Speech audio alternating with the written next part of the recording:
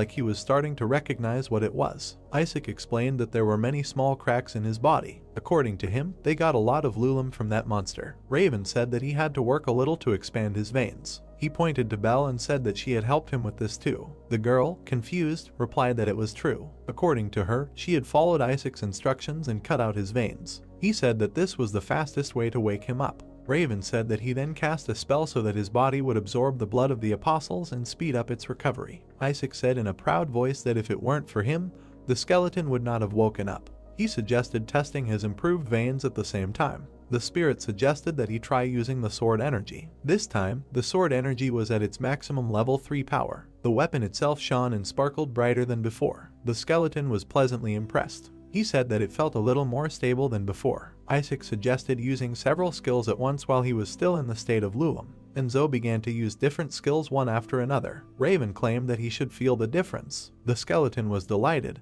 because despite the fact that he only used skills, there was no heaviness in his body and movements. Isaac said that this was true, but he had to spend all his Lulam on it. Enzo asked his companion why he did this for him and what hidden plans he was hiding. Raven said that such phrases insulted and upset him. He told how impressed he was by the fight with the Apostle Fragment. He really did not think that the knight would cope with it so skillfully, so he decided not to write off the skeleton. Raven suggested thinking about it more since he himself did not have much apostle blood, but he still spent it all. Isaac argued that it was a price and it was justified. Raven sat on the skeleton's head and lowered his head. He asked how he defeated that monster. Enzo still could not believe that Isaac was praising him. He replied that he himself did not fully understand how he managed to deal with the Apostle Fragment. Raven continued to insist. The knight said that he was possessed by something.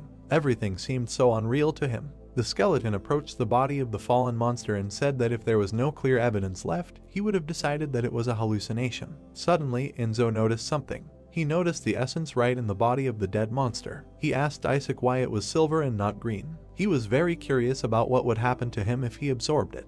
The skeleton stretched out his hand. The blue window said that it was essence absorption. Enzo began to absorb energy. Now he knew that he had gained the right to change his position. The skeleton read the inscription in surprise and did not understand what it could mean. His current class was Skeleton Warrior. Apparently, he could improve and increase his class. Enzo was sure that this word was mentioned during the evaluation of the one who spun the web. After reading more information, he realized that changing the position was related to changing the class. The knight realized that he should first study this issue better. He wanted to read about the skeleton swordsman. The blue window said that if the skeleton wanted to see the limits of martial arts, then the swordsman was a suitable starting point.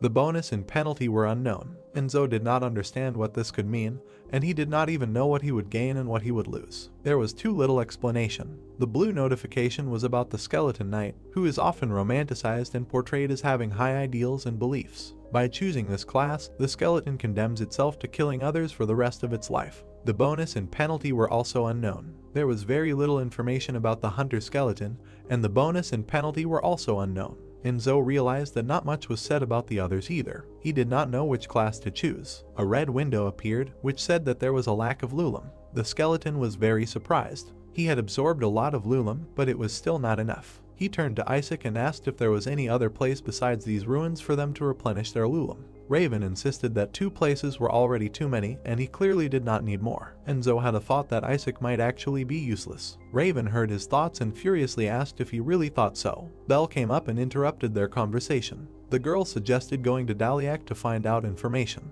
The skeleton was surprised to hear about such a place. Belle said that she read about it in a book where Daliak is considered an all-time peace zone for intelligence and assassins. In her opinion, the best information can be found there, which is exactly what they need. Isaac said that not everyone can get there because it is called the Inaccessible Lantern. He insisted that they will not even be allowed to approach it. The girl laughed and said that this was the case 300 years ago, and now there is a separate area for ordinary citizens. The skeleton lets finish putting on their armor and said that after visiting Daliak, they will decide where to go next. Suddenly, Enzo saw a strange old flute lying in the corner. He picked it up with his hands and wondered where it came from. Isaac assumed that it had been lying there for a long time, and he did not feel any magical power in it, so he could just throw it away. Enzo continued to examine it silently. For some reason, there was something about it that attracted him. Isaac indignantly spoke about Ashton, who wrote in the book that this place was very important. Raven did not understand what was special about this place because nothing was hidden here and it did not even resemble a warehouse. The travelers decided to go to Daliak. People with carts entered a large stone building. Belle could not believe that she was really here. Enzo noticed that they were conducting an inspection at the entrance to the fortress. He realized that he would have to use the masquerade skill so that no one would know that he was not human. When the travelers were already approaching the fortress, the knight hoped that they would not make him take off his helmet. The guards let them through without inspection. Enzo was very surprised. He asked Belle about it, and she assumed that they simply hadn't noticed them. Isaac boasted that it was his merit because he had used the blinding light spell. According to him, the effect should wear off in 3 minutes, so they should quickly move on. Enzo decided that he couldn't let his guard down because he hadn't even noticed how the raven had managed to use magic. When the travelers were already walking inside the fortress, Isaac asked the knight to concentrate if he didn't want to get hurt. Enzo didn't understand what he was talking about and what he himself could get hurt from. The raven looked at the knight in bewilderment and asked if he really didn't feel anything. He said that a barrier had been installed in this place that calmed everyone who passed through it. The guys continued moving deeper into the building. Belle asked how dangerous this barrier was. Isaac said that it didn't pose a particular threat to life, but simply stabilized emotions, making people calm. If the boys go where he says, the barrier will not work on them. Raven asked them to go straight along the wall. The girl said that she was sure that the barrier was created to stop conflicts inside the building. Belle said that there was something funny here. Isaac asked what she found funny. According to her, the barrier will not work on those who can break through it with brute force or on those who know how it works. The girl said that these are the people who can cause great harm. Raven replied that the world is based on deception, so there is no way without it. Enzo walked a little to the side and listened to their conversation. He realized that the girl's words were correct. The barrier will not work on those who know how to avoid its effect, but it makes calm. It only affects the weak. The knight decided to learn more about the world they live in and become stronger. The travelers approached the square. Passers-by looked at them with disdain. Enzo did not understand why everyone was looking at them so suspiciously. Raven replied that it was not they together who were attracting the attention. According to Isaac, people were looking specifically at the knight. Belle asked the skeleton if he was famous in this city. Enzo said that he was here for the first time. He looked at the tent at the edge of the square and said that information could be bought there. The guard of the tent said that only one person could enter the room. Belle and Isaac told Enzo to go alone and asked him not to let his guard down. The knight went inside. The window of the tent was curtained, behind which a man was sitting. He asked if the traveler wanted to buy information from him. The knight sat at the table and said that he needed information about the location of the Lulum. The stranger replied that this information was only available at auction. Enzo was surprised. The man behind the wall was also surprised that the knight did not know about this and came here. He said that this place was an information auction. The data itself is stored for a certain period of time and then sold to the highest bidder. Enzo didn't know what to do, because if he knew about it in advance, he would have time to think. The knight asked if he could change the bid later, to which the stranger agreed. He decided to make the bid now and then discuss the plan with Isaac. Enzo held out a bag of currency and said that he was making the initial bid. The knight continued and said that he would like to buy more information. The stranger was ready to listen. The skeleton asked if he had any information about Kevin Ashton. The man behind the counter refused to continue the dialogue. The knight did not understand why their conversation had suddenly changed so abruptly. The stranger asked him to leave quickly because they had already finished. Enzo did not understand why he was refused immediately without even saying that they would consider his request. He thought they could just say something formal to let him know their intentions. The stranger looked back again and said he had information that was already known to everyone. He said the knight was wanted. Enzo was shocked and did not understand who he could have displeased. The man said there was no need to pay for this news. He asked the skeleton to be careful. Enzo left the tent, not understanding how it all happened. In this life, he had not yet encountered Fred's followers or met agents of the Imperial Palace. He opened a passage for himself from the inside and was still thinking. Enzo wondered if he could find out something about this from Isaac. His foot stepped on a strange stone. It glowed green and a stream of energy rose up. Before the knight could come to his senses, he was surrounded by magical chains. Enzo realized that he was trapped and could not move. A strange silhouette appeared behind him and said only one word.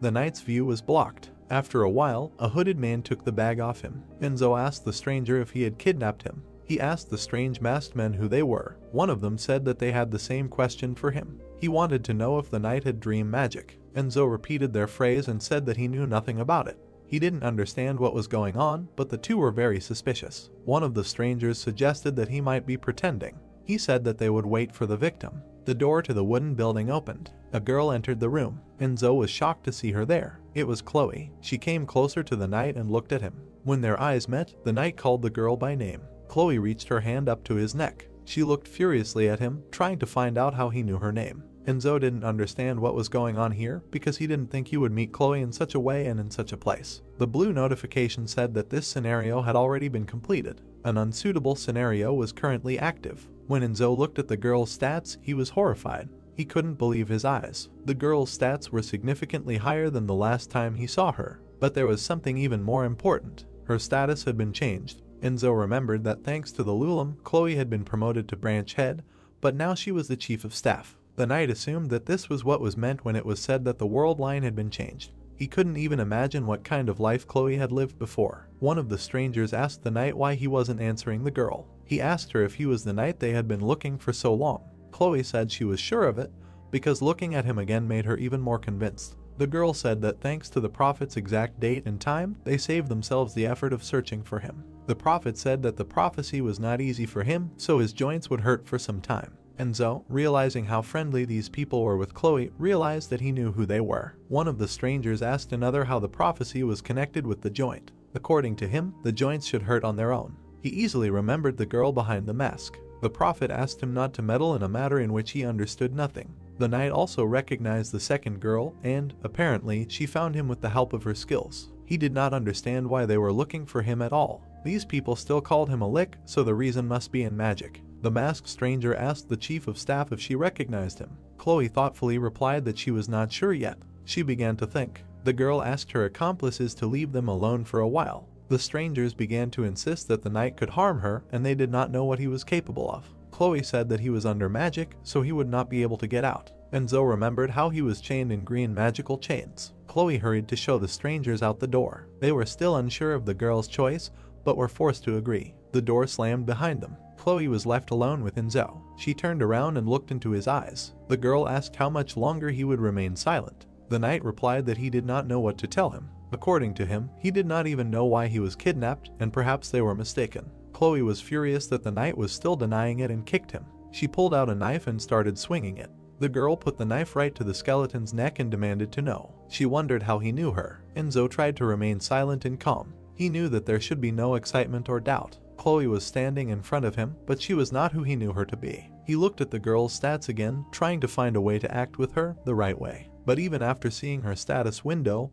he had no idea how to interact with her. The knight asked if it was a big deal that he just knew her name. He said that he really didn't know what the girl wanted from him. Chloe, with fierce eyes, demanded that he not joke. She became furious and asked him what he wanted from her. Her hands were shaking with anger and despair. The girl asked why the knight appeared in her dreams. Enzo was surprised by this question. He remembered how the girl had told him about it once before. She had had dreams about being with him in different places she had never visited. She had been afraid to tell him about it then, because she thought the knight would laugh at her. Enzo realized that the world line had definitely changed. He realized that the girl's present and past were completely different.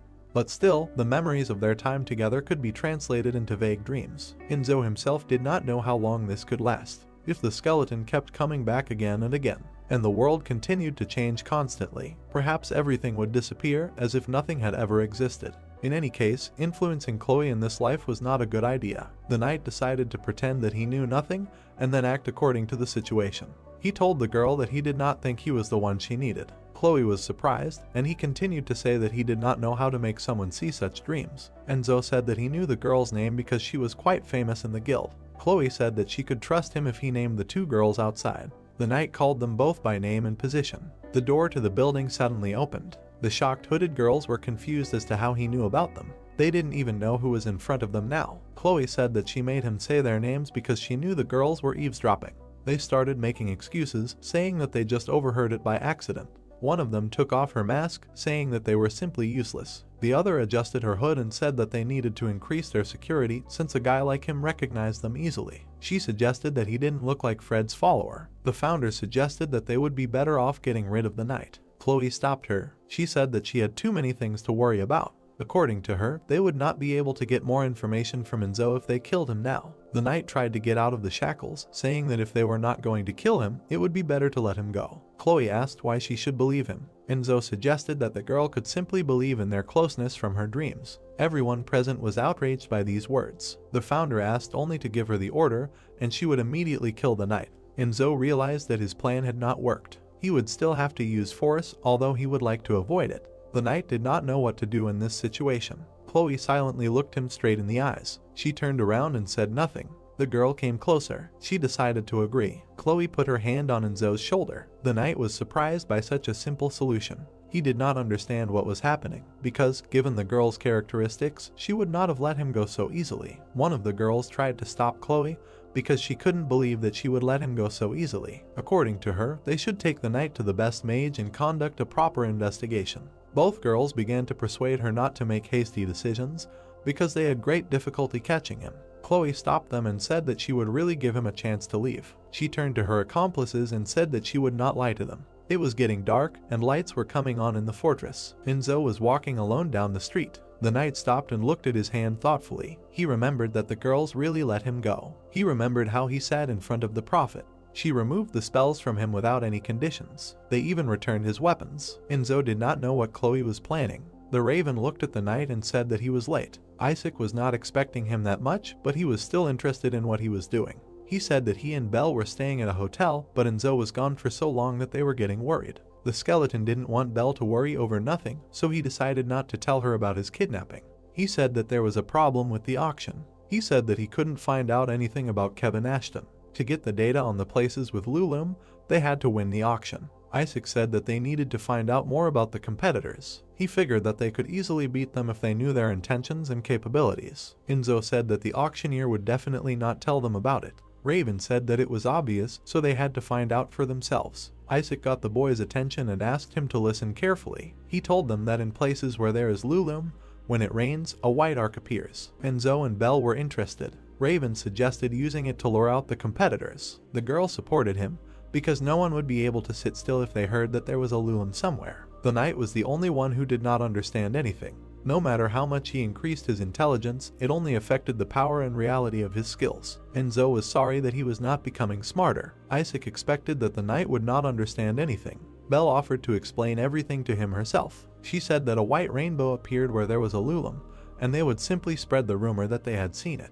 Then the competitors would try to contact them. Isaac said that he did not doubt the girl at all because she would carry out the plan and knew it perfectly well. He once again noted that the knight did not understand anything. Enzo was already shocked to learn that Belle herself would be involved in this plan. She replied that the other two were too different for such a task. The girl asked to give the task to her. The wooden door opened. The guy behind the counter greeted Belle and asked what she was interested in. She immediately focused her attention on the beautiful wreath hanging on the door. According to the girl, the wreath was so beautiful that she could not even take her eyes off it when she came in.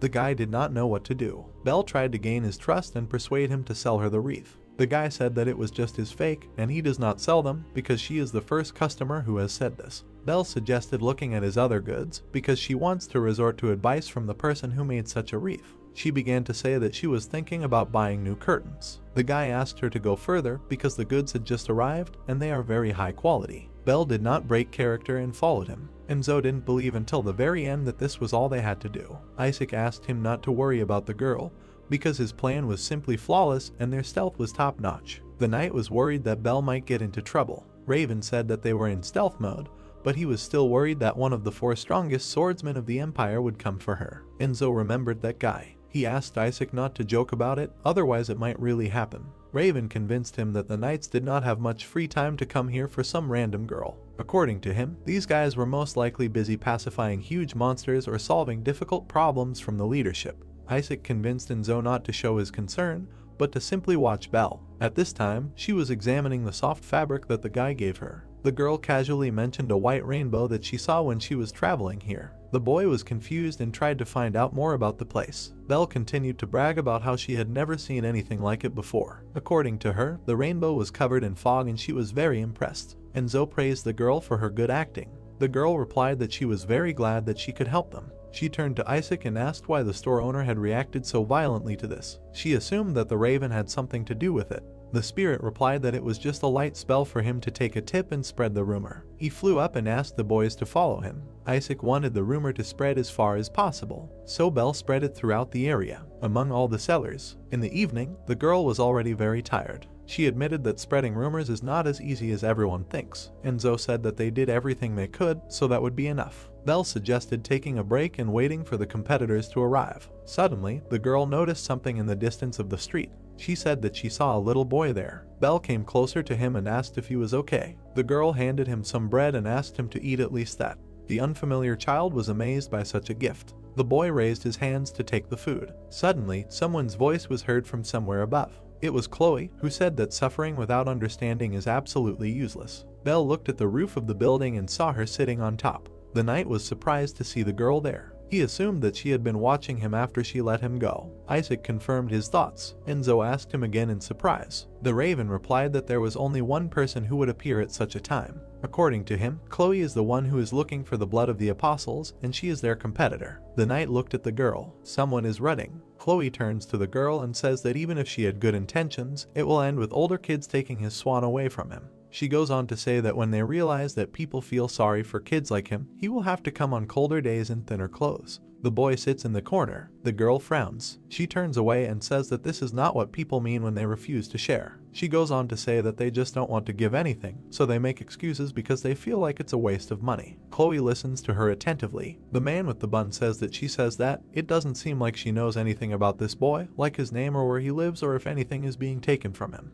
The boy smiles. He gets up and walks towards the girls. The boy hugs Chloe. The pink-haired girl looks on in shock. Chloe thanks him for inviting her and she thinks that he deserved the good lady's bread, to which Sean replies that he tricked her. The blonde smirks and continues what exactly, and he needs to be rewarded for this and asks if he taught her a lesson. The girl listens in surprise. She smiles and replies that it's good that this child had a job. Sean is handed a loaf of bread with a request to take care of himself. Sean runs away laughing and thanks her. Enzo looks at Isaac. Chloe exhales and says that she can't tell if this is luck or misfortune. The blonde looks at the skeleton and continues that to meet him again, and like this. Enzo thinks that he didn't think Chloe would be their competitor at the auction, but if you think about it, it's quite logical. He thinks that it is not widely known in the Empire, and besides, the founder of her guild replaced all her blood with this silvery liquid and it would be strange if this guild was not involved in this. Chloe smiles and says that in any case, they no longer need to spread rumors, and she came only to say this. She says that they will win the auction anyway,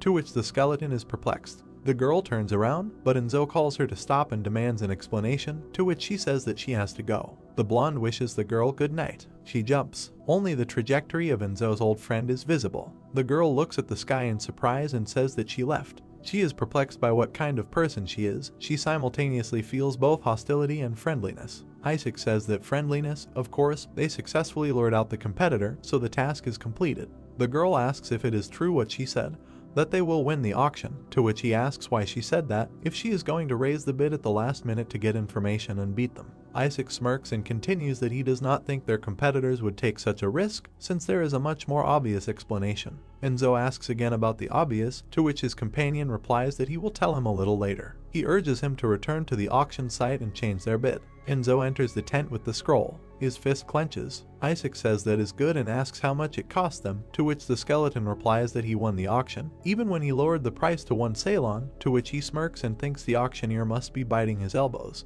Isaac says that now that the game is over, he should stand still, to which Enzo asks again about the game. Isaac commands the chains to appear and find the silver tip, wrap it around it and extract it. The skeleton looks at the chains in confusion. They take what they were ordered, while Enzo does not understand what is happening. Isaac grins and asks what he thinks. Is it a beacon? To which the skeleton asks him again.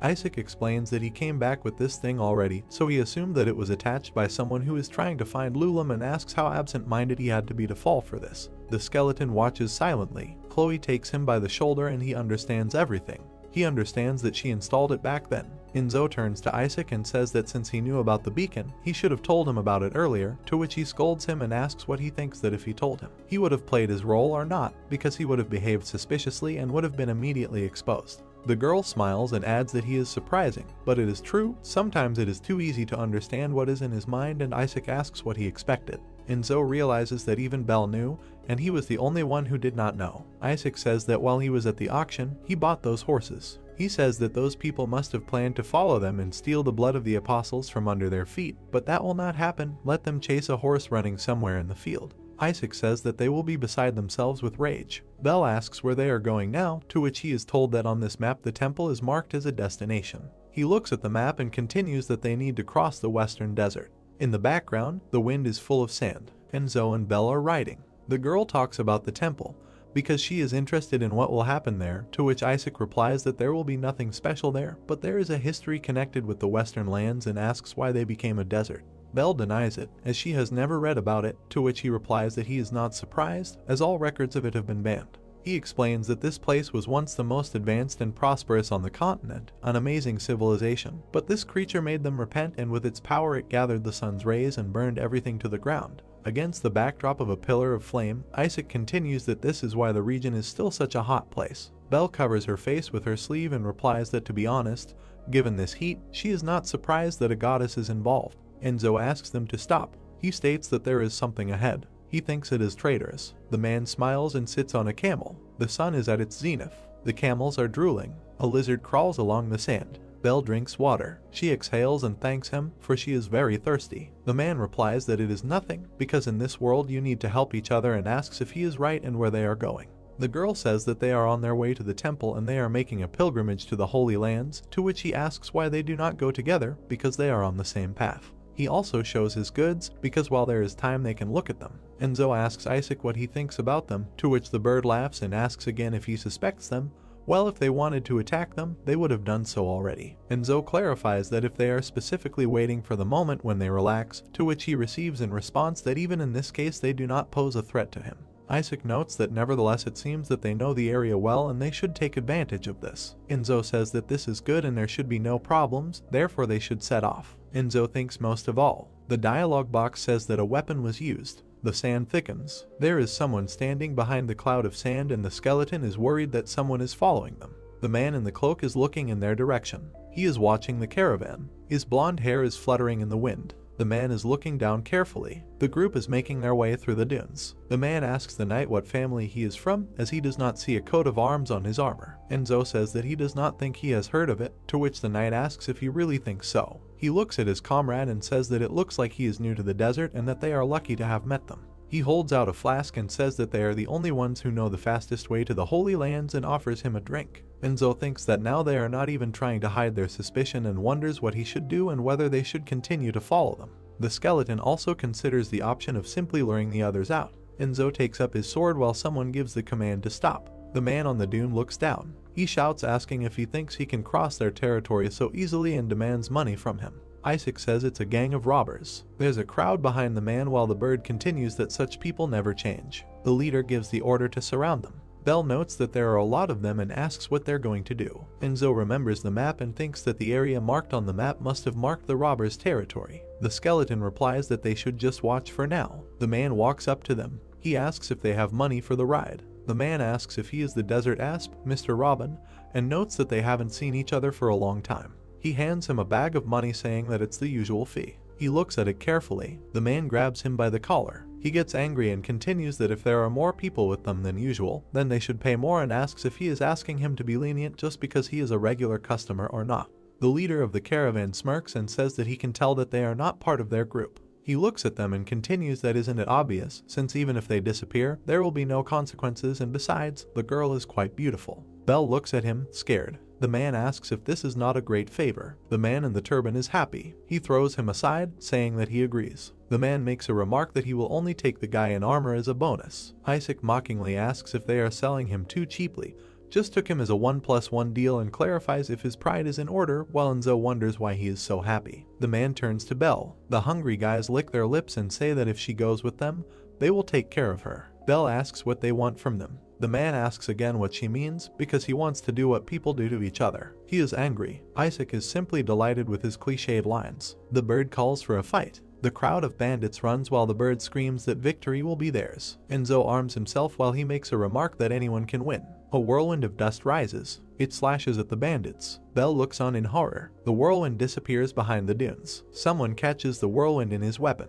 He disappears behind a cloud of dust. The silhouette of a man is visible through the dust cloud. A horse runs out from behind the cloud. The rider cleaves the heads of the bandits. The leader of the loaf and the bandits look on in bewilderment at the massacre. The man in the turban asks who he is and who he works for. The blonde smirks and asks what's wrong and didn't he want good service. Belle realizes the identity of the rider. Chloe says, oh. She takes off her hood and says that it seems her services were too extreme. Isaac curses and asks what is going on, as he is confident that he got rid of the tracker, to which the girl suggests that they were tracked in another way. Enzo says that the stalker he found earlier turned out to be familiar to him, and now it is clear why. Chloe says that she understands that they have a lot of questions, but they should talk later, and first they need to deal with these guys, and adds that they do not have much time. The leader of the bandits is indignant at her impudence and asks his guys what they are doing. He orders them to get rid of them now. Enzo draws his weapon from its sheath. Each of the bandits receives a slash from the knight. The skeleton puts away his sword, saying that he was going to do it anyway. He stands against the background of splashes of blood of his enemies. Chloe notes that he can do something. The girl finishes off the rest and says that they will be done faster than she expected. Enzo arms himself again and says that he is leaving the girl with the bird. The leader of the bandits calls these two monsters. The skeleton spins a huge sword around itself. The leaders look at what is happening in horror. A curtain of sand rises around. From it you can see a skeleton on his knee. He looks angrily from the holes of his helmet. The leader curses and asks the second to call God right now, to which he asks again. The first gets angry and repeats that he must hurry if he does not want to die. The leader of the loaf takes out a horn. Chloe is horrified, realizing what will happen next. She turns to the skeleton. Her request is that he stop him. The leader blows into the horn. The whole earth shakes. In an instant, the dust disperses. A huge creature appears from under the ground. The bandits fly up in horror from such a push from under the ground. The entire caravan is on a newly generated dune. A huge sandworm appears from the dune. The girl screams in horror while Isaac says that he expected something like this, but it appears anyway, quite noisy. Chloe is terrified. She screams that they are one step behind. Enzo sees a dialogue box in front of his face that a special boss of the area called the God of the Desert has been encountered. His absorption level is below 70.5%. His real name is the Ash Worm, rank B with 2 pluses and an explanation that the worm is made of the ashes of ancient people burned alive in legend. Enzo looks up and thinks that he thought they were simple bandits, but they were hiding something like this behind them. The worm rises with its head into the very heavens. The head screams in delight that the god heard their call. While the god screams ominously, the head continues that now they are finished. The worm strikes the place where he was standing. The head raises his hands and addresses the boss. The snake strikes the bandits with the camels as well. The leader, horrified, begs him for mercy. He grabs the second by the collar, indignantly asking why he can't control this thing, because if this continues, all his people will die, to which the second declares that he himself does not know what is happening, but is sure that the contract. The leader shouts with the team to shut up and do something about it, because if this continues, they will all die. The sandworm opened its mouth in their direction. The man in the turban was eaten in front of the second. Belle closed her mouth in horror. The worm hits face down. Enzo watches as it rises up again. God burrows into the sand. The loaf and the bandits are mixed up with the sand. The skeleton asks if it has crawled away, to which the blonde answers negatively. Chloe looks ahead with tension. She replies that the worm is still somewhere beneath them. Enzo looks at the area in the form of sand and corpses of bandits. The skeleton feels movement underground and reasons that everything is exactly as the blonde said, because he definitely feels vibrations under his feet, but since this monster is so huge, it is difficult to determine its direction of movement. The silhouette of the worm bends somewhere underground. Enzo thinks about what to do then. The dialogue box notifies about the activation of the 7th level ability called Detection, and that he used concentration of the 2nd level. The blonde calls out to him, to which he receives a request to wait and not to distract him. He looks towards the corpses and the system says that detection of the 7th level is used on one target. Approaching, and the system continues that tracking of the 15th level was also activated on a target called the Ash Worm. He also receives a notification that the target's stealth level is lower than his tracking level, meaning that the search for an object hidden in the ground will be in real time. The space around the skeleton is distorted for ease of tracking. He rushes forward using the level 7 ability. Enzo also holds a sword and the system says that the sword's energy is at maximum power. The skeleton slams the sand with all its might. A heartbreaking roar is heard from under it. Green liquid pours out of the worm. Chloe's jaw drops in surprise and she asks how he did it, even though he couldn't see him. Belle notes that this is incredible, but the bird says that it is too early to admire it. Isaac realizes that this monster is still alive. Enzo looks at the worm, which looks back at him. It slips past him at high speed. The worm strikes the knight. Belle covers her mouth in horror and calls out to the skeleton. Enzo defends himself with his sword with all his might. The knight literally hangs on it between several lips of the worm and wonders if he provoked it in vain.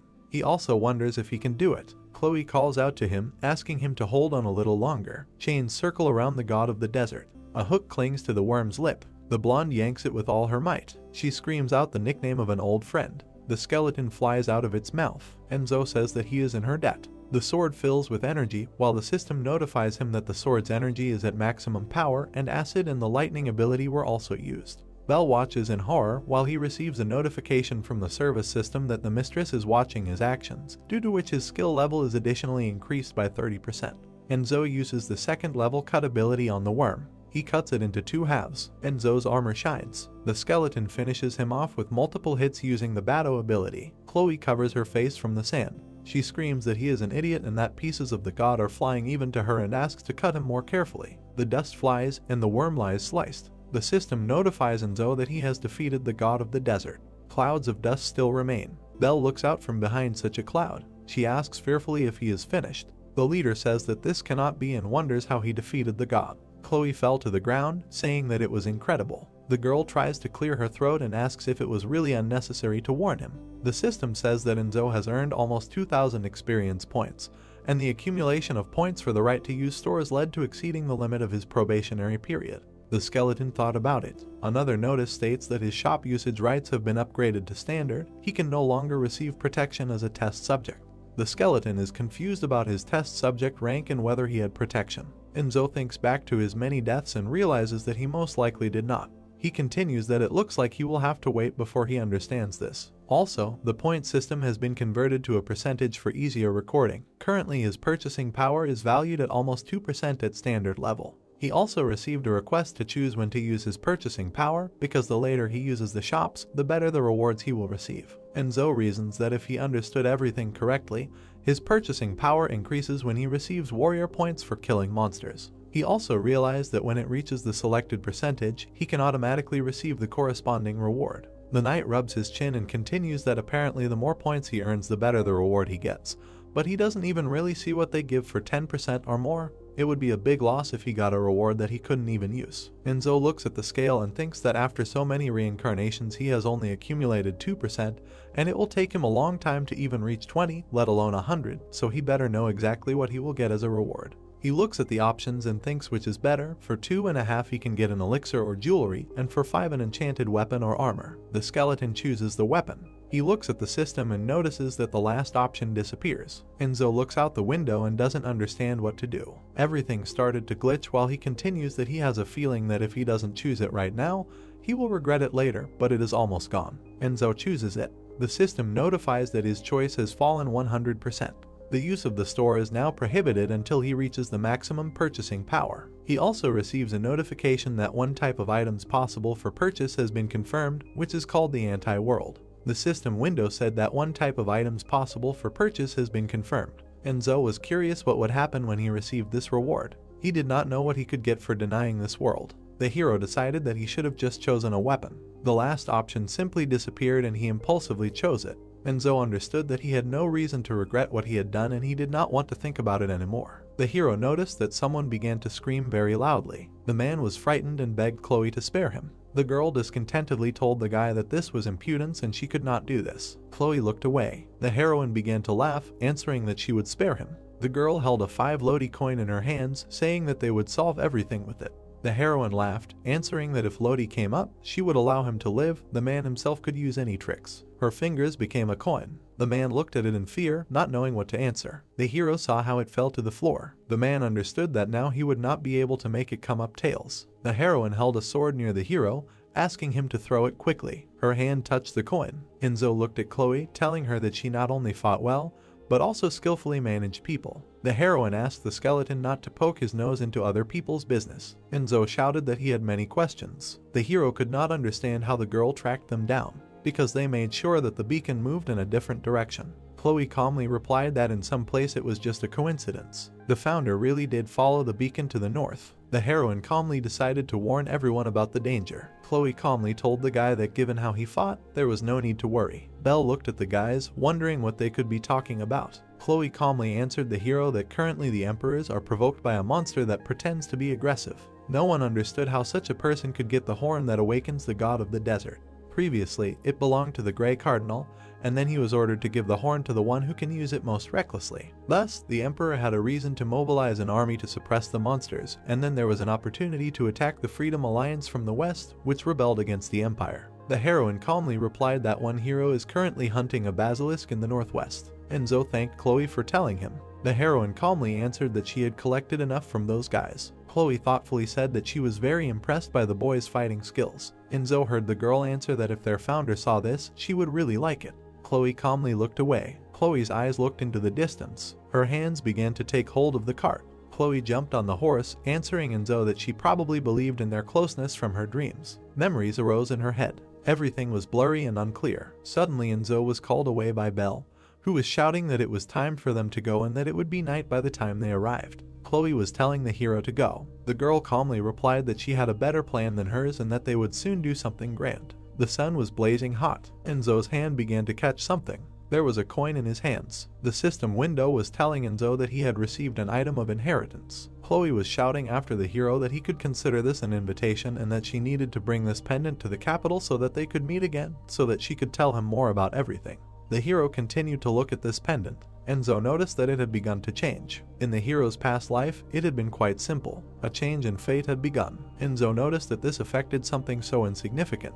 The system window was showing a new bonus and said that due to the completion of the scenario, the following effects were assigned randomly. The hero realized that all he did was get. Enzo realized that the team wanted to get a large amount of something. The hero did not understand what exactly they were up to, but it should not be ignored. Enzo began to ask Belle if she knew a girl. Apparently, one of the groups was planning to steal the Imperial Palace. Everyone understood that they should try to contact later. The girl asked the assistant if he could do it. The hero calmly answered that the goddess of light, remorse and fire tried to curse them, so in order to restore power, he must destroy all their curses. Enzo asked the assistant in surprise what he could have done. The hero calmly answered that the gods have a lot of space, so he used it for pleasure and fun.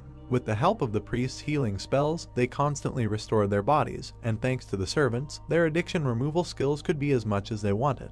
Belle started laughing at the fight between Enzo and the Raven. The heroine asked the skeleton if anything would happen to them since they were going to the sacred temple. The assistant looked away with displeasure. The hero coughed, answering that he had his own methods. Enzo shouted with displeasure that he had to be gotten rid of. The assistant understood that it would not be easy to enter the temple. The Raven looked away, answering that he could already see the temple from here. The guys asked each other if this was the same temple. It all looked like an ordinary dune. The assistant asked them not to be stupid and said that the temple was behind this dune, but before going there, they needed to do something. The hero shouted to look away. Belle did not understand what the hero was doing. It was clear as if he was provoking someone. Something began to change in the sky. The heroine screamed in fear that it looked like another earthquake. Isaac was shouting some spells loudly. Something was starting to move. The girl and Enzo were looking away in fear. Isaac was laughing that this turtle had woken up after 400 years. The hero started shouting that it was time for the quiz. Enzo had no idea what was going to happen. There was an S-rank creature in front of the guy, despite not having seen an A rank. The Ashworm was a B++ rank, the highest he had seen in the status windows up to that point. Everyone understood that the only way would be to destroy everything. Belle was shouting at Isaac to do something, as this had made him very angry. The assistant asked them to shout that they wanted to play the quiz. Everyone understood that they would start shouting and crying. A force with magic appeared near the hero and Belle. The skeleton understood in fear that he couldn't handle it, and if nothing worked, they would be screwed. The hero shouted loudly that they wanted to play a quiz. The turtle looked at the boys with confusion, asking again what they wanted. The hero was surprised that someone wanted to play a quiz with him. Belle understood that it worked. The turtle shouted loudly that he was overwhelmed with happiness. The monster began to answer that he lost 20 questions to a man, so he was sealed and handed over to the power of the lady. The turtle shouted that sometimes she plays a quiz with people who decided to enter the temple. Enzo was surprised that one wrong answer meant death. The monster shouted that the rules were simple and he would ask questions in turn, and if they gave 2 correct answers in a row they won, 2 wrong ones lost. The turtle began to say that without arms she could injure, without legs she could travel, and it could contain both truth and lies. Enzo asked for a hint, but the monster answered that this was the easiest one, and if she could not, it was easier to just die. The hero thought that his real end had come. Belle said with a smile on her face that it was a word. The monster answered that you can't prompt during a quiz. The turtle angrily shouted at the heroine that she had missed this rule, so she had to play a penalty game for it. Belle looked away, displeased and scared. Enzo understood that if the girl answered incorrectly, she would die. The heroine was wondering what to do with herself. The power was approaching the heroine. Belle confidently said that she was ready. The turtle was happy with the guy's mood. The monster told the girl a riddle, which said that when it is needed, it is thrown, and when not, it is picked up again. The girl confidently answered that it is an anchor. The turtle calmly said to say the name and it will disappear. The heroine confidently said that it is silence. The turtle made a riddle again and the girl confidently said that it is a coffin. Enzo could not believe it. The hero understood that he would not be able to answer a single question. The turtle was happy that he had come across a girl who could answer all his questions. Enzo thought with incomprehension that they were like two peas in a pod. The turtle cried, turning into sand and then into stone. Belle was surprised to hear that only she could enter the temple and that everyone else was forbidden. Enzo asked the girl with fear if she would definitely be okay. The heroine looked away. The turtle was surprised to hear Belle answer that she could not go alone. The girl smiled, answering that she wanted to enter with her companions. The monster did not know how to react to this. The hero had a very bad feeling. The turtle did not understand how she could do this to him. The turtle sadly told the girl that she was breaking his heart. Enzo could not understand why Belle's story angered him so much, and it was not easy to understand what was going on in this turtle's head. Belle couldn't figure out what she could do. The monster looked ahead with displeasure, deciding to say something. The monster answered with displeasure that he would force the girl to enter the temple. Enzo didn't understand what they would do now and what would happen. The hero noticed a strong pressure, under which he couldn't move. The hand was reaching forward. Belle screamed that she couldn't move. Enzo understood that the girl couldn't stand his presence. The hero thought about how to free himself as quickly as possible. The next escape action was available. The guys were leaving quickly. The guy understood that they just needed to run and then find another way to get into the temple. The turtle's powers continued to attract the hero. The monster screamed at the guy that he should leave this girl and go. The turtle screamed that if she wasn't stopped, she would destroy everyone. Isaac appeared in the sky. The assistant screamed for everyone to sleep. Isaac's sleep power was attracted to the turtle. The guy and the girl looked at it in surprise. The monster screamed loudly that he wanted to sleep very much. After a while, the monster fell. Isaac laughed, telling the guys that they did a great job of distracting him. Enzo asked his assistant what was going on with them. Isaac screamed that he had a plan. While he was distracted, he was preparing a sleeping spell. The hero answered with displeasure that they used it. The guys began to see the true appearance of the temple. In the center stood a goddess. Enzo asked everyone in surprise if this was really a temple. It looked more like a torture chamber. Most of the places were destroyed. The guys did not want to stay long. Everyone wanted to finish quickly and get out of here. Isaac shouted at the girl not to touch the statue, since the lower part of the temple could collapse and they would no longer be able to get there. Enzo thought that something very important was stored in this part. Isaac answered that this place was hidden under the tail of that turtle. The hero asked to move the stone. Enzo looked to the side with interest, trying to see something. The girl noticed the entrance to the cave. It was a passage that opened after defeating an S-rank monster. The guys confidently walked forward. Their legs stopped. Belle and the guy looked at something in surprise. It was a huge amount of treasure. It contained only gold and gems. Belle asked with fear if a person would be cursed if he took it all. Enzo understood that he needed to look at everything carefully. Isaac did not understand what kind of nonsense this was. The man did not understand what it was. Belle thought with incomprehension that they disturbed the turtle for no reason. The assistant angrily replied that these could not be just any treasures. Enzo did not know what to do. The hand grabbed Isaac's neck. The hero replied that the death of the assistant would suit him just fine. Isaac began to ask everyone not to waste time. The hero understood that the spell was temporary. No one could know how quickly the turtle would wake up. The boys stood in a stupor. In one voice they began to shout that this should be discussed in advance. The hero decided to confidently use the dash. Isaac shouted loudly that the property of the kind of surveillance device was working in the temple and the turtle could look through it, so if the blood of the apostles was extracted from the statue, the problem would be solved. The boys stood near the statue. Enzo decided to simply destroy it. Isaac shouted discontentedly that he would do it himself. The bird screamed just to watch. Enzo did not understand what he had in mind this time. The beak touched the statue. The boys looked at it all with incomprehension. The heroes thought that he wanted to break the statue. The system window said that the statue was under attack. Suddenly the window turned red and began to say that a strong curse of the goddess would be imposed on the attackers. Enzo did not understand what all this meant. Some smoke began to come from the statue. Isaac could not move. Belle understood that she had to stop the bird. There were on the ground. Belle could not understand what they were. Roses were appearing from them. Tears were streaming down the statue's face. Enzo looked at all this with incomprehension. Isaac shouted that only he had been cursed, so the blood of the apostles had to be collected. The hand touched some liquid. Magic began to appear across the territory. Belle looked at this in surprise. The system window began to show the service system. Isaac shouted that he had thought out the turtle's dream, so everything else was now up to the guy. The window said that the hero was beginning to get used to it. There were a huge number of windows around Enzo. All this was information about changing positions. All the bonuses and penalties for each option were described here. All this information was more detailed than what he received after absorbing the essence of the apostle fragment. Enzo looked at it carefully. Hare understands that the skeleton bonuses are aimed at swordplay. The hero understood that this option suits him since he is forced to constantly hide his appearance with armor. The skeleton hunter was also suitable for the guy since his ability to find weak points and his main bonus is aimed at ranged weapons. The strength of the skeleton knight was incredibly strong armor efficiency, all weapon skills quickly improved.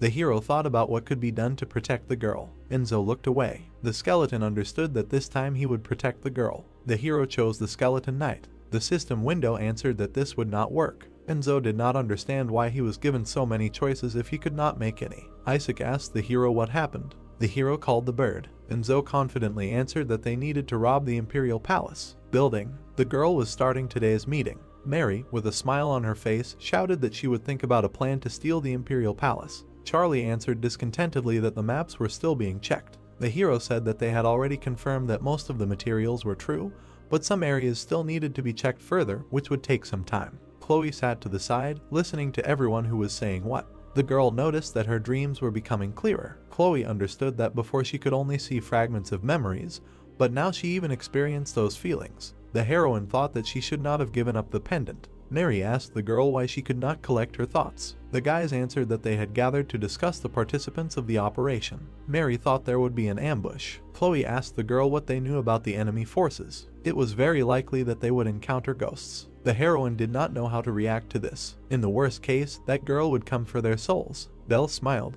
Chloe understood that they had no right to make a mistake. The heroine shouted loudly that they should send an elite squad. But for this, someone had to be left to protect the headquarters. Charlie said that they did not have enough strong people to simultaneously protect the headquarters and conduct an operation of such a scale. Mary understood that they needed people comparable in strength to ghosts. Chloe remembered all this. Enzo fought monsters with the help of magic. The heroine wondered if this was also fate. Everyone heard Chloe say that she had someone in mind. The girl calmly answered that he had exceptional skills and was not connected with the person. Chloe looked away. The girl thought that now he was on his way to the capital. The guys approached the palace. Magic passed near the knights' bodies. Legs walked slowly. Belle smiled, glad that she could pass by the guards. Isaac asked not to admire such trifles. Enzo understood that the bird was really useful after all. A strange man was saying with admiration that they had a wonderful raven. Enzo couldn't understand what was wrong with this guy. His fingers started pointing at something. The man replied that he would give 4 loti for this raven. Enzo couldn't understand what had happened. The raven started thinking about what kind of boy this was. The hero understood that he had the protection of the moon. The raven understood that he couldn't drive him away now. Everyone understood that the guy was no match for them. Enzo thought that in that case it would be better to sell Isaac. It would be an opportunity to resolve the conflict without a fight. The hero understood that he would be tormented by guilt. The skeleton replied that he wasn't for sale. The man replied discontentedly that he wanted to see what was inside him. The hero said that he would give up just like that. The man said that he wanted to buy Enzo. The hero understood that he wanted to give him to his sister. Belle didn't know how to answer her. The man looked away. The heroine screamed at him, asking if she could see how confused he was. Enzo screamed not to come near him. Isaac was trying to decide something. The man thought that Enzo would be better off with him. The hero looked at the floor. Ash in his eyes were memories of the girl. The man with a smile on his face screamed that she was very strong. The man asked the hero if she was the one in the red shard. Enzo looked at all this with incomprehension. The man understood that he would have real problems. Isaac tried to answer something. The hero noticed that there was a way out. The man screamed that his sister would be extremely unhappy. Belle looked at all this in surprise. The hero thought about whether the necromancer's power was perceived. The man screamed that there were 5 spirits and an entire army of the undead with the girl. Moreover, another girl was ready to completely destroy everything. The man did not know what to do. He was surprised that Enzo knew about all this. The boy apologized for causing so much trouble. Hands shook Enzo's hand. The boy hoped that the skeleton would not tell his sister what had happened. After a while, the hero ran away, waving his hand. Enzo began to think about the bribe. There were 4 coins in his hands. Belle was surprised that this was such an energetic boy. The skeleton understood that they knew each other a little. Isaac was surprised that even he did not know about all this. The assistant asked the skeleton if he was hiding something. Enzo looked away. The hero knew that he could not trust him yet, despite the fact that he was helping him. The assistant did not want to tell anything. Isaac was angry that he was telling Enzo everything, but he himself did not answer anything. Belle laughed, talking about dragons. Enzo did not know how to react to this. They were creatures flying high in the sky. In the ancient language, they were called powerful dragons. Isaac couldn't understand how the girl knew about all this. Memories came to mind. The girl said that she would believe words. Enzo decided that his sister was trying to find and resurrect dragons. The hero knew that he would have to ask about this the next time they met. Isaac laughed, telling them good luck with that. Belle had a problem that she couldn't use her title now. The heroine looked away. The girl pointed to the building, suggesting that they go there. It was a jewelry store. The story moves to a beautiful white building in European style. Belle happily fell onto the sofa, hugging the pillow because she finally had the opportunity to relax. Lying in the bath, enjoying it, she could not even imagine what a cool place it was. Continuing to be content with all the benefits, the girl noted that this sofa was much softer than those that were in Arrest. Seeing this, Enzo was glad that she had managed to have a good rest, and she apologized for her behavior while he noted that everything was fine and she should feel at home. Then he suddenly looked away, surprised by something. Looking around the room they were staying in, the knight was amazed that everything was free. In addition, they also received a black card. He did not expect to receive another card of the Thundering World. Then the narrative of the story moves a little back when the guys finally entered the Garnet Wing, where they apologized for having to kick them out. Belle did not understand why this was happening, and they replied that they only sold goods to select customers. Looking at her haughtily, the seller noted something. Looking at our heroes, he stated that their products may be beyond their means. Hearing this, the girl understood everything, but was not going to give in. Putting Isaac right on the counter, she explained that they did not come to buy, and he did not understand what he had to do with it. Then Belle hit the talking raven on the head, and jewelry immediately poured out of his mouth. The people present in the store were dumbfounded by such valuables. While the raven was coughing because of this cruelty, the girl said that she wanted to sell all this. Immediately after this, she asked if they could call the manager, and the seller dumbfoundedly agreed to her request. The woman put her mug of tea on the saucer, saying that their staff showed disrespect to them. After which she introduced herself as Jessica Blabbery, the manager of Garnet Wing, and apologized for this. Looking at the boys, she hoped that they would be able to come to an understanding. Taking a sip of tea, the protagonist's companion accepted her apology. Then, raising her gaze, she moved on to the deal, noting that first it was necessary to familiarize herself with all the terms and, as she knew, such jewels were not so easy to obtain. Adjusting her glasses, the woman agreed that, of course, she was right. She also swore on her name that they would exempt them from 91% of the taxes on their deal today, which stunned the others. Hearing this, Isaac noted that this was incredibly profitable, assuming that she wanted the deal to go through so badly. Suddenly, the manager of the Garnet Wing declared that this was, of course, not all, and was ready to provide them with a hotel for the entire time they were in the capital. After her words, Belle would ask if all this was free, not understanding why she was doing it.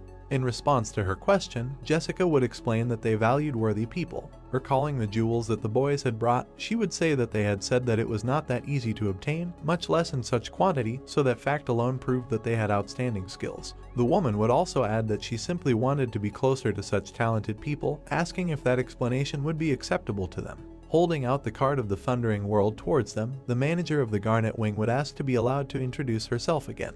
Asking to be allowed to contribute to their talents, she would state that she was a member of the Merchant Union. After their conversation ended, Belle would go outside and remark that she did not expect things to go like this. Enzo looked at her in surprise, asking if this was not part of her plan. She replied that it was not, because she simply wanted to sell the jewelry, and whatever the rules of admission in the hotels, they would let them out if they offered a significant amount. Sighing smugly, the raven noted that her plan might not have worked, because the people in the capital were quite stubborn, and this time they were just lucky. Suddenly crying, he noted that she almost wasted his hard-earned jewelry, and she apologized and was ready to find something better for him. Suddenly they were interrupted by an unknown girl asking for a minute. Hearing her, the guys turned around in surprise. The aristocrat standing behind them asked that if they were planning to stay in the capital, could they come to her tea parties? Recalling recent events, she explained that she had seen them in a jewelry store and they had impressed her, so she wanted to be friends. A little shyly, she introduced herself as Monica Iringai Daivati, asking if they would fulfill her request. In response to her question, Belle refused, because she was not familiar with the customs of the capital, so she was afraid that she could ruin everything. With great embarrassment, holding out an invitation in her direction, the aristocrat noted that there was nothing wrong with it, and asked her to at least think about it. Abruptly running away from them, she said that she would wait for them at the tea party, and her maid asked her to wait. The protagonist's companion watched in shock as Monica ran away, and Isaac, sitting on Enzo's shoulder, noted that he had a rival, and considering how cute she was, the winner was obvious until he asked him not to talk nonsense. Immediately after this, we are transported back to that same luxurious hotel. The skeleton asked Belle if she was going to tea, and she, thoughtfully, answered that she did not know because she was glad that she was invited, but it was all too complicated. Then she silently listened to the pillow. Looking at her, Enzo did not understand anything. Having called him an idiot, the talking bird stated that it was really not clear that she did not have a suitable outfit, and in such a situation he should say that he would get one, and the knight finally understood everything. Then he stated that there was no need to worry about it when suddenly there was a knock at the door, and an unknown voice said that they had delivered their outfit. The guys immediately turned around in surprise, and the skeleton was stunned by the speed of delivery. Having finished changing, the protagonist's companion was preparing to come out from behind the screen. Showing herself in a new dress, the girl noted that it fit perfectly, not understanding when they managed to order it because she received the invitation only yesterday evening.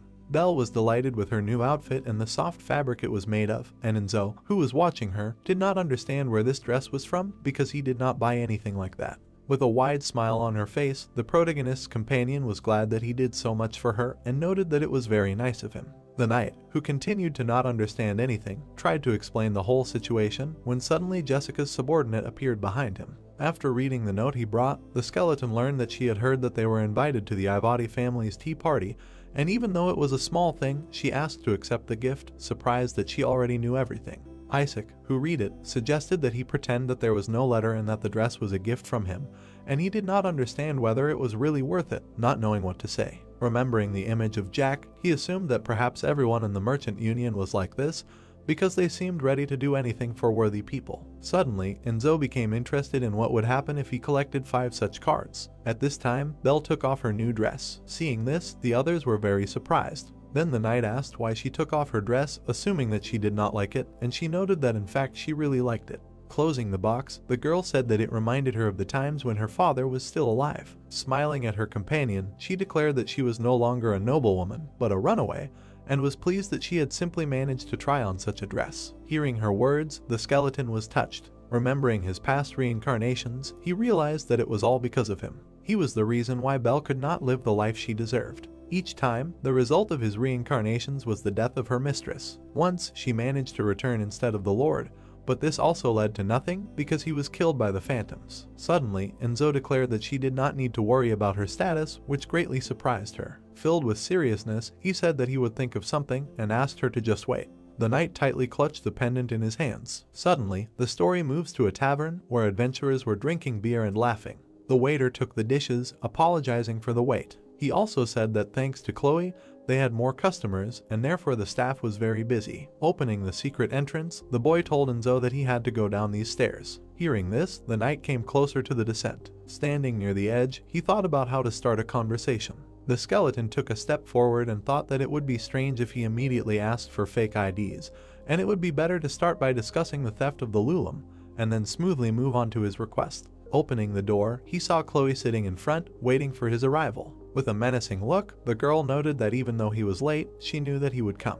Unexpectedly for him, she called him master. Hearing her words, the protagonist was stunned. With a tremor in his voice, he assumed that all her memories had returned. In response, the mercenary just looked at him silently. Getting up from her seat, she declared that everything was clear now. Spreading her arms out to the sides, Chloe apologized, because she had just been pretending all this time, and his reaction made everything clear, and Enzo was very surprised. Then the girl said that the dreams were real, and before she thought that this was the effect of some kind of spell. After which, looking at the knight, she noted that in fact this was not so. Remembering her dreams, the girl explained that they became clearer each time. Immersing herself more and more in her memories, she said that she had a feeling that this could not be magic. The mercenary and the skeleton spent time and experienced emotions. Having imagined the protagonist, Chloe came to the conclusion that all this could not be created with magic alone. With complete seriousness, the girl stated that as long as they were together, it did not matter if she died. She remembered telling him that even if he left, she was sure that they would meet again in the future. Plunge into the abyss, the mercenary stated that it would happen if not in this life, then definitely in the next. With a smile on her face, Chloe stated that this is why she decided to accept her past lives, and her intuition did not fail her. At this point, Enzo wanted to say something, and the mercenary interrupted him, saying that if the springs were still in effect of the spell, he would try to use it, but he did not do so. Recalling her past life, Chloe noted that she had never told him about this place, but he had found it without difficulty, which also confirmed that he had been here before. Understanding that there was no point in denying it, the knight asked permission to ask how she had lived this life. Laughing after hearing this, the girl noted that it was a little strange to hear such a question and said that her life had not been rosy. Recalling the events of the past, she decided to tell everything from the moment after her mother died. The girl looked at her parent with fear in her eyes. She ran away with her younger sister so that she would not be found. By chance, they met Nanyawa, who sheltered them in the Tet Guild. Hearing her, the skeleton was stunned and he had a lot of questions. Recalling his past life, he asked what about the director of the orphanage Dave and what kind of relationship they had with him.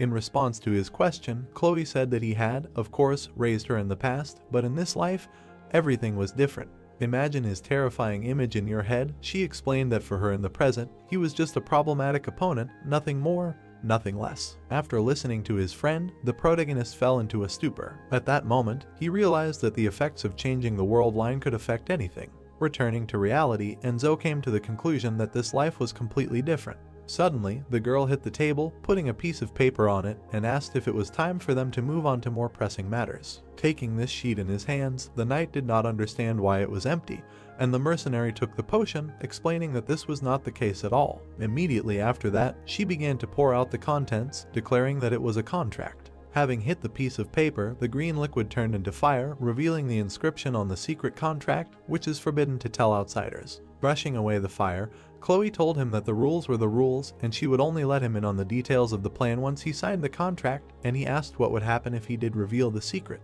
In response to his question, the girl explained that this contract placed restrictions on the soul, making it impossible to reveal the secret, so he would not be able to tell anything even under torture. Then she asked him to simply sign at the bottom, and it would come into effect, and the skeleton immediately took up the pen, agreeing to this because for them it would be something like a guarantee. When he put his signature on the contract, a golden light suddenly illuminated him. Looking at himself, the protagonist thought that the effect would be more unpleasant, and all because the contract placed restrictions on the soul and not the body. Sitting down at her place, the mercenary began to speak, because now that the contract was concluded, she could tell about the plan in more detail. Then she would tell him that she didn't know if he knew, but there was a tunnel underneath the building that was built 1,000 years ago. Chloe would suddenly say that it led to the Imperial Castle, which would shock Enzo. She would also explain that they had received information that the Imperial Palace's Lulum would be transported through this tunnel in a week, and that was when they were going to steal it.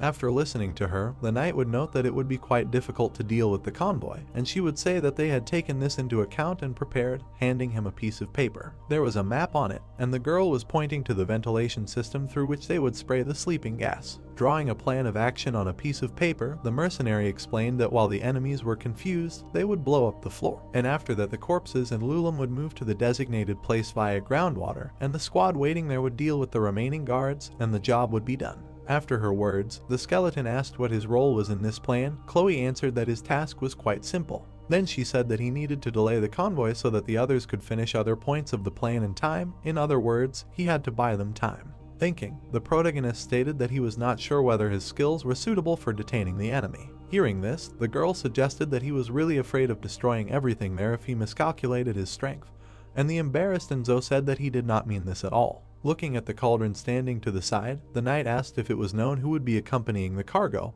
and the mercenary answered that of course, since they had received a lot of information while it was on its way to the capital. Drawing a portrait of Behegas the Insightful on a piece of paper, Chloe said that if he remembered someone, he would be able to recognize them through any disguise, but fortunately, this did not apply to him. Then she said that Alwa, a battle mage specializing in pyromancy, would also be there, and despite the size of the tunnel, using high-level fire magic and it was tantamount to suicide, so the pyromancer would not be a big threat either. Suddenly, the mercenary stated that the hardest thing would be with the specters. Hearing that there would be specters, the skeleton was very scared. He reasoned that his previous encounter with them was bad, since he had never won a fight against these enemies, since their ability to hide their presence was quite difficult. Remembering the phantoms that were in Erast, he realized that if the convoy was as strong as them, he had no chance of winning. Clenching his hands into fists in fear, Enzo asked if that girl would be among the cargo guards. Imagining a member of the phantoms in his head, the knight understood that if she was, there was no hope. Hearing him, Chloe assumed that he was referring to Duke Lawrence Tardy, explaining that, fortunately, he was quite far from the capital. She also noted that, in addition to this, one of the 4 strongest swordsmen of the Empire would not be in the convoy, however. The third of them would be waiting at the exit of the tunnel, but there was no need to worry because they would not encounter him. After listening to her, the skeleton breathed a sigh of relief. Lost in his thoughts, the protagonist reasoned that although he was worried about the ghosts, the Tet squad would also be there, and for now the pendant was silent, so there was nothing to be afraid of. Immediately after that, the mercenary placed 2 tablets on the table, asking him to take them, which surprised Enzo. Looking closely, he realized that this was their ID card, and Chloe explained that they were leaving in a few days, so they could use them to stay in the capital. Happy with such a gift, the knight was delighted that he did not even have to ask for it, and the girl noted that it was not worth thanking, because for her it was a trifle. When the skeleton stated that Belle would be able to attend the tea party without any problems, the mercenary suddenly became embarrassed. Very angry at what she heard, she was furious that they were going to use them for some tea parties, since that was not what she made them for, and asked for them back, and the protagonist, frightened by this, declared that she could not just take back what she herself had just given away. Still very angry, Chloe realized that this was what he had come here for in the first place, and wondered if he really did not care about their plan at all, and he answered that this was not true, and she simply misunderstood everything. At this time, Belle was playing chess with Isaac at the inn and assumed that her companion must be currently solving the problem with her status, and he answered that she should not expect too much from this idiot. Immediately after this, the narrative of the story shifts to the garden located near the aristocratic estate. The girl sitting at the table was telling that the Ivati family opened a rose garden. Then another one would point out that although it was a small tea party, a lot of effort had been put into it, and the one sitting next to them would agree that everyone was watching them closely, and she thought that they wanted to show that they still had authority as a family that had been at the origin of the empire. Sitting at the table, the noblewomen were waiting for the tea party to begin. One of them would snap her fan shut, drawing attention to herself. Rachel would say that she had heard that the Ivati family had been in a precarious position lately, and she was afraid that they were acting too imprudently. Hearing this, the other girls would begin to whisper that, come to think of it, they had also heard something similar, that they were in such a bad way that they had to sell their family jewels. Suddenly, an unknown voice interrupted their conversation. An unknown girl approached them and asked what they were all talking about so enthusiastically. It was Monica, who with a smile on her face apologized for the delay, noting that today they would be joined by a guest, while Belle stood behind her. After which, pointing at her with her hand, the aristocrat asked permission to introduce them to Countess Gradier, and she greeted everyone. Welcoming the rest of those present, the protagonist's companion noted that this was her first tea party in the capital, and she was looking forward to meeting them, while he watched her from the side. At that moment, Enzo thought that he was secretly following her in order to protect her if anything happened, and it was unlikely that something would happen, but he should not lose his vigilance, because Isaac was not around either. Then he recalled the events of the recent past, when Belle was still sleeping in the hotel room. The arrogant Raven declared that he was not going to participate in their plan. After which the talking bird assumed that he had been restricted, for example, forced to sign some suspicious contract, and the knight sitting opposite him was not even surprised that he had guessed this, and he noted that, however, their plan was quite obvious. Suddenly, Isaac tried to guess, saying that Tet was going to intercept the Lulum during transportation, because it was impossible to steal it from the Imperial Palace openly, which meant that this brat Mary had managed to get the information, because she had become a little resourceful. Hearing this, the skeleton was amazed that he had guessed everything in the smallest detail. Then the protagonist asked why he did not want to participate,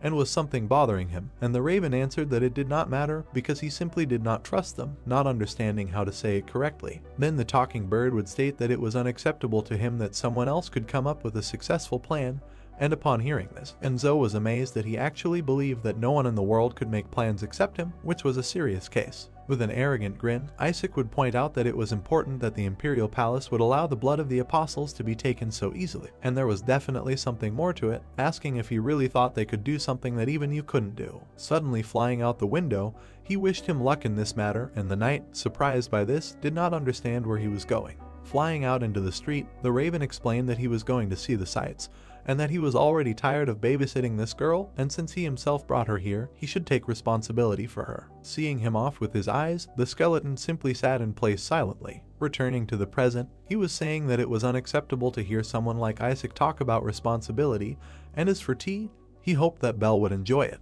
At that moment, Monica slapped her fan, attracting everyone's attention. Suddenly, for everyone, she was announcing that since they had another guest, the seating arrangements at the table should be changed. Turning to her servants, she asked them to show everyone to their places, and also ordered the butler to bring another chair. Obeying her order, the maids immediately began to seat the noblewomen. At this time, Rachel was sitting down on one of the chairs. Ivati stopped her, holding her fan to her throat. Then she haughtily looked at Miss Ridwern, asking for forgiveness, noting that this place was occupied. Hearing this, Rachel was surprised, because she always sat there. Without letting her finish, Monica declared that this place was for Miss Gradier, and she asked if she was sure. A wide smile on the face of the aristocrat, who explained that she had come from far away, which is why she was offering her such an honorable place, and asked to sit down.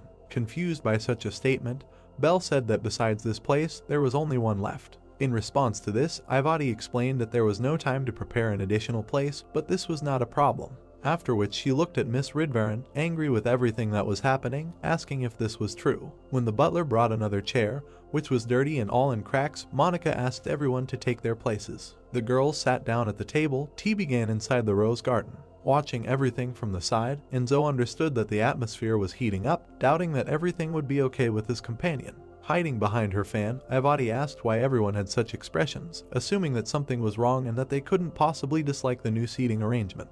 Afraid to tell the truth, the aristocrats explained that it was not at all, and that they couldn't possibly disagree with her decision and were simply amazed by her wise choice. At this time, Rachel was divided, thinking that gold glitters even in the dirt, intending to repay her for this humiliation 100-fold, and for now she would close her eyes to it in order to find her weak spot. Miss Gradier, sitting next to Monica, silently lowered her gaze downwards. Then she suddenly looked at the aristocrats sitting at the table. Then the girl turned to Miss Ivati, asking her to promise her something, and she asked what exactly. Then the protagonist's companion whispered that she was ready to play along with her now, but she had conditions. Looking at her with interest, Monica wanted to know what these conditions were. Without a moment's hesitation, Belle stated that she had heard that the Ivati family had a rich history in the empire and that there was no book that they did not have. Introducing their library to hers, she asked to give her access to their collection. After listening to her request, Monica agreed to promise her this. Even knowing the full extent of the knowledge in the library, the aristocrat stated that she would get access. It was in their collection that the books the boys needed were located. The Ivati family library contained the history of Kevin Ashton's empire. Continuing to drink tea, the girls talked, asking if it was true that there were many jewels in the Gradier family estate, and expressed a desire to visit them one day. Putting the cup of tea on the saucer, Belle said that it could be arranged and was going to send them an invitation as soon as she got home, when she suddenly heard a compliment that the dress suited her very well, as if it had been made especially for her. Thanking her for this, the girl noted that she also really liked its color and fabric. Agreeing with her words, the noblewoman said that when choosing a dress, it is very important to know what exactly suits you. At this time, an angry Miss Ridvaren looked menacingly at the new guest. The girl said that she did not like orange very much before, but now her opinion has changed, and Miss Gradier completely understood her. After which she asked what colors she preferred, and she answered that she liked cold tones, while Enzo watched everything happening from the side. Suddenly, one of the noblewomen asked Belle if there was someone dear to her heart, since they were discussing their preferences, and the knight was also interested in this. Hearing this, the protagonist's companion was taken aback by such a question. Smirking smugly, Rachel joined the conversation, noting that she was also interested. With a snake-like look, she asked who she liked, which puzzled her so much by this question. After which Miss Ridvaren suggested that perhaps this was something she was ashamed of. Hearing this, the other girls noted that it was rude and indecent. At this time, Miss Gradier silently lowered her sad gaze downwards. Suddenly raising her head, she was about to say something. While the skeleton eavesdropped on their conversation, Belle declared that she did not care whether he was human. Hearing this, the other nobles suggested that if he was not human, then perhaps an elf, which sounded very romantic. Then Rachel asked to forgive her curiosity, asking him to tell her in more detail, otherwise she said that he always protects her. The protagonist's companion also noted that she felt a connection between them, that only thanks to him she saw how beautiful this world could be, and Enzo, listening to all this, simply remained silent.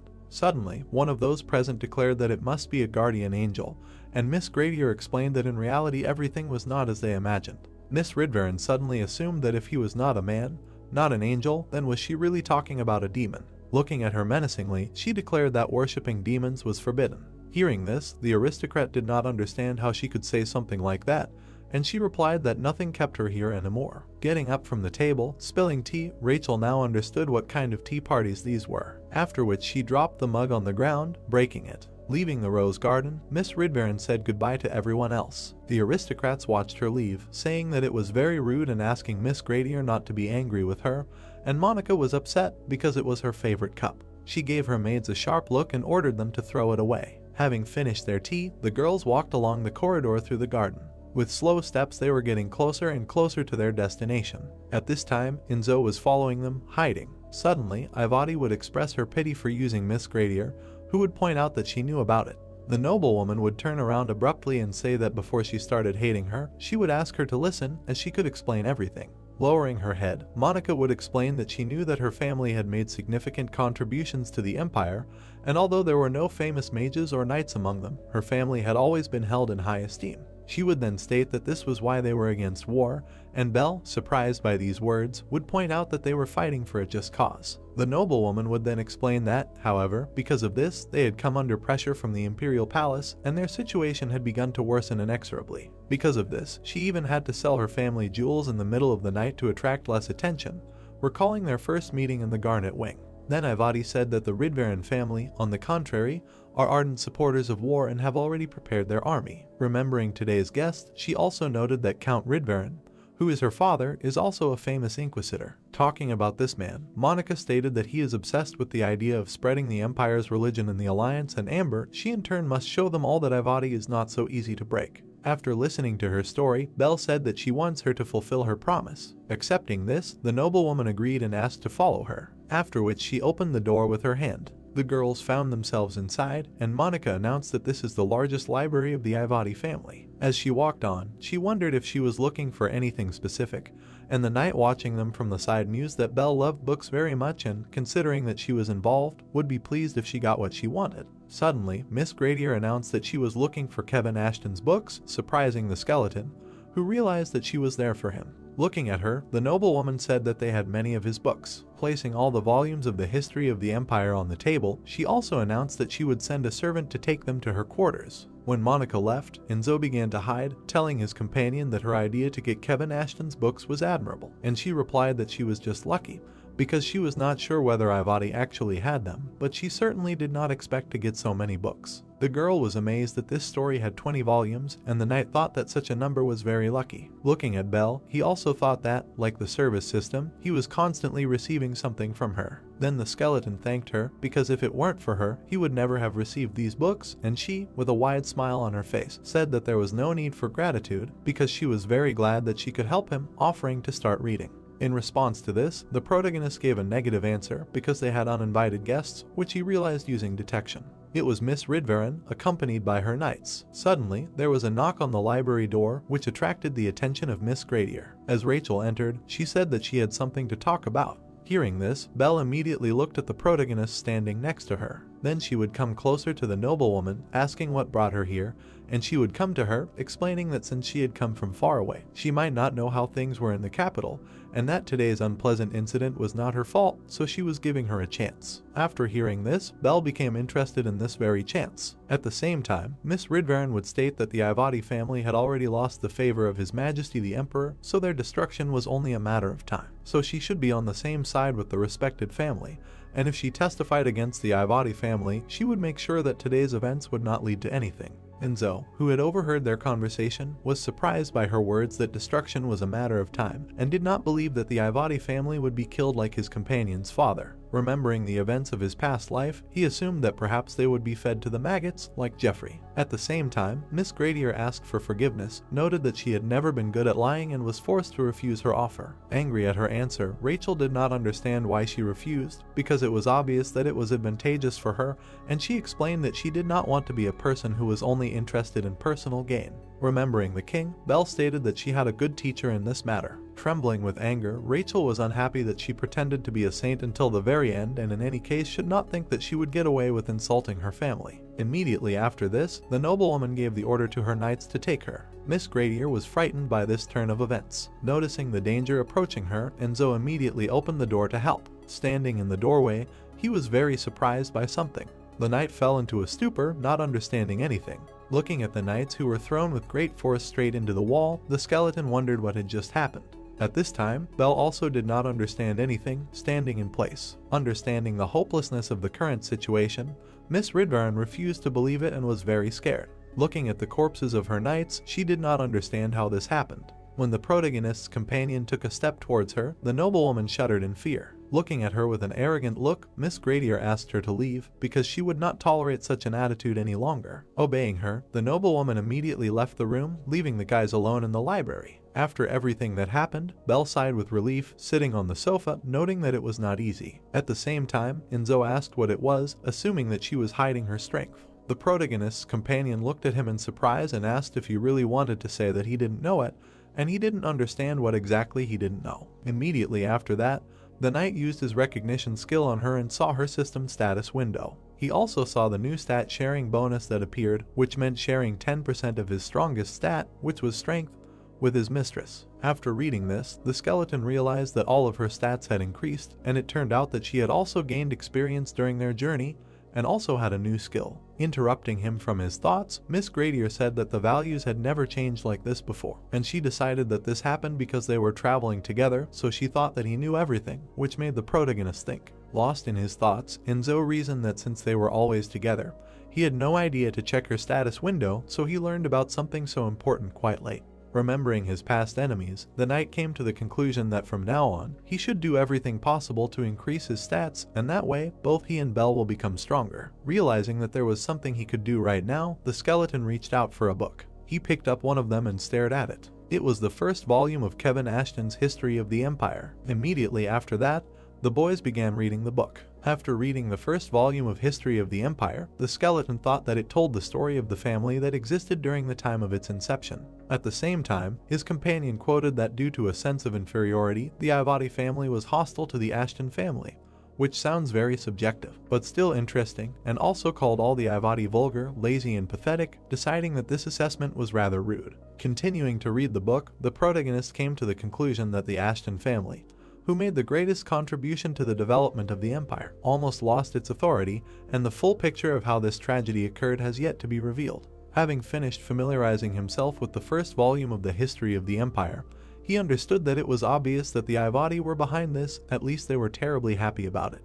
The girl sitting next to him could not believe that the Ivati family kept this book because it contained so much discrediting information about them, and the knight who heard this thought that something was wrong here because the text was somehow different. Suddenly, he realized that for some reason the status window had not appeared. Then an idea came to his mind and he reached for the next book. A huge amount of time passed while reading. In the end, the boys finished reading the 20th volume of Kevin Ashton's History of the Empire, after which the skeleton realized that these books were all fakes and, apparently, they were deceived, and Belle could not believe that Miss Ivati broke her word. With a heavy sigh, she realized that she still couldn't help. She apologized, because she wanted to do something for him, and the protagonist answered that it was not so, and someday it might come in handy, so there was no need to be upset. Lost in his thoughts, Enzo wondered if they were offered fakes on purpose or not intentionally, and how Ivati was connected to Ashton. Suddenly, an unknown figure appeared in the window, and a knock was heard, which attracted the knight's attention. Immediately after that, the window opened and someone entered it. It was Chloe, who sat down on the windowsill and apologized for interrupting, but they needed to talk.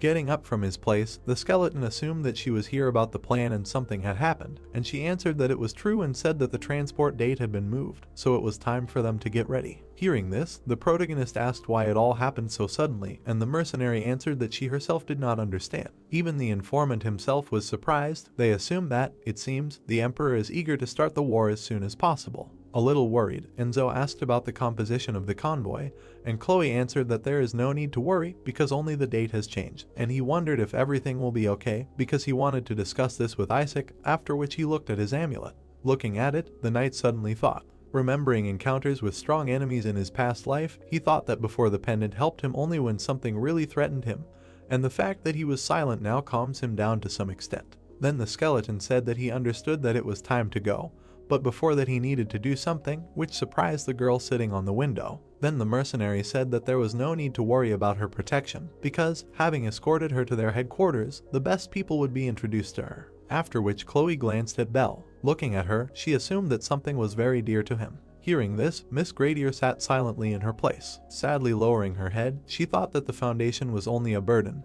and with her powers she could not help in any way. In the end, the protagonist's companion came to the conclusion that she was completely useless, after which she got up from her place and turned to Mr. Skeleton. Immediately turning to her, he asked what it was, and Belle was holding something in her hands and was very embarrassed, choosing the right words. After which the girl extended a handkerchief in his direction, explaining that there is a tradition according to which knights need to be given something like this as a farewell gift, and even though he hides his identity, he is still her knight protector. Then Miss Gradier added that this was all she could give him, and Enzo took the handkerchief with gratitude. Suddenly, she called out to Mr. Skeleton. With a sincere look, the girl declared that she would wait for his return.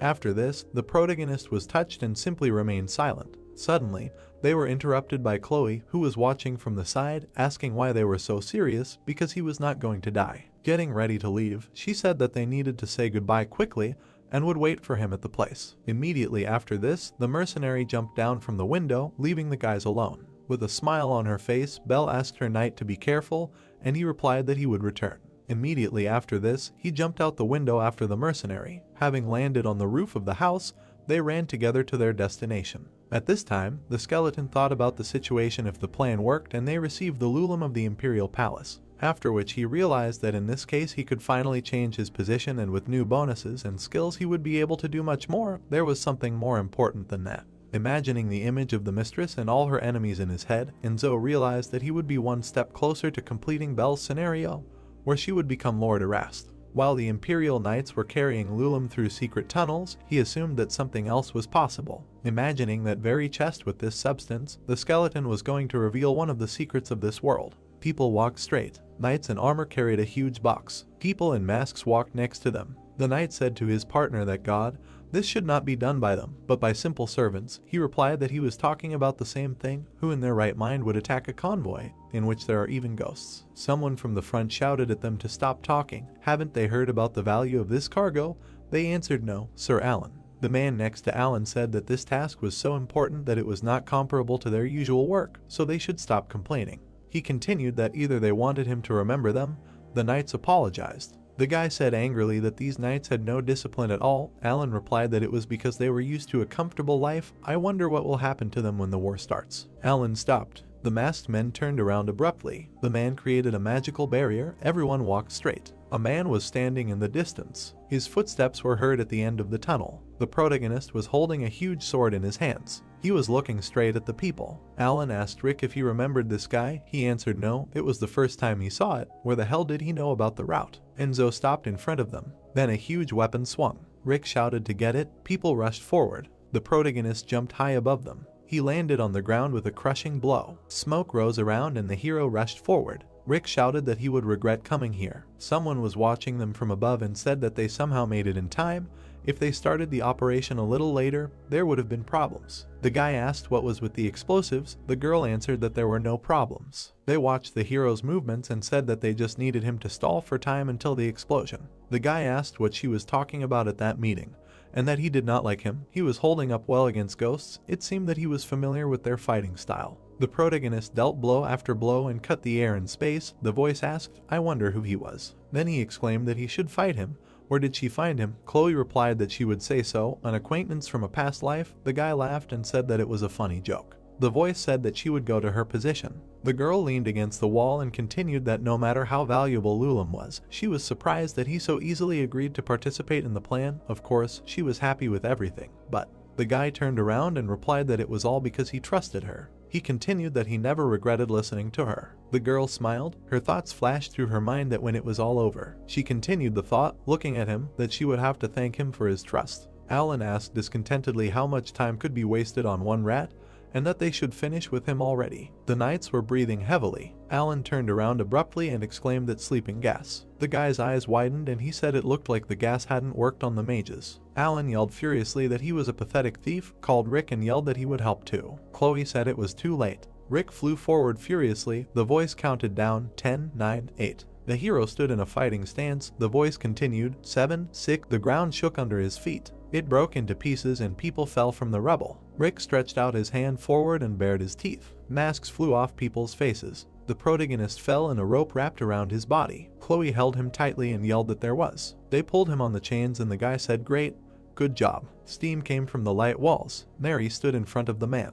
Alan had a glowing ball in his hands and he screamed angrily. The girl cut his body in half. Hair fluttering in the wind, she held a weapon in her hands. Behind her were the protagonist, Chloe, and the guy shouted that the founder, she had already figured everything out. Then he continued that his silver fists of the Dark Knight were eager for battle. Mary replied that they had all worked hard. In her thoughts flashed that the silver fists of the Forest Knight. Enzo said that he was surprised that the plan went so smoothly. It was amazing. They really managed to decorate the Lulum of the Imperial Palace. Mary acquired Chloe and said that it was all thanks to her. It was not a plan. The hero said that for sure, she was great. The girl chuckled. The guy told the hero that it was time to take the loot, and Enzo agreed. He thought sharply, why is that? Everyone turned around and thought why it was here. In front of them hung a huge hole. Chloe asked Mary what it was, what was happening. The girl looked up in surprise. A man in armor began to crawl out of the hole. The boy and the protagonist looked at what was happening in shock. The leg came out of the cut. The knight stood on the ground and towered over them. His armor was glowing brightly. Enzo looked straight at him.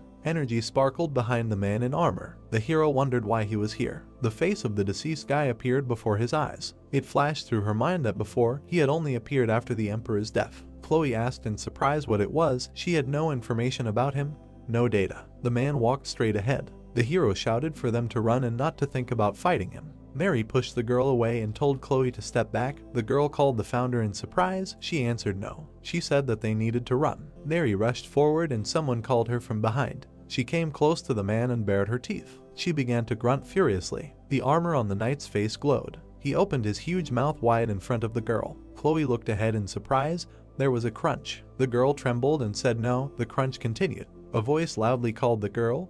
Her body was in the man's mouth. Only one hand was sticking out of his mouth. The guy furiously said that this bastard. He swung, his fist began to glow, and he shouted at the founder. The man raised his head at her. The guy rushed at the knight with a scream. But a moment later, the man sharply dodged. The guy shouted for him to die. The fist touched the man's armor. The man opened his mouth wide and continued that he was lying to the founder. Their foreheads collided in a blow. The man held a weapon in his hand. Then he cut the space with it along with the guy's body. Chloe trembled and called him. Enzo put his hand on her shoulder and told her to pull herself together, run away, he would distract him. The girl said no. Enzo asked again. Chloe continued that what was the point if she was the only one who survived. She bared her teeth and said that if we die, then together. The hero grabbed her body and she asked again. The guy threw her far back. She landed on the ground and asked what he was doing. Enzo swung, ran and told Chloe to run. The knight spread his arms wide. Then he spoke in an unknown language. Their energies clashed together. The scoreboard said that a level 2 cut had been received. A level 3 cut had been received. The protagonist dodged the blow. It flashed through his mind that, like last time, his attacks were ineffective against him. He continued to think that his blow, albeit very weakly, had definitely hit him. The man's armor began to glow. The hero decided that he would put his strength into the next blow. Sword energy level 3, maximum power, flame used. Acid used, lightning used. Enzo was flying towards the man in a fighting stance. The knight looked straight at him. The man flew into the air and towered over the protagonist. Hundreds of swords appeared in the air. The man was surrounded by sharp weapons. A moment later, they all rushed towards him. Enzo asked in surprise what he was aiming at. The sword passed through the hero's defense. He looked at the attacker. Chloe was behind him and the hero called her loudly. The knight had a sphere in his hand. He spoke in an unknown language. The sphere moved forward towards the people. Energy enveloped the protagonist. He stretched his hand forward and shouted that no. Dreams pierced the girl's chest. The guy was enveloped in a dark force and he called the girl. The hand stretched forward. A moment later, she disappeared. The hero looked around in bewilderment and asked what the hell this place was, some strange feeling.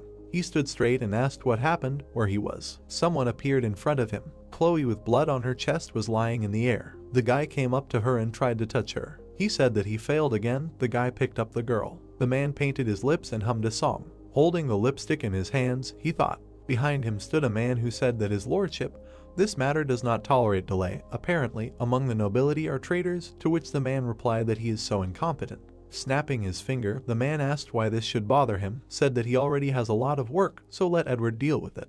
Bowing, the man replied that it will be done. Sitting on the couch, the man said that so many traitors have bred, honestly, asked, by the way, when will the gift for his birthday be ready? The protagonist held the girl. Looking at her, he turned to her. The pendant appeared. The thought arose that the correct solution of the pendant did not activate because nothing threatened him.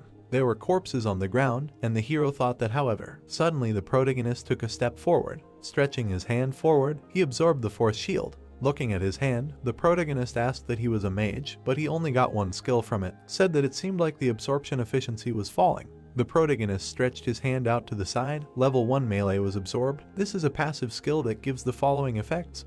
While unarmed, damage increases by 35%, critical hit rate increases by 35%, attack speed increases by 30%, level 1 cumulative strike is absorbed. This skill cannot be used with a weapon. After receiving enough damage, he will be able to make a blow that deals damage to the enemy through his defense. Level 3 energy concentration is absorbed. When activated, his body will attract the surrounding energy, slightly increasing defense and damage depending on the skill level. The protagonist looked at the glow, stretching his hand forward. Enzo said about absorption. Many notifications appeared in front of him. It was written that the Reaper's Scythe Mastery of level 1 rare was absorbed. All penalties associated with using the scythe no longer apply.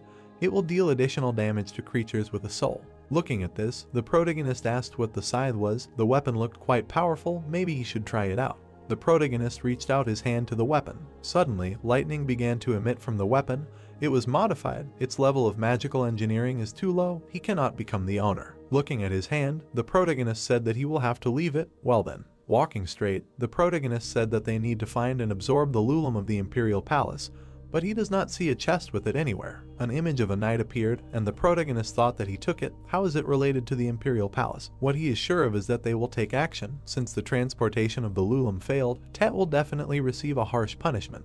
Lowering his head, the hero added that this means that Belle is in danger. Because she is under guard at their headquarters, we need to get out of here quickly. Holding the medallion in his hand, the protagonist thought that the pendant will not help him in this situation. Suddenly the pendant started to evaporate. Looking at his hands, the protagonist asked what the hell was going on. Several flowers appeared. The man's body started to evaporate. The guy's face started to disappear. The protagonist looked away in surprise. Holding the girl in his arms, he said no. Looking down, Enzo thought, what the hell? What's going on? The barrier is erasing everything in it. Stretching his arms forward, the protagonist wondered why it wasn't disappearing. Raising his hand up, the protagonist thought that the Lulum veins and the Apostle's blood in them hadn't changed. The protagonist used flame and hand-to-hand combat. The protagonist looked straight ahead in surprise. Suddenly the protagonist swung his hand. Flames appeared in front of the protagonist. Fire emitted from the hero's hand. The protagonist abruptly rushed forward. Flames were used, double magic, lightning was used. Flashes appeared behind the hero, and the hero thought that he needed to get out of here. He couldn't leave Belle alone. Bright flashes appeared. The thought arose that he must protect her. There was no more time to waste. He must get out. The protagonist stood in the middle of nowhere. Notifications appeared above his head. Looking at them, the protagonist thought that instead of destroying the barrier, he just improved his skills a little. How long has he been here? Will he be able to get out of here at all? An image of a girl appeared. The hero thought that being stuck here forever is even worse than death. The protagonist looked straight ahead in surprise. Lowering his hand down, the protagonist thought that once again, he will not give up so easily. 1,000, tens of thousands of times. The hero hit the ground and shouted that he will try until the barrier breaks. Cracks appeared on the ground. Suddenly, space began to crack. Looking straight ahead, the protagonist asked what. The barrier did not hold because his skill level increased. The protagonist raised his head in surprise. Sitting on his hand, Isaac said that here he is, to which the hero asked that it was him. Looking straight ahead, Isaac asked what a stupid question, who if not him said that he had a hard time. It was too early to rejoice. We need to get out of here. The bird flew straight. Looking ahead, the protagonist said that Isaac looked down, hearing that he was pretty battered, to which he replied that well, he had some difficulty rescuing him. Looking at him, the hero asked that where they were, to which he replied that they were the mountains in the east of the Empire. He was locked in a very powerful barrier that moved randomly. Looking straight ahead, the protagonist said that if that was the case, it must have taken a long time to get him out, asked that how long he had been there, where Belle was now, had the Imperial Palace done anything yet. Isaac lowered his head and remained silent. The protagonist heard that he should ask one question at a time. Sitting on a branch, the raven said that he would answer the first of them first, since he had been missing for 2 years. Sitting on the hero's head, the bird said that they should see his magnificence. He called for a marathon, to which the hero replied that this time he was really good. They would start the marathon on January 27th.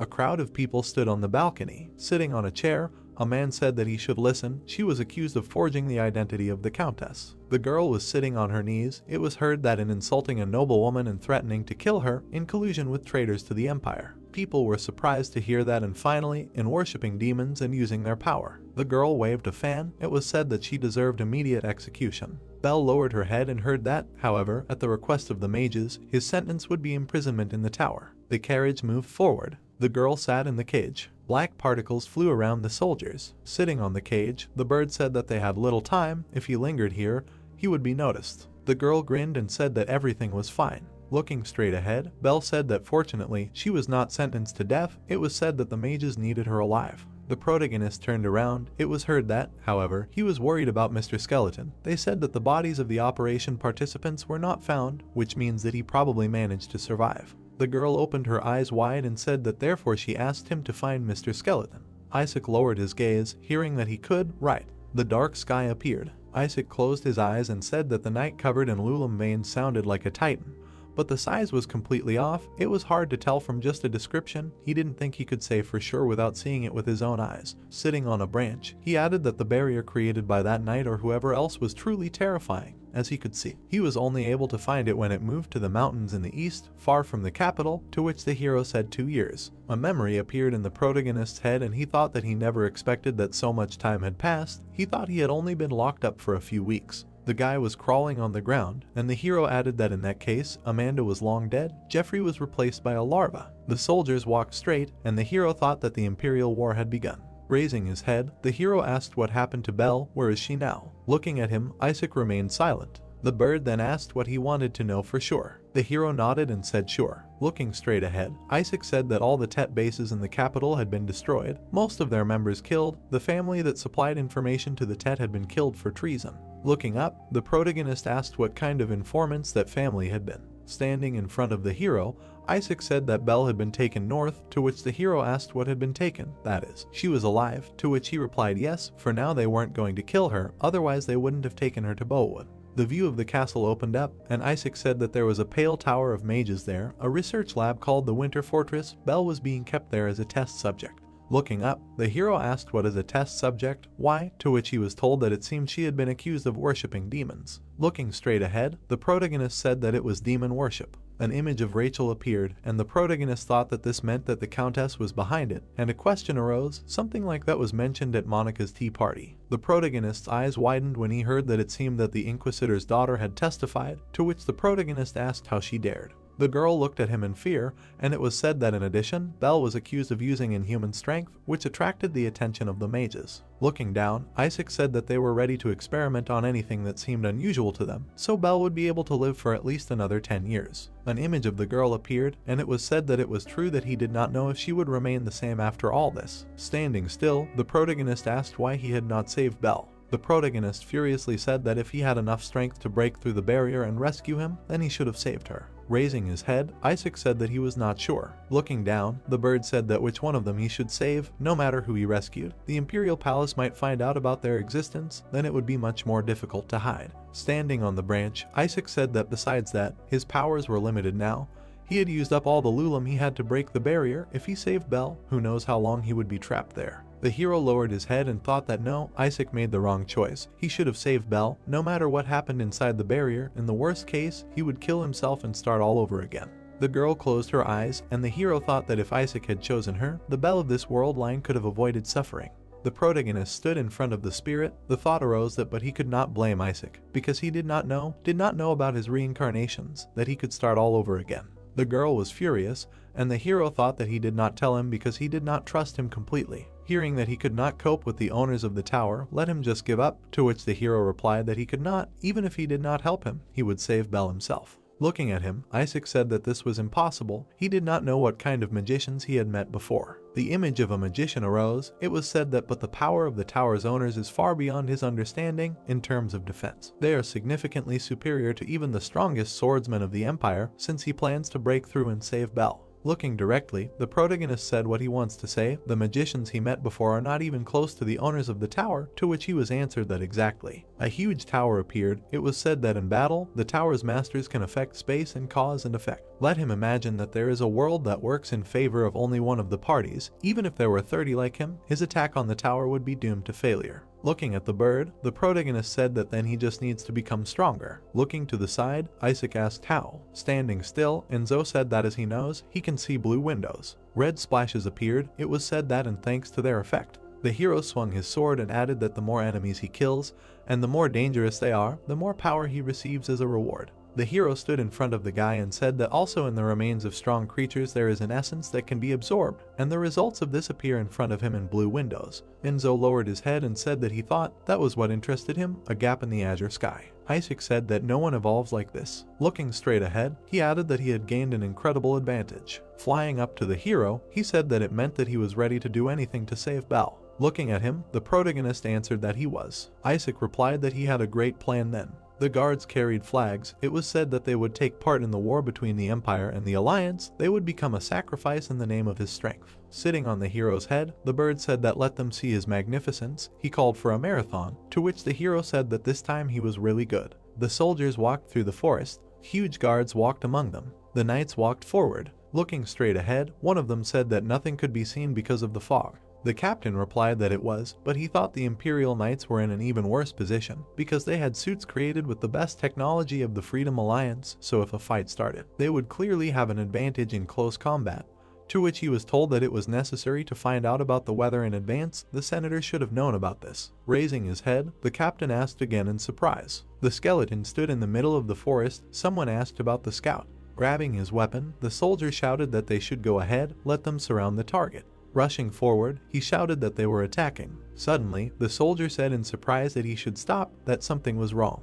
The soldiers were walking straight towards the corpses. Looking straight ahead, the captain asked what was this, what happened here. The protagonist stood among the corpses. The protagonist held a sword in his hands. The hero's eyes glowed red and he said that here they are. Looking down, Enzo asked what he had drawn correctly, to which Isaac replied that yes, not bad. Sitting on the ground, the protagonist said that he certainly did as he was told, but how would that help him become stronger? To which he was told that he had said that he became stronger by killing, in which case it would maximize the effectiveness. Looking straight ahead, Isaac said that what he drew was a seal to transform this area into an altar.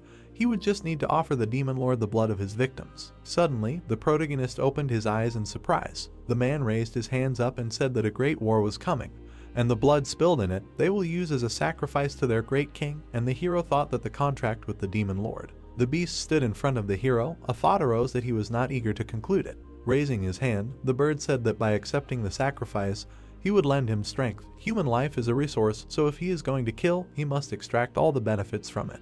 Looking at the bird, the protagonist asked what the demon would demand in return, to which he replied that he had already said that he would offer him the blood of his victims. Looking straight ahead, the protagonist asked that and that was all, said that he thought something more was required. Sitting in front of him, the bird answered why he thought demon worship was forbidden, to which the hero clarified that it was because the price was too high. Looking down, he added that no, it was because it gave too much power. The protagonist remained silent and heard that he still had doubts. Looking straight ahead, Isaac said that he would not only gain power if he helped the demon lord come to this world, his problem would be solved by itself. The demon would be able to free Belle single-handedly. Looking straight ahead, the protagonist thought that the era of the demon lord should come in 8 years, and then asked how long it would take. Suddenly, the bird sat on the hero's head. Lowering its head, the bird said that it was up to them. Raising its head up, Isaac asked that he didn't think that he couldn't handle it. The hero looked down and thought that okay, in another 10 years, the demon lord should be defeated. The girl's hands were handcuffed, and the hero thought that if they brought the demon into their world, it would change the future, but more importantly, for now it was the easiest way to save Belle. The protagonist said okay, he was ready to sign a contract.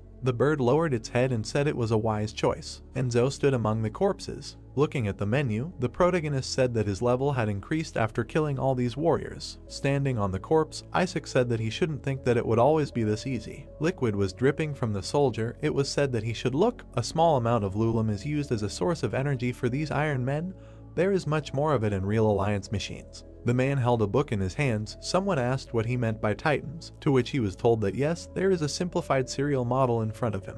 The protagonist sat down and said that such a small amount of Lulam was enough to operate these machines, to which he was told that of course, because the blood of the apostles is not spent unless used as a material for transformation, so there is no better source of energy than Lulam, and the protagonist added that yes, he remembered this. Suddenly, a bird flew up. The bird lowered its wings down and said that now. Looking straight ahead, the protagonist heard that they would begin the ritual. Feathers flew around the protagonist. Lightning struck from the sky. Standing in the midst of this, the protagonist heard that he should imagine how he was flying in the wind, like a released thread. Enzo looked straight ahead. The bird looked at him. Suddenly, it flapped its wings. The protagonist raised his head up. Suddenly, he looked up in surprise. A guy appeared in front of him and he turned to Isaac. Stretching his hand forward, the guy replied that yes, it was him. Isaac stretched his hand out to the protagonist. The protagonist also stretched his hand out. Isaac led him. Suddenly, he flew up. The protagonist looked at him in surprise and heard that he should tell the demon about his intentions. Grinning, the guy said that he should offer him the blood of his victims. Since he was the intermediary,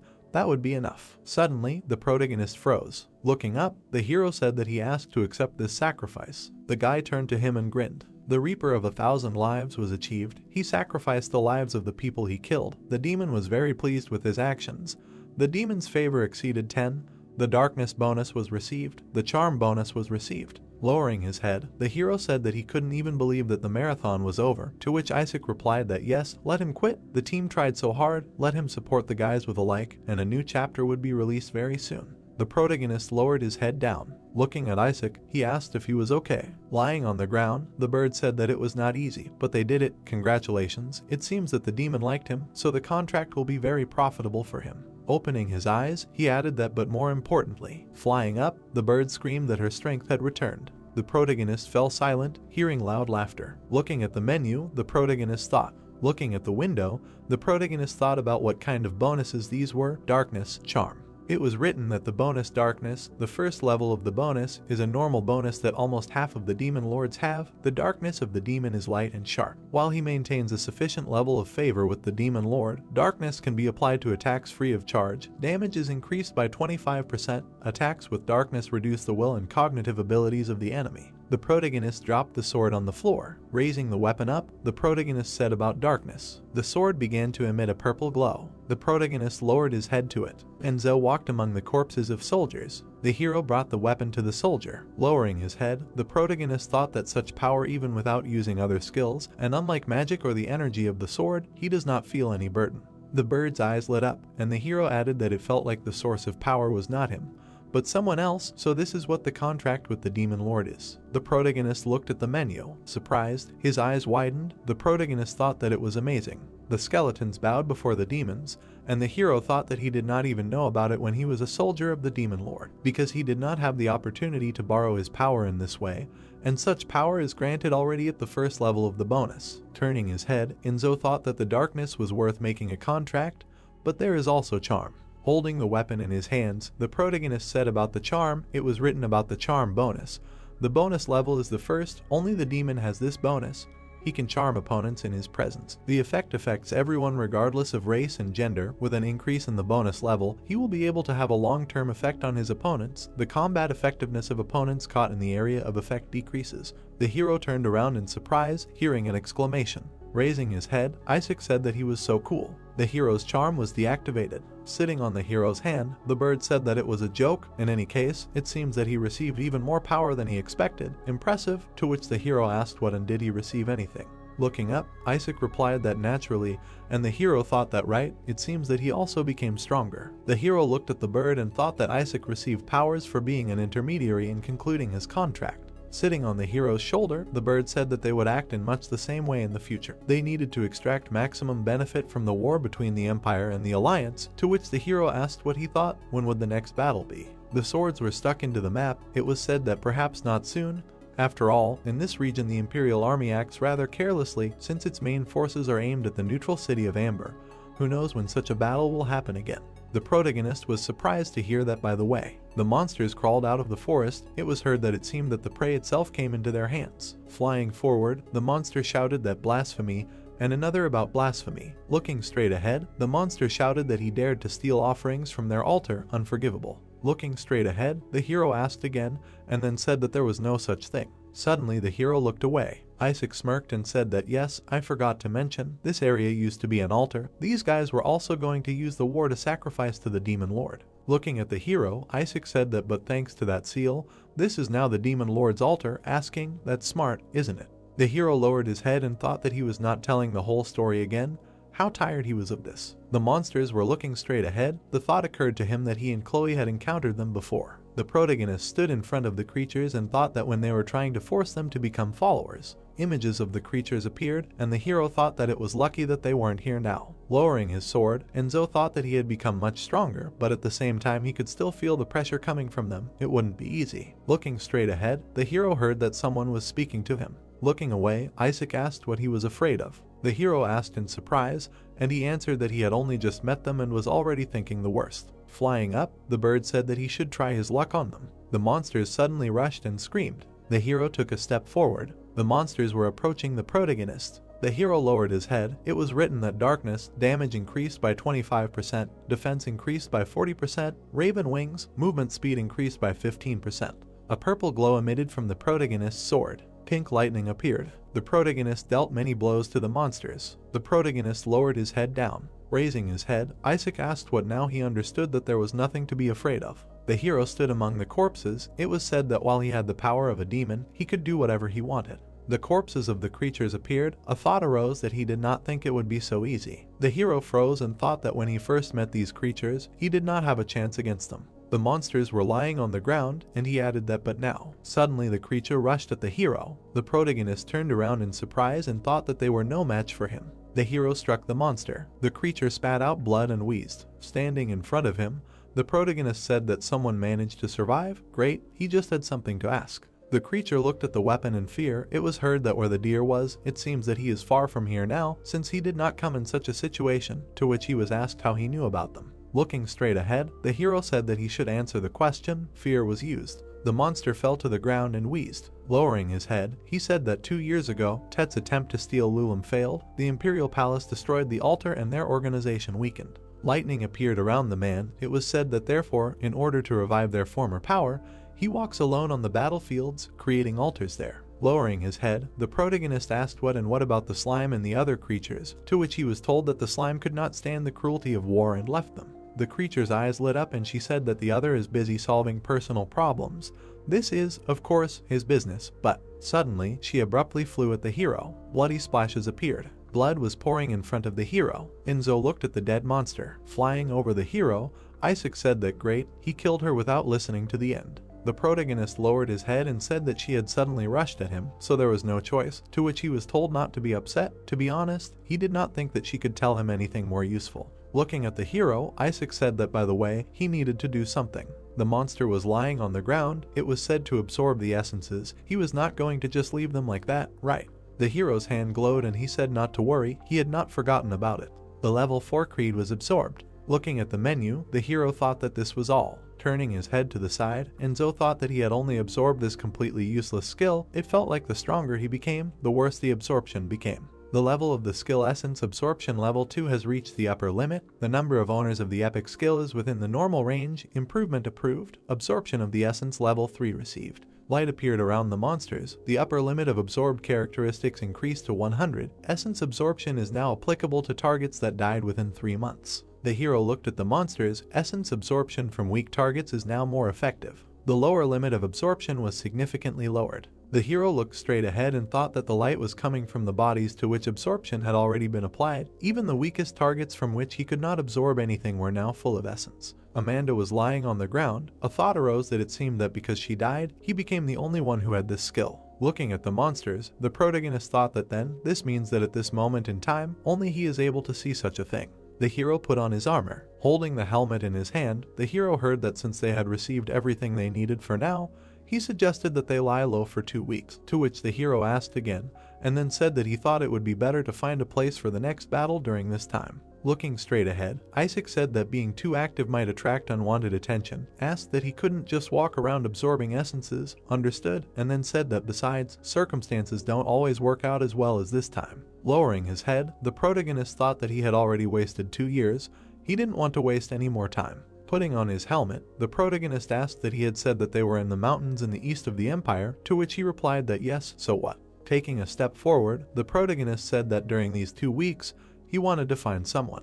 Birds flew over the forest and screamed. The protagonist grabbed his head. Several soldiers began to scream. Isaac looked straight ahead. Lowering his head, the protagonist asked what the hell, at least he was doing this right. The hero leaned down and said that they had been searching for several days, but he was nowhere to be seen, and then thought, what a bastard, did he really deceive him? Standing in front of the hero, the orc said that it would be extremely difficult to find him. It was necessary to make him contact him himself. For this he would have to walk near the place he indicated, shouting out a secret code, to which the hero asked again. The orc clenched his teeth and made sounds, and then said that like this. The protagonist froze, hearing that he would contact him. Sitting on a branch, Isaac asked what he was already giving up, said that although he, in principle, did not care, to which the hero replied that he was already beginning to think that this purse was not worth all the effort. His hands reached for the bag. A thought arose that in his past life Jake told him about a spatial purse capable of holding an infinite number of gold coins, and now he was trying to find it. Isaac lowered his head and said, well, if this spatial wallet really exists, it could be quite useful, as he was sure that this item could hold more than just gold coins. The protagonist looked at him and asked him what he knew about it, to which he replied that making the wallet only hold gold coins was much more difficult than creating a space curvature. Blue rays appeared. It was said that in addition, it is believed that it is simply impossible to create an infinite space, and there is no one who has an unlimited amount of gold coins to put them inside forever. The protagonist looked at the bird and asked why that hobgoblin said that only gold coins can be placed there, to which Isaac replied that because goblins are far from magic, but they like gold coins, he must have wanted to become famous among his people and therefore distorted some facts. Sitting on a branch, Isaac said that he once tried to create such a space, but eventually gave up, deciding that the result was not worth the effort, but searching for such an item could pay off. The protagonist raised his head and thought that if even Isaac thought so, then this item was really useful. Leaning over, the hero said okay, he would search a little more. Detection was used. Strange sounds were heard in the forest. The protagonist walked through the forest and thought that he definitely felt something, using detection this time. Footprints appeared, and the hero added that the steps were approaching. Turning his head to the side, Enzo thought that it was from there. Suddenly, the protagonist used dash. The hero ran quickly through the forest. Looking straight ahead, the hero thought, really? A monster appeared, and he thought that it looked like this. Smiling widely, Anthony said that he found it. The protagonist looked straight ahead in fear. Taking a step forward, the monster introduced itself. Rushing forward, the monster shouted that he came to avenge his comrades, and the hero wondered where he was coming from. An explosion appeared in the depths of the forest. The hero fought the monster. Rushing forward, the protagonist thought that he had opened up. The monster stretched out his hand forward and shouted that it was useless. The protagonist dodged. Anthony flew past him. Looking at the angry monster, the hero thought that it was dangerous. If he hit it, he would not get away with a few broken bones. Holding the sword in his hands, the hero thought that he was just trying to find it when suddenly this guy appeared. A memory arose, and the hero thought that it turned out that he found the bodies of his comrades. Damn, shouting out that code was stupid, he just gave away his location. Looking straight, the hero thought that Jake, the bastard, his secret code is useless, he will pay for this the next time they meet, but first. The monster looked straight ahead and growled, and the hero added that he needed to deal with the enemy standing right in front of him. Enzo used the energy of the sword. The protagonist looked straight ahead in surprise. The sword flew past the enemy, and the hero thought that he missed. Standing in front of the monster, the protagonist thought that damn, he was too used to the old huge sword, which is why he miscalculated the distance. Suddenly, the monster knocked out the hero's weapon and hands. The monster swung at the hero. The protagonist abruptly fell to the ground. Lying on the ground, the protagonist used a force shield and thought that another moment would have been hard for him. The monster stretched his hand forward. Anthony hit the force shield. Looking at it, the monster thought that he had disappeared. The protagonist used stealth and thought that great, now he doesn't even have a sword, what should he do? Suddenly, Isaac turned to him. Flying up to the hero, he asked that maybe he would stop messing around and finally deal with him. Flying above the hero, the bird said that he had made a contract and received the power of a demon, so why didn't he use it? Even the boy they met in the capital was stronger, to which the hero said that but. Isaac looked straight ahead. A thought arose that the power of a demon was certainly tempting, but he was a little worried about the fact that the demon lord was watching him. The hero lowered his head and remained silent. An image of a girl appeared, and the hero thought that however, now was not the time to think about it. A purple flame appeared above the hero. Darkness was used. Grinning, Isaac said that he should have done it right away. Hand-to-hand combat was used. The protagonist rushed towards the monster. Suddenly, the hero used lightning. The boy sat on the ground and wheezed. Raising his head, he said that he lost. Come on, let him finish him off. The hero was surprised to hear that he should forgive him for not being able to keep his promise. He is Anthony, he will return to the arms of the moon. The hero lowered his head and thought that the boy had the same last name, and then he turned to him. The boy looked at him in surprise, hearing that he knew the man. Stretching his hand forward, Anthony asked him how he knew him. Looking at the hero, he asked where he had heard that name, where he was, said that before he killed him, he asked him to answer him first. Looking down, the hero heard that he was ready for anything, and then thought that his reaction, was he really his father? The boy bowed before the hero. A thought arose that he was so desperate to find someone, despite his own violence, he thought, in this they were similar. Enzo suddenly fell silent. Crouching down, the hero said that he had personally met him, even talked to him, and then asked that a teenager with red hair that turned blue when he transformed, right? To which the boy replied that it was true. An image of a girl appeared. It was said that he was also looking for someone like him, but the problem was that she was imprisoned in the Imperial Tower. If she helped him free this person, he would tell him everything he knew. Frowning, the guy said that he agreed. For his sake he was ready to help him with anything, he swears. The bird flew over the hero and asked that he could convince without his help. The guy looked angrily and asked what kind of raven it was, said that some kind of unclean energy emanated from it. It seemed ancient and very powerful. To which Isaac asked that this beaten dog was still barking, to which the hero said that he should not complicate the situation. Looking straight ahead, Isaac said that he should listen here. If he wanted to join them, he should break his contract. Everyone knew that demon lords could hear and see through their followers, right? So he wouldn't be surprised if that stupid bear was staring at him with his eyes right now. Closing his eyes, Anthony asked that but was it possible to break a contract with a demon lord by one's own will? To which Isaac replied that of course, one just needed to become a follower of another demon lord, and he was willing to help him with that. Flapping his wing, he added that that was why. The bird flew up and continued that it was time for him to make a contract with the demon. The boy bowed down and wheezed. Looking at his hands, he thought that this was a side effect of changing the contract. The demon was very pleased with the qualities of the new contractor. The demon's favor has increased. There is a high chance that the demon lord's defense will become stronger. Looking straight ahead, the protagonist said that this time it was easier than with his contract, to which Isaac replied that of course he wasn't going to give this guy too much power. The demon lord was angry at him for losing his contractor.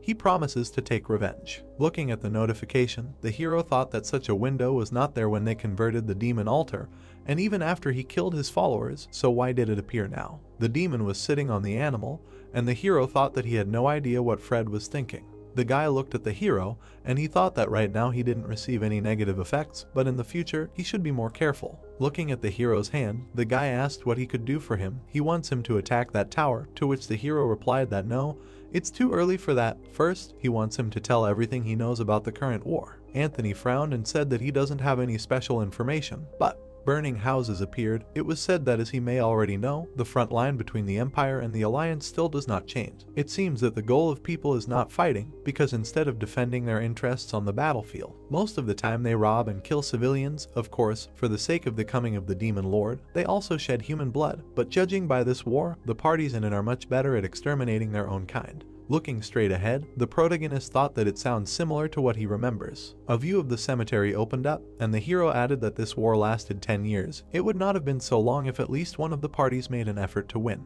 Bloody splashes appeared, and the hero thought that at different times both the Alliance and the Empire had an advantage, and although the latter ultimately won, it was achieved at the cost of too many victims. A crowd of people appeared, and the thought arose that the demon lords were able to come to their world by taking advantage of this war. Standing in front of the guy, the hero asked what about the mages, to which he was told that he had not heard anything about them entering the war. It seemed that the Imperial Army did not need them yet. The protagonist stood still and thought that a situation where the Imperial Army would need them was what he needed. Holding a weapon in his hands, Enzo added that he would do this so that the mages would leave the tower. The camp heard that the destruction of the 7th and 8th divisions of the Imperial Army was confirmed. Kneeling down, the man said that the Imperial Army's defense line in the Pilnas area was currently completely destroyed. The girl smirked and said that it was possible that, sitting on a chair, she added that someone was extending a helping hand to the Freedom Alliance. A view of a wooden house opened up. There was a picture on the wall. It was said that in front of them were images of the first victims. As he could see, the 10-centimeter thick steel plate on the Iron Man's back was cut. Sitting at the table, the guy asked that it couldn't be. Could it really be the work of one of the strongest swordsmen of the Empire? Standing by the picture, the man said that it was impossible. According to their data, all 4 of them were sent to Amber. There was no information about their presence in these areas. Looking straight ahead, the guy said that it was true. Besides, they were not so crazy as to destroy the troops of their own country. The image of a knight appeared. It was said that besides, weren't there also traces of magic reported? It turns out that such a skilled swordsman and a mage are working together.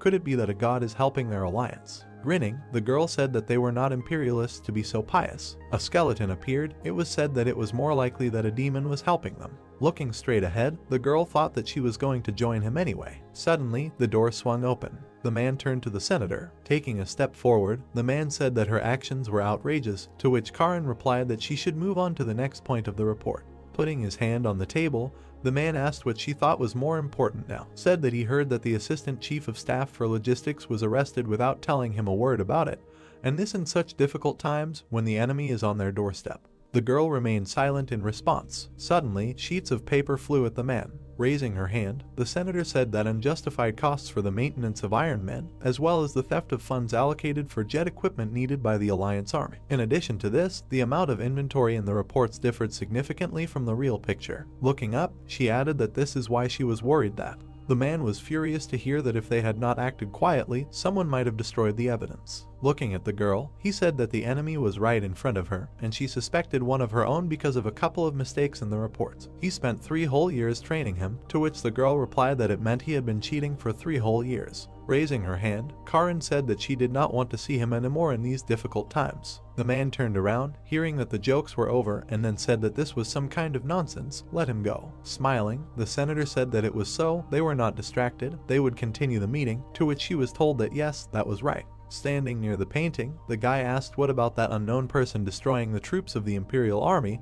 We need to report him to the main forces. Yes. Leaning on the table, the girl asked what and what exactly he was going to report. He imagined how the main forces would react if he said that he did not really know anything about the situation, to which he replied that even if what happened was inexplicable, they should. Walking straight, the senator said that there would be no report, they would continue the offensive, simultaneously looking for traces of the destroyed enemy forces. Stretching her hand forward, Karen said that they would eventually present all this. Suddenly, the girl hit the wall with her fist. Looking straight ahead, she said that as their own achievements. The man looked out from behind the door. Looking through the crack, he said that achievements. The flag in the camp appeared. Clothes were lying on the ground. Lowering her head, the senator sighed, and the guy said that great job. Putting her hand to her face, Karen asked him about the incident with the brigadier general, said that she thought he would do something much more outrageous, like storm in here, destroying everything in his path, and the guy said that it seemed like he still had at least a shred of common sense left. Looking straight, she heard that he didn't even realize he was here, to which he replied that even if he wasn't there, someone else would have stopped him because he deserved the trust of many warriors. The senator smirked and said that yes, but they were loyal to her more because he was from family and not because of her personal merit. Looking straight, the girl said that and those who achieved everything on their own. The guy beat up the guys. The girl looked at him and added that it was him. Looking straight, Louis said that she was right. He lowered his head and said that she had recruited him straight from the orphanage and that he had served her faithfully ever since. The senator smirked and said that she had spent all her allowance on him back then. Karen looked at the boy and said that he was so nostalgic and that he had never thought of growing his hair out, as he always cut it at the neck, to which Louis replied that long hair would obstruct his vision, and she added that he was like a toothbrush. Throwing her arms out to the sides, the girl said that okay, it was time to get down to business, as he knew she needed to strengthen her position within the family. Karen closed her eyes and said that if she continued to rely only on her birth, her brothers would eat her alive, so she had to somehow increase her attention. The senator looked away and said that everything that had been said to her at that meeting was just smoke and mirrors. In fact, she couldn't even trust the people who sold them equipment, so she wanted him to do something for her. Louis looked at her in surprise and asked what it was. The flag was hanging on the wall. It was said that the unknown demon or angel, she wanted him to find it. If she offered him something he wanted, he might join them. Karen grinned and said that even then, the picture would change for the better for her. She would be the one to conquer that lonely lord of the battlefield. The knight swung his sword sharply. The soldiers looked at the corpses. It was said that the Imperial army was suffering such losses, it seemed that the enemy would not be easy. Looking straight ahead, the guard said that even if so, he would not survive the blow of the Iron Man. Suddenly, he thought that her plan would not work, because he himself would appropriate these achievements. Looking straight ahead, Isaac said that an offer should come soon, to which the hero asked what he was talking about. The bird said that since they thinned the ranks of the Imperial army, the Alliance should contact them, and then they would agree on payment. Asked that they do all the work for them, so they should get something in return. Supply creates demand, he understands. Putting his hand to his face, the protagonist said that if so, perhaps they will be able to get Lulam. The hero looked away, hearing that finally someone from the Alliance, if he plays his cards right, then. The guard swung his sword and shouted for him to die. The man opened his eyes wide and thought that if he killed this guy and appropriated his achievements, then Karen would no longer be able to do anything to him. The hero swung his sword and spoke of darkness. The hero looked at him and asked what was unexpected, why did he attack so suddenly? To which Isaac angrily said no, what a bastard, how dare he act contrary to his predictions. Holding a sword in his hands, the soldier asked what nonsense, and the other clarified that how can he be so strong? They attacked together. Suddenly, an explosion thundered in the forest. A man in a cloak stood by a tree. Gray smoke appeared, someone shouted. The protagonist took up arms, the darkness bonus was 2, damage increased by 35%, defense increased by 50%, raven wings, movement speed increased by 5%. The hero looked in surprise and wondered when the bonus level had time to grow. Blood was pouring from the soldier's neck, and the protagonist added that it happened during the battles against the Imperial army. He must have not noticed because of other status windows. Sitting on the soldier, Isaac asked, seriously, what kind of a bunch of madmen are they? At least tell me why they attacked before they died? To which the hero replied that it seemed like the situation in the Alliance was not what he imagined. The man took a step forward. It was heard that if only there was someone who could explain everything. The hero turned around, hearing that he was asking for forgiveness. He should have come out to him earlier. Looking at the man, the protagonist thought that when he, standing in front of the guy, Enzo heard that he came to negotiate, and then thought that he did not feel his presence at all. Looking straight ahead, the hero thought, really? The protagonist added that the Imperial ghosts had even reached here. The hero pulled out his sword and thought that if he did not deal with him right now. The guy raised his hands up. Standing in front of the hero, he said that he should stop. He had no intention of fighting, to which Enzo asked again. Holding the sword in his hands, the protagonist said that he might not even try to catch him off guard with such tricks. He thought he would trust someone who was hiding his presence. The guy grabbed the hood and said that that was what was bothering him, asking for forgiveness. The guy took off the hood. Looking straight ahead, Louis said that first of all, let me introduce myself. He is Louis, Senator Karin's adjutant, and also one of the members of the armored squad of the Alliance. The protagonist was surprised and thought that now he could feel his presence. Looking at the cloak, he added what kind of device was hidden in this cloak. Sitting on the hero's shoulder, Isaac said that it was a very valuable item, asked that such technologies had not been lost hundreds of years ago. Standing in front of the guy, the hero asked that he knew what it was, to which the bird replied that it was a device that allowed the owner to hide his presence by assimilating it with the environment. A cloak appeared, and he added that it was a simplified copy of an ancient heritage.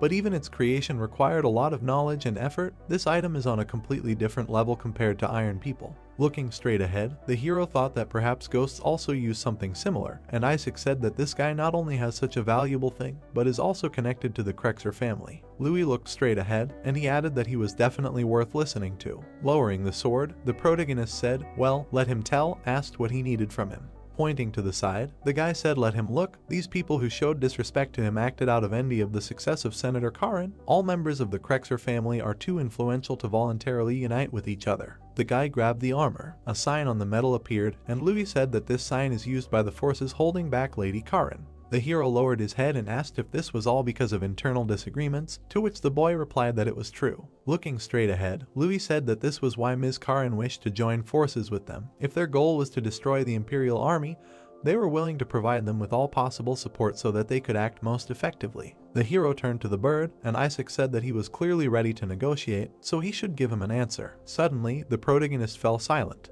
Raising his hand, the hero said that he would step away for a while to discuss this with his group, to which the boy replied that of course he would wait. Walking through the forest, the bird asked what other discussion. Is he afraid of failing the negotiations? Let him not worry. If anything, he will help him out. Walking straight, the hero heard that where he was going. Let him say something already. The monster stood in the middle of the corpses. Looking to the side, he asked what was the matter. There was still someone from the Imperial army left. Stretching his hand forward, the protagonist said that no, it was not about that. For some time they would cooperate with people from the Alliance. Asked that he was okay with it, to which Isaac asked that seriously.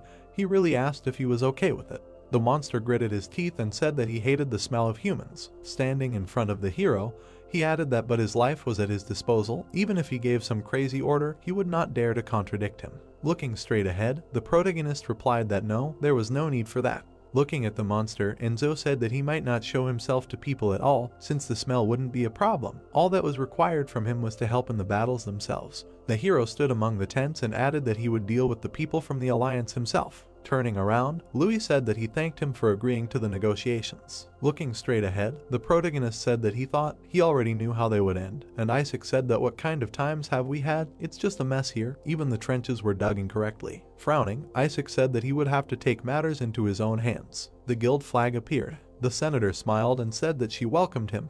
Her name was Karin. He couldn't imagine how impatiently she had been waiting for their meeting. Taking the hero's hands, the girl said that she would not ask about his identity or reasons. Asked so what are his conditions? Said that if he wants to destroy the Empire's forces, they will do it together. She will give him all the support. Looking straight ahead, the protagonist thought that he did not expect such a reception. First he needs to seize the initiative, and then asked if she was too careless. Said that considering how many people he killed, she could well be the next victim. Standing behind her, the guy said that he should just try. The girl smirked and said that it would be lucky for her if she died here. A bright glow appeared behind her and she added that, however, fate has other plans for her because it always smiles at her. The test began. The protagonist looked surprised. It was written that the necessary conditions were not met, the scenario could not be started, to which he thought that this was the same. A memory surfaced, and the protagonist continued, "What is a status window? Didn't it appear when he first met Amanda? It was written that he came into contact with a powerful necromancer, the level was raised, the necessary conditions were not met, the scenario could not be started."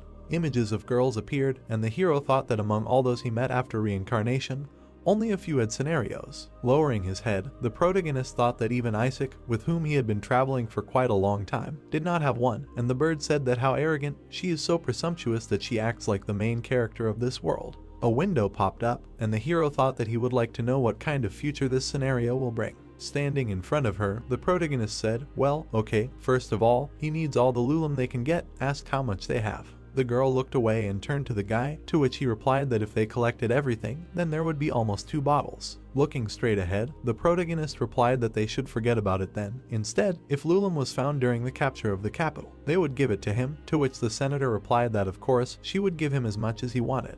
Isaac laughed and said that he was not bad, but there would be something more interesting later. Bottles appeared, and the hero thought that if they managed to get into the secret storage of the Imperial Palace, a couple of bottles of Lulam would seem like nothing. When they realized that they would be forced to give him such a huge amount, they would bitterly regret it. Armor appeared, and the hero added that but it is worth remembering that he can encounter them, that's not all. The hero looked away and turned to the bird, and she replied that now let it repeat after him word for word, this will help him achieve what he wants in the shortest possible time. The protagonist turned to the girl and asked what she had said, that she would give him all-round support, to which Karin replied that it was true, they were ready to accept any conditions. The hero folded his arms and said that in that case, let them give him full control over their army. Lowering his head, the protagonist added that if they agreed, he would remain in the shadows, and they would be able to appropriate all his achievements. The guy opened his eyes wide and said that his impudence knew no bounds, let him just give the order, to which the girl said that she should let her speak for herself. The senator smiled and said that in front of them was the one who had single-handedly prevailed over the troops of the empire. It was interesting what he could achieve, leading an entire army. Looking straight ahead, she added that in the end, appointing talented individuals to the right positions is the basis of management. Standing in front of her, the hero replied that then the negotiations were over. The man held a chess piece. It was said that he would demonstrate the art of war to them. A view of a wooden house opened up. The man slammed the table and shouted that it was another defeat. Looking straight ahead, he asked furiously how it was that every time they encountered this alliance rabble, he only received news of defeat. Why couldn't any of them report a victory? The boys lowered their heads in fear. Corpses appeared. It was said that it had been 2 months since the alliance began to push back the Empire's forces, and in all that time they had not won a single victory. How was that possible? The man raised his hand and said that he should calm down. The demoralization of the generals would only make things worse, to which he asked if it looked like he could calm down. A broken house appeared, and the man said that losing battles was not their only problem. Somehow the Alliance warriors attacked them while they were building a supply base. Stretching his hand forward, Edward asked if that was such a big problem, said that he should just use countermeasures. The man clenched his fists and said that was exactly what he was going to do. Looking straight ahead, he added that the Alliance forces would regret setting foot on the Empire's lands. A narrow gorge appeared. The cart was moving straight ahead. It was heard that shouldn't all this food be enough for at least 3 months. Looking at the bags, the guy said that it was quite luxurious for a military campaign, to which he was told that even if they didn't say, their army numbered 110,000 people, but they had no problems with supplies. The guy laughed and said that it was all thanks to Senator Karin. She had never lost since she took command of the Alliance troops, right? The hero was sitting on a ledge. It was heard that she really was like the ruler of the battlefield. Looking straight ahead, the protagonist said that as expected, the monster had an excellent sense of smell. With its help they would be able to find and destroy all enemy supply bases. The road to the capital would be calm. Frowning, Isaac said that but something was wrong, the enemy was putting up little resistance, to which the hero asked if this was not the result of his strategy. The Imperial Knights he had encountered looked desperate. The soldiers were holding their weapons in their hands. Raising its head, the bird said that was not the case. Images of men appeared, and he added that judging by the state of affairs, 2 were leading the enemy army, the rest were just support. The man extended his hand forward. It was said that right now their soldiers must feel abandoned. No matter how many key figures were sent to Amber, it seemed like the Empire did not care about this war. Looking down, Isaac said that it was as if they were saying that if they wanted to invade, they were asking for mercy. What the hell was the Emperor thinking? Sitting on a ledge, the protagonist asked what was known about the state of affairs in Amber, to which he was told that no, they had not been able to send a single spy there. Let him forgive me. The protagonist remained silent. then said that they should continue their advance now. An image of a girl appeared, and the protagonist added that the capital was already close. A monster appeared behind, and the protagonist asked what it was. Looking straight ahead, he said that the smell of oil and fire hung over the canyon. They needed to be ready. Burning torches were raised. They heard to bring more oil, more wicks were needed here, only ashes would remain of the Alliance warriors. Flying up, Isaac said that they were going to use fire in battle, quite typical, but not bad. On a scale of 1 to 100 he would rate it a 4. And the protagonist replied that if nothing was done, their army would be helpless against something like this. Looking straight ahead, the Raven said, well, let him handle it. Taking up arms, the protagonist said he would be back soon. The protagonist jumped down and said he could handle it himself, so let them just wait here. A huge army was walking straight ahead. Seeing the protagonist, they shouted, who is this, an Alliance spy? Let them not stand there, but attack. Looking straight ahead, the protagonist said, darkness, sword energy, dash. Suddenly, the protagonist landed on them. Looking at this, Isaac shouted. Lowering his head, the monster said that he was amazed every time he saw his unimaginable strength. The beam fell on the protagonist. It was said that most people could not compare to him. The girl held out a bottle and said, here is the Lulam from the destroyed Iron Men. Smiling, Karin added that she had convinced the other senators to let her take it. Of course, when they got to the capital, she would do her best to find more. She would be ashamed if she couldn't provide him with more, to which the hero replied that he would thank her. He would put it to good use. Closing her eyes, the senator replied that she was welcome. Thanks to him, she had greatly increased her influence. The map was on the table. It was said that she thought they would soon reach the Red Fox Plain, which was right in front of the capital. Who would have thought that this day would come? Looking at the hero, the girl said that they were only able to get so close to the Imperial Palace thanks to him, but at the same time, he did not receive any recognition for it. Smiling, Karin said that she was honored to know him. The hero put his hand to his face and heard that yes, she was just flattering his vanity, and then he said that it was time to submit the plan they had recently discussed for general consideration, but most likely many would not like it. The girl raised her hand and said that he should not worry. Whatever the plan was, she would be able to convince everyone of its effectiveness. It was not for nothing that she was from the Krexer family. Looking at her, the protagonist thought that undoubtedly she knew how to convince and lead people. If they had united with someone else, it would be much more difficult to implement Isaac's strategy. Holding the paper in her hands, the senator said, well, here is information about the enemy commanders. 2 people are at the head of the army. Stretching her hand to the side, she added that he could read the rest himself, and she would inform the other senators about the plan.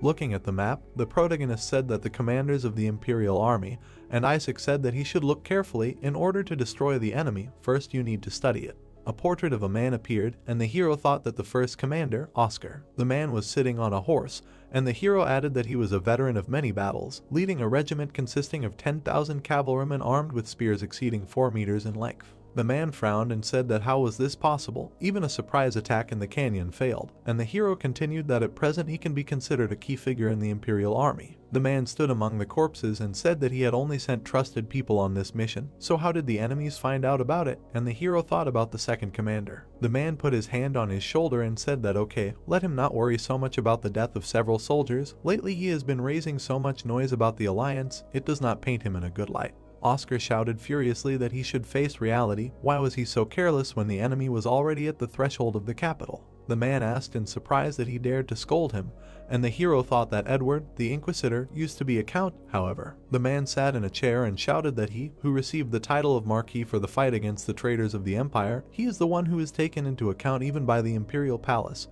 and they dare to talk to him like that. Lowering his head, the hero thought that he was the one who condemned Bell to suffer. The man shouted furiously that he would see that when confronted with him, these bastards from the Alliance would have no choice but to run with their tails between their legs. The hero clenched his fist tightly and thought about him, that he would certainly kill him. The army of the Alliance, carrying blue banners, came out onto the plain surrounded by a river. Opposite, on a paved stone road, the enemy army was positioned, an army of the Empire, superior in numbers, with red flags, behind which stood the capital. Oscar looked at Karin looked at Oscar. The wind fluttered 5 red flags of the city's defenders. They depicted the symbol of the Empire, a winged lion with a sword in its front paw. Enzo raised his sword and was ready to give the order to all troops. The Imperials raised their spears. The protagonist swung his blade and ordered to attack. But something went wrong. The Alliance soldiers caught the Imperial spears with their faces, and even armor did not protect them from them. The Alliance officer panicked, seeing that the Imperial army was pressing them back, and demanded a retreat. The next second, he himself was lying on the ground with his side pierced by a spear and a broken helmet. He did not understand why they lost, even though they followed orders. The man assumed that Senator Karin underestimated the enemy. He couldn't believe what was happening. He was almost to the capital. The officer didn't want to think that this was the end. Through the spyglass, all that was visible was a smoking pile of corpses of Alliance soldiers. Edward watched this scene through the spyglass and laughed at what was happening. He, without stopping watching the battle, raised his fist up and exclaimed that such was the power of the Imperial Army, and that there was no need to fear the forces of the Alliance. The Marquis gave the order to his army to go forward, attack and destroy these scum who did not understand what a real war was. While Edward was shouting, another man stood silently behind him and crossed his arms over his chest. This man was Oscar, and he found all this suspicious. He looked at the tattered, bloody Alliance banner on the broken flagpole and the many dead and could not believe that the enemy army, which had won so many victories in a row, would lose so easily. The veteran thought that normally an ambush or surprise attack would be expected in such a situation, but decided that due to the good visibility on the plains, such a thing was impossible. The Imperial Army continued to fire their spears at the Alliance forces. Oscar could not understand what his opponent was planning. In a wooden hut in the Alliance camp, someone blamed Senator Karin for what happened the day before. Karin stood in front of the table where all the other officials were sitting. The senator, irritated, said that they had followed her instructions to the letter but only achieved the indignation of their subordinates. He believed that she should take responsibility for the army's decline in morale. Karin held her own. Karin grinned and reminded them that they had all asked her to come up with a plan, and was surprised that they were now claiming that she alone was responsible for what had happened. She noted that all the senators had agreed to follow the plan, and the audience did not know what to say. Karin smiled and said that, whatever the case, there was nothing to worry about for now because everything was going as planned. She urged the others, if they could not believe in her, to at least believe in themselves because they had unanimously agreed to this operation. The senators were embarrassed and frowned. Karin promised that this operation would certainly be a success. Isaac flew over the battlefield so that feathers fell off him. The Imperial troops hung like a crescent moon over the small group of surviving Alliance soldiers. Isaac looked down and grinned. He believed that Paints did not need to know how the finished picture would look. Recently, when discussing the plan, the Raven asked Enzo if he knew the first rule of gambling. The protagonist did not understand why he said this. Isaac said that the first rule is to successfully call the opponent to the gaming table, and then he becomes a puppet in your hands. Isaac explained that if you give your opponent a head start, they will feel confident and will not suspect anything even when you raise the stakes. Isaac concluded that then, before he comes to his senses, they need to act. Wild wheat grew quietly on the plain. It began to rustle and move as if from the wind. People were walking through it. Raven added that by the time the enemy realized what was going on, it would be too late. Alliance soldiers methodically advanced through the vegetation. People in front, werewolves behind them. The Imperials became nervous. They cried out when they realized that they were ambushed. New blue banners of the Alliance rose from both sides, in front and behind. The Imperial army was surrounded, but at the same time it was still fighting the remnants of the enemy vanguard. Isaac continued to fly, watching from above. He was even a little upset that people today lacked the imagination to imagine that ambushes were possible even on the plains. Oscar, seeing all this from the camp, could not believe his eyes. He did not think it was possible. The veteran could not accept the fact that he had not foreseen such a turn of events, and assumed that he had become too old for this. He trembled and clenched his fists in helplessness. Edward was outraged by the state of affairs. He couldn't believe that they were suffering such losses because of a bunch of soldiers who jumped out. The Marquis reminded him that Oscar had lectured him as if he knew better, and that was why he was interested in what was going on. One by one, the Imperials began to fall, cut down by the blades of the Alliance. Edward declared that the Count was responsible for the failure of their army, and ordered that something be done immediately. Oscar was furious, but silent. He did not want to take it anymore, and shouted at Edward that he had had enough. The veteran began to lecture the Marquis, saying that he knew very well that he lacked combat experience, so he did not expect much. Edward did not expect such pressure. The Count said that the Marquis also had some responsibility since he was one of the commanders. He pointed a finger at Edward, who was afraid of him, saying that instead of looking for a way out of the current situation, he was whining about how bad everything was. The Marquis uncertainly said that he, the Count, did not dare to say such things. Oscar looked at him like he was trash and concluded that further conversation was pointless. Edward was outraged that his interlocutor was moving away from him.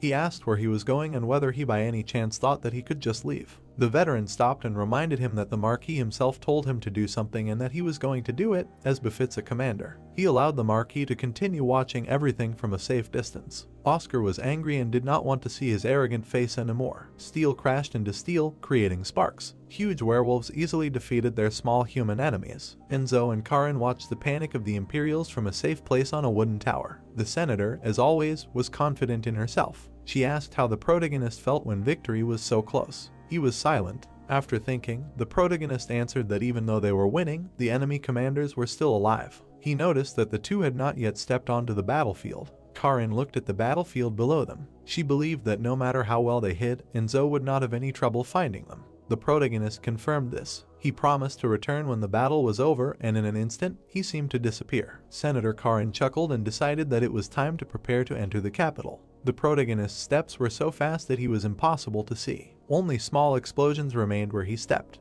Because there were so many people around, just detection was not enough to find the commanders. Enzo approached the battle, deciding to try to break deeper into the enemy ranks. Someone screamed, and the protagonist was forced to pay attention. It seemed to him that it was a familiar voice. He stopped and looked behind the fighting soldiers. The bearded man foamed at the mouth, unable to believe that they were surrounded. He ordered his troops to beat the advancing enemy, losing touch with reality. He was also protected from behind by a soldier with a sword at the ready. It was Ray. He raised his fists and demanded that he at least win a chance to escape. Enzo recognized the voice and its owner, but he could not understand where it came from. The soldier of the Empire had swung his great sword, defeating 2 Alliance soldiers at once. They only had time to marvel at such insane strength. Ray's protector informed him that they were surrounded, so escape was impossible now, and asked for some time. Next to him lay 2 corpses of Alliance soldiers, several more were sitting in the wheat. Ray called his subordinate a worthless ogre and reminded him that while he was chatting, the enemies continued to advance. He called for them to be gotten rid of right now. Enzo watched this scene, standing in the middle of the battlefield.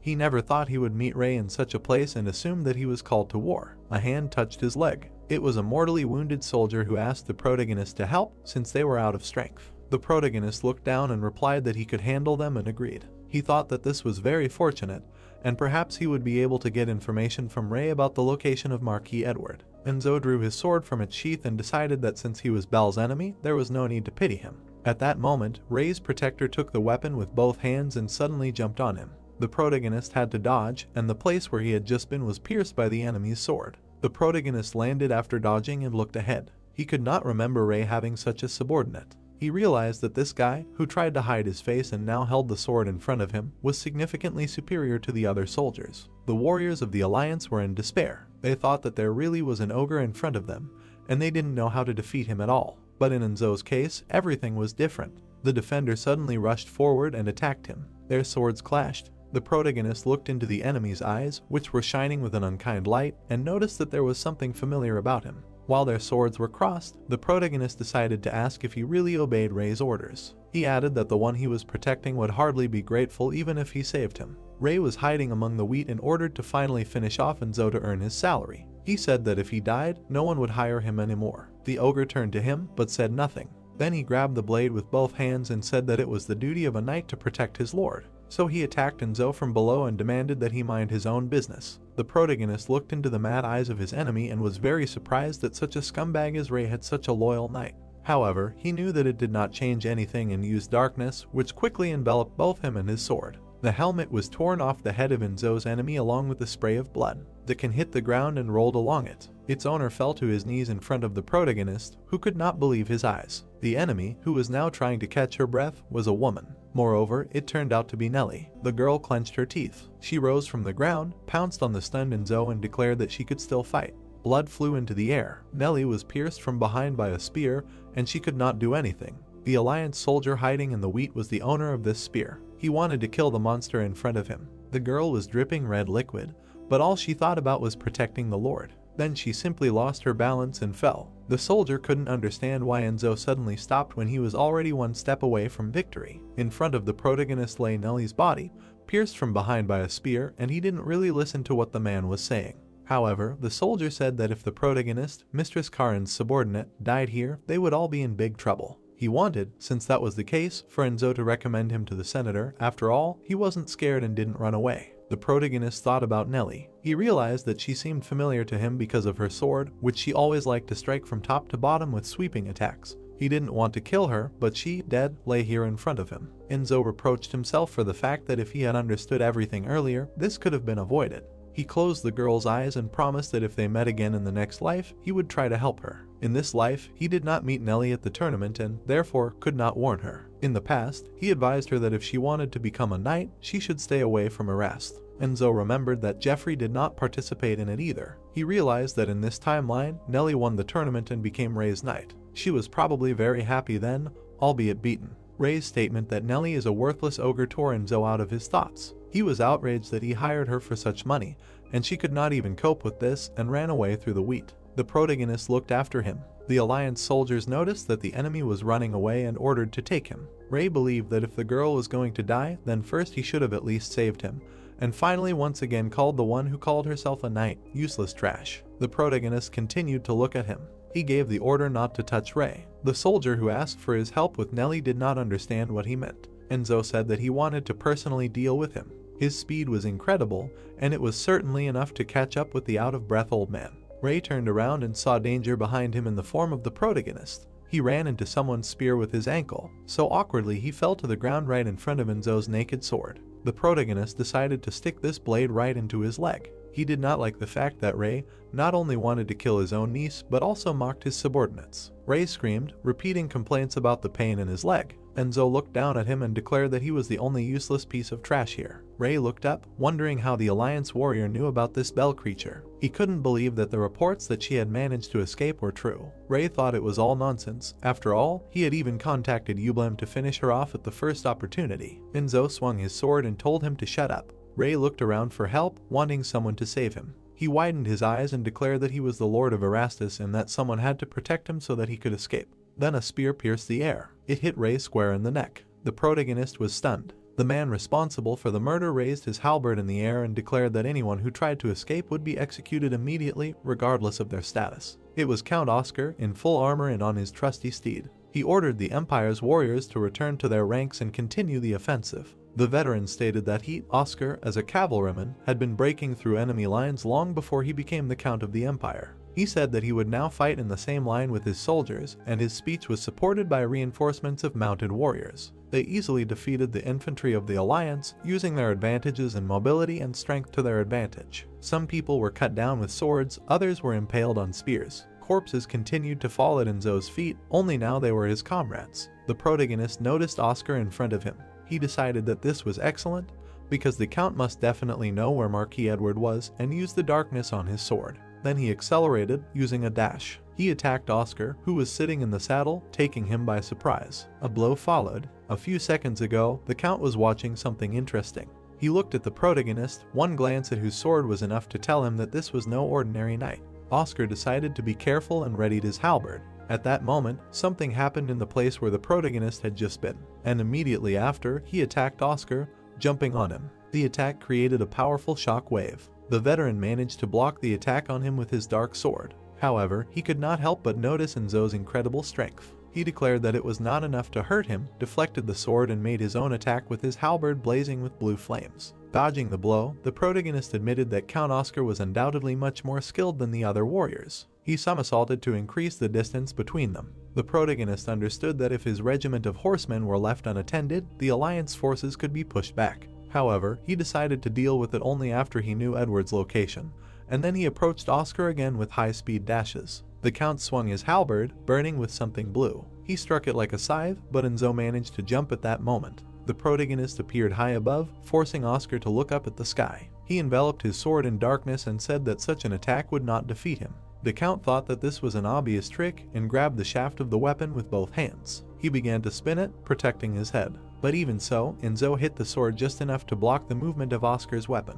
The protagonist noticed that the veteran was alone and asked where the other commander was when he was leading an army into battle. He assumed that the second commander had abandoned him. The defensive Count demanded that he be quiet because he was not going to give away the location of the other commander to the enemy. A scream rang out. The Marquis then mounted his horse and ordered all forces to provide him with cover and begin retreating. One of the cavalrymen objected to his lordship, saying that if they retreated now, they would lose their headquarters. Edward demanded that he shut up. He said that no headquarters could be more important than his life, and promised to reward the soldiers generously for their protection if they did as they were told. Enzo, who was trying to break through Oscar's block, reminded him that he had said that anyone who tried to escape would be immediately executed, regardless of their status. The Count looked away and cursed Edward, who was only causing him trouble. The protagonist decided that it was time to end this and pulled his sword away from the enemy's halberd. The entire air above him burned with dark flames as he carried out his jumping attack. He was going to end it here and now. Oscar looked at him, dumbfounded.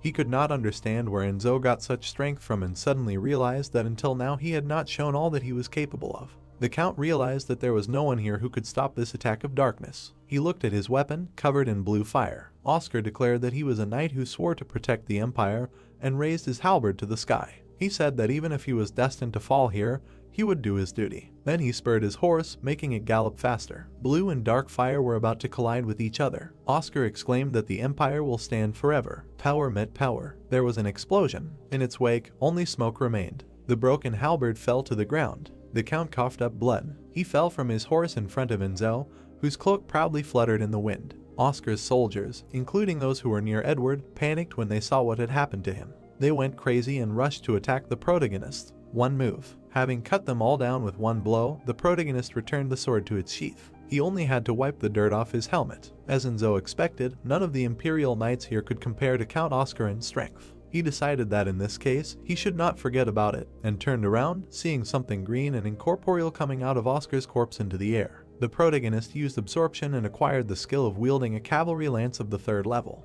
The system also reported that he had mastered the knight's lance, and that he would gain additional experience by piercing 2 or more opponents at once. Enzo continued to absorb abilities. He received level 5 horse riding and the training bonus, which will allow him to control anything that is considered a vehicle, not just horses. The system also wrote that while he is riding a horse, it will quickly gain experience. Enzo read the description and decided that this was all good, but there was one thing that needed to be done. He got angry, thinking that the only thing left was to deal with the Marquis. Edward was scared when he realized that things were bad. The Marquis was sitting on a horse, and behind him, also in the saddle, was a man hiding his face. He was outraged by what the soldiers were doing and ordered them to protect him. Edward shouted that if they did not obey, he would bring them all to justice. The protagonist grabbed a knight's lance. Then he used the skill associated with it and threw it towards the enemy. A split second later, the lance was pierced into Edward's body. The victim did not have time to understand or feel anything, and only fell from his horse in front of the man who hid his face. The man noticed that both commanders had fallen, meaning that this army had no hope of winning. He decided to report everything to the tower and ordered his horse to turn around. The Marquis was bleeding, but begged the protagonist to spare him. Enzo asked if he remembered Bell. Edward sat up and asked again who it was. The protagonist explained that it was the one he had sentenced during the Inquisition trial. He was surprised that the Marquis had actually forgotten. Edward was surprised that his interlocutor thought that he should remember such trifles. He came up with the idea of calling on Enzo to surrender and promised to arrange a meeting for them in that case, even swearing on the name of his family. There was a tattoo of a snake on his neck. The protagonist was dumbfounded when he saw it and asked if he was really a member of the Necron Society. The Marquis noticed that he was interested in the Necrons and said that if Enzo spared him, he would recommend him. He was sure that the Necrons would appreciate the protagonist's talents, and he already thought that the negotiations were a success. The next moment, his glasses fell off his nose. Enzo did not understand what was happening. Edward was writhing in pain. He was screaming, and his eyes were filled with red. It was as if a snake tattoo was wrapped around his entire head. Then something black burst out of the Marquis's mouth. He was horrified. The man's head rose up, and snakes burst out of it. There were about a dozen of them, and they all headed towards the knight. Flames were used. The snakes were still trying to reach him, despite the fact that they were already in the fire. Enzo jumped back in shock. He did not understand what the hell was happening. It was all about the Necron tattoos. Before that, the knight thought that they were simply strangling people to death. The man's burnt body began to rise straight from the flames. Enzo decided to be more careful in the future because these tattoos could also be used for attack. The burnt corpse moved towards its target. The tissue on its arms was mutilated and it leaned against the ground. The creature roared. The snakes rushed to attack again. Enzo did not understand why he was acting like a demon. The knight could not believe that this was an inquisitor. He could not understand how the empire was organized. The skeleton decided to use the theme skill. With it, he began to cut off the heads of the snakes. Soon he cut off all the snakes that crawled out of the man's mouth. The frenzied human body began to speak. It said it smelled a raven. Enzo had not expected it to be so noticeable. He seemed to realize that the knight was using Malphaz's power. Suddenly, Enzo noticed that the voice was no longer human. The creature twisted its limbs and began to crawl forward, saying that it had already won. The knight could not believe his eyes. The monster crawled closer and closer, saying that its opponent had an interesting smell and it could grant him the opportunity to become its servant. It said that Enzo could bask in its glory and accept it. It was the demon lord Baudes. Now the knight remembered that demon lords could watch everything through the eyes of their contractors. Most likely, it was trying to lure him to its side. Enzo did not know what to do. The demon flew closer and closer, asking him to stand still and continue. It said that it would take care of everything. The snake-like head emerged from the fog and looked the knight straight in the eyes. Enzo knew he couldn't become a servant of this demon. If he did, not only would he fail to save Belle, but he would also become a pawn of Necron society. The knight quickly used several skills. He flew into the air and swung his sword to destroy his opponent. One blow severed the snake-like head in the smoke. The head reassembled from the smoke and protested. The demon was shocked that it was being resisted. It thought Enzo was very stupid. The blue window said that the knight had flatly refused the demon's offer. The Baudes particles had suffered minor damage. The knight read the messages one after another in amazement. Malphas was delighted with his decision. The necessary conditions had been met and the bonus had been received. Enzo realized that the bonus level had increased even in this situation. He assumed that this was due to the fact that he had made a contract through Isaac. The knight looked back and approached the corpse. Whatever the case, Edward had become a part of Baudes. Perhaps this man had once been of slightly higher rank than other members of the Necron society he had encountered. Enzo found it surprising that people associated with the Necron society would pose a danger to Belle. He did not know such a decision of the world. Was it a coincidence? The knight approached and cut off Edward's head. He then handed it to another man. The head was placed on a stick and shown to the rest of the Imperial army. The man shouted that the commanders of his enemies were dead. He called on everyone else to surrender if they wanted to live as free citizens. It was getting dark. Enzo asked Karin what had happened to her and why she was not celebrating her victory. The girl happily said that she was there because she could not neglect the one who had ensured her victory. She held out a golden beetle in her hand and asked him to accept this gift. The knight was surprised and asked what it was. Enzo was sure he had seen something like this somewhere before. He began to remember the bug. Karin had said it was the key to an ancient legacy. According to her, it contained one of the treasures that had been passed down in her family for generations. Enzo was amazed that he had been entrusted with such a thing. He remembered how, as a simple skeleton, he had heard from Ruth about such a legacy, which was made of polymer resin. He wondered what the red area was that was appearing in front of his eyes. According to Ruth, it was an unregistered wavelength, or in other words, an undiscovered legacy. They called it Myriad. The Blue Fox Star legacy needed to be charged. Apparently, there was only 10% of its battery left. Finally, Enzo realized what it was. It was the very key to the legacy that Ruth had told him about. The girl said that for 3 generations, her family had searched throughout the Alliance for the door that this key opened, but they had never found anything. Most likely, it is somewhere right in the Empire. The knight did not believe that Karin was ready to give him such a valuable item. The girl said that she just wanted to somehow thank him for what he achieved for them. She noted that money, status, or fame do not matter to Enzo. She said that she brought this thing in the hope of interesting the knight, and, fortunately, she thought she succeeded. The knight was surprised by the very unexpected gift. He decided that he should still accept it.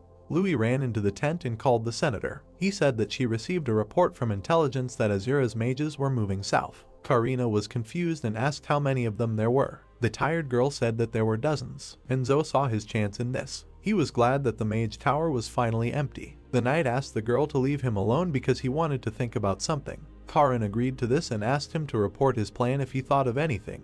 They both ran away. The girl asked Louis to urgently contact the other senators. Enzo approached the Raven and said that he heard everything perfectly well himself. He decided that they needed to immediately go to the Tower of Magicians. Isaac rejected his offer. According to him, the knight was still too weak and he would certainly die a senseless death there. He suggested robbing the Imperial Palace first, because in addition to Lulam, they could find artifacts that would help solve his problems. Enzo objected and said that such a robbery could also lead to a senseless death. The Raven got onto his helmet and asked why he was acting like this when he had an advance party that could be sacrificed. According to him, the Alliance forces would continue the offensive in any case and activate the traps, and they would take the treasures. Enzo said that if they hesitated, the battles would come to an end and the mages would quickly return to their north. He firmly decided that he would go there right now. Isaac was dissatisfied with his companion's stubbornness until the very end. Suddenly, he began to flap his wings and created red energy. The Raven asked to take his word for it. The blue window informed him that the knight's intelligence level was very high. He also had experience using this skill of the same level, so his level of understanding was also high. Enzo tried to resist the abnormal state of hypnosis. Isaac did not plan to stop. The knight would ask what the raven was doing and why he was trying so hard to stop him. Enzo insisted that he himself told him that Belle was imprisoned in a tower in the north. Isaac tried to hypnotize his companion and convince him that there was no one in the tower. The knight was surprised. The raven replied that this was the truth and that Belle was not in the tower. Isaac began to tell his story. He claimed that the girl had died 2 years ago. The spirit convinced his companion that Belle had died 2 years earlier. Enzo was shocked when he heard this. He could not believe it and timidly asked again. The knight did not believe that this was possible and suggested that the raven was mistaken. Isaac stood his ground. According to him, there could be no mistake, no matter how much he wanted to. The spirit said that it was he who had killed the girl. He began to remember how he tried to free her from the cage. Then he said that they had little time, and if he was late, he would be noticed. According to him, freeing the girl would not be easy at all. Belle convinced Isaac not to risk himself. She said that she was not sentenced to death and, in general, the magicians needed her alive. Then the girl said that she was very worried about Enzo. According to her, she heard that the bodies of the participants in the operation were not found. Belle assumed that he had probably survived. Her only wish at the time was for the raven to find Enzo. She really hoped that he would be able to do so. Isaac convinced her that once she was in the tower, she would be subjected to terrible experiments. He believed that the girl herself would beg for death after that. The spirit insisted that her personality would be destroyed with help, but she herself would continue to live. The raven asked if the girl was really ready for this. Belle closed her eyes and smiled. Isaac said that he could not free the girl, but he could significantly ease her pain. The companion thanked the raven for this. The spirit took her words as consent and flew up. He made the girl stop living. At the end, Isaac wished her sweet dreams. Enzo was shocked to hear this story. The raven did not understand why his interlocutor was so surprised. He believed that such an outcome was inevitable. The spirit tried to convince the knight that he had done everything right, and the girl had not felt pain but had simply fallen asleep. Isaac continued to hypnotize Enzo and claim that all his actions were for the good of him and Belle. He convinced the knight that he was there with good intentions and had even gained some benefit. The raven said that, despite the fact that a long time had passed since he had been interested in tactics, their enemy had turned out to be so worthless that they had dealt with him faster than expected. Isaac tried to convince the knight to go and capture the capital. He asked him to get ready. Enzo could not come to his senses, realizing that Isaac had killed Belle. He could not believe that this creature had been deceiving him all this time. The knight did not succumb to hypnosis and grabbed his sword. He swung it to kill the bird. The spirit resisted his blows, not understanding why he was so angry with him. He claimed that Enzo had become stronger thanks to him, and no one else could give him the same opportunity. Isaac demanded that he not use the power he had given him against him. He asked the knight to be more honorable. Enzo did not listen to him and ordered him to be silent. The skeleton realized that if the girl was really dead, if Isaac really killed her, then there was no need to come here and kill thousands of people. In the end, it was a waste of time. Enzo realized how pathetic he was because he trusted and followed him unquestioningly. The knight was almost in despair. He decided for himself that it would be better to die that day too. The raven was surprised by these words. Enzo said that he could start everything from the very beginning. Isaac did not understand what this meant and turned around. He did not believe what he heard and asked again, "Is it possible?" The knight demanded that the raven leave. The spirit did not believe that everything would end so easily and tried to calm him down. He tried to convince Enzo that he could not cope without him. Isaac wanted to discuss his undertaking from the very beginning.